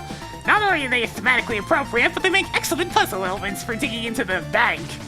The second one is bomb thrown. Normally these are a complete pushover, but if you go for the charge shot, more often than not you expose the laser in the process. Thus, that forces a not-so-trigger-happy mindset and allows bomb thrown to be a genuine threat. The final one is sheep blocks. They don't show up much, but the puzzle for that E-Tank plus the Dachshund battle means they put on a show regardless. Unfortunately, the rest of the level's a bit weak. The med sections are okay, but there's at least one med that if it hits you, you fly back into the previous screen. Oops. Since it fires instantly, the result is a terrible combination. The pendulum sections are really neat, but the tellies are too easily scrolled off screen. Finally, there's a number of functionality goofs. There's several rooms where the camera stop just doesn't work. Not game-breaking, but very noticeable. More importantly, that E-Tank sheepman puzzle, if you decide to run back and to reset it, the lasers from the previous room will leak into this room, making it all but impossible to get the E-Tank and dealing a ton of damage. That happened in my blind run. It wasn't pleasant. Well, there goes the functionality points. There they go, chat. That's like 3 points worth of problems right there. Mick always reveals the holes. As a whole, this level is fun enough. It's definitely not perfect owing to its glitches and scrolling missteps, but I appreciate it nonetheless. This level doesn't really feel as fleshed out as it could have been. There's certainly some good ideas in here, that's for sure. As for the execution, well... First, I get what you're going for here with the Mega Man 9 lasers. It's a decent application of the gimmick, creating pseudo-puzzle rooms where you can't destroy too many blocks or risk taking unavoidable damage from the laser. The sections where you need to use the jewel band swings to block off the lasers are also a neat idea, and it shows there was a genuine effort to put into this to try to keep the player on their toes and engage. That being said, those ideas can only really take you so far if they're not fleshed out enough. I think the biggest issue here is that this stage is way too easy. The core ideas and gimmick combinations are there, but they never evolve beyond introductory level threats. I can only think of 2 instances in this stage where I ever remotely in danger. The first being a setup with a med tool that can easily knock you back into the previous screen. I'm glad I didn't run into that.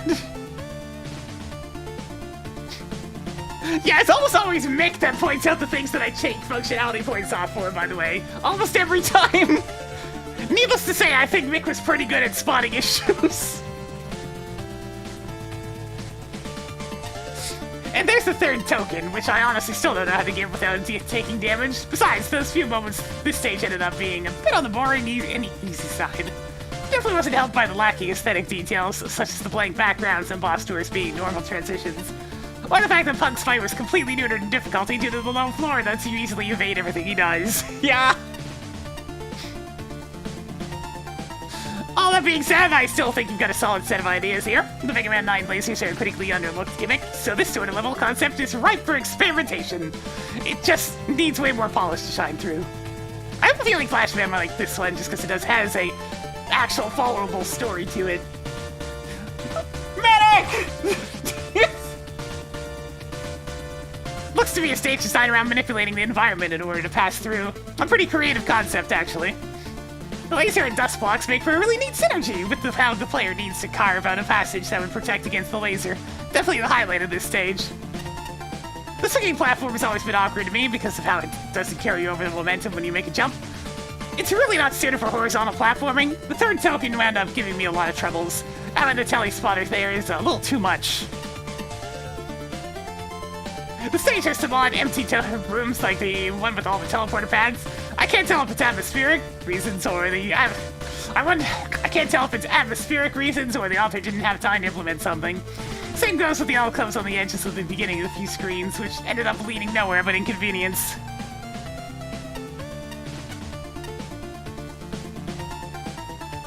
Could use some backgrounds to fill out the empty black void to gain some aesthetic points. Focus really trivialized the little safety alcove on the ground, as you can pretty much consistently dodge this ball form attack just sliding in it. I assume that awkward architecture, absent screen boundaries, hazardous screen transitions, and inconsistent collision objects used are part of the building's security system intended to confuse, injure, and softlock would-be thieves. On paper, this reads like a typical heist movie. Sneak into a building, avoid the defense lasers, overpower the guards, loot the vaults, escape to the getaway vehicle, deal with an unexpected setback at the last minute. In practice, the theming isn't assertive enough to make this feel like a heist, so the whole thing falls apart for me. Oh. I can't tell from the graphics what kind of building we're infiltrating, and the music doesn't seem to fit a heist unless someone's already tripped the alarm. Jump blocks, disappearing blocks, and swinging platforms actually work really well with lasers, at least if the player isn't being blindsided by sudden improperly introduced threats. But these similar gimmicks muddle the aesthetics even further. Now showed us a suitable vault guard that ties in with the laser theme, but none of the other enemies feel inherently like building security, nor do they have any visual or functional commonalities that suggest they're working together to guard the valuables. It's not even clear what valuables are the target here. Are we after the energy element, or the tokens, or the piddly little bolts on pedestals? Do you even need Hammer Joe's getaway vehicle? Unless it's meant to be a police car. If we teleport out at the end, if I don't know what I'm stealing, Or from whom I'm stealing it, this heist looks an awful lot like a series of innovative but inelegant laser puzzles. Hey! divided into short sections throughout a random building, accumulating in a random sight gang and a random boss fight.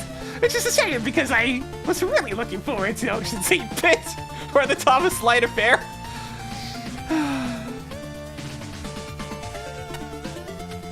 Huh! Did we leave the music I used for my 24-hour submission X Factory in the dev kit or something? It's for such an obscure arcade game, and if I had a nickel for every time this piece of music, game music keeps showing up in this contest, I have 2 nickels! It's weird this happened twice. Anyway, short level, and it was reasonably fun, although rather tricky earlier in the destructible block segment.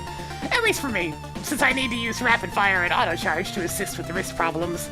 That's not on you, just made it rather awkward to play. Whilst I like the atmosphere of the stage, it feels unfinished and untested at times. There's a lot of object placement errors in this stage. This results in broken doors, camera boundaries, and even the boss showing up inside the floor. It makes the whole stage look and feel rather sloppy. The tiling is reasonable, but some areas use warmer foreground tiles as background, but thankfully used in an area that isn't remotely dangerous. But then the reverse happens. Background, foreground, background. It hurts readability. What's rather irritating are enemies placed next to screen boundaries. Especially glaring is that one med that appears in point-blank range at you. And therefore, it keeps knocking you back. Yep, that's just cute. Which met? I don't know which one it was. On the subject of the boss, the new room layout makes Punk even easier, as you no longer need to dodge most of his attempts at crossing the room. Outside of questionable enemy placement, the stage does feel fairly well designed. It's not a bad stage, but still overall below average for what you expect for a Mega Man level. This level just needed more time in the oven. Yeah, that's fair. I think I'll give that one over to Pachi. There. Oh, it's a good chunk of progress into Tier 6. How much is left?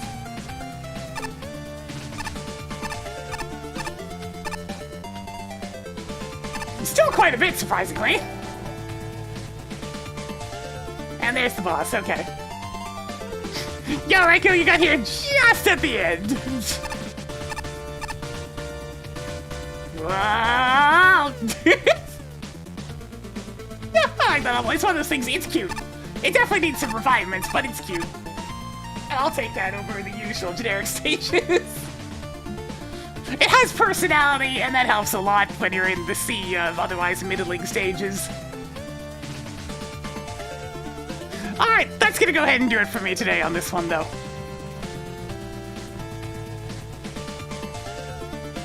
If you enjoyed the content, please give it a follow. It helps the channel grow. Gets those numbers going on up when you succeed here on Twitch.tv. On the YouTube side of things, to give it a subscribe, you'll get the notifications as well. I'm gonna go ahead and call it there. We'll be back on Monday with some more Link to the Past, Super Metroid Randomizer, but for now, I'm gonna go enjoy some time off for a bit. I do hope everybody had themselves a good time, and yeah, I'll catch y'all next time. But until then, see ya.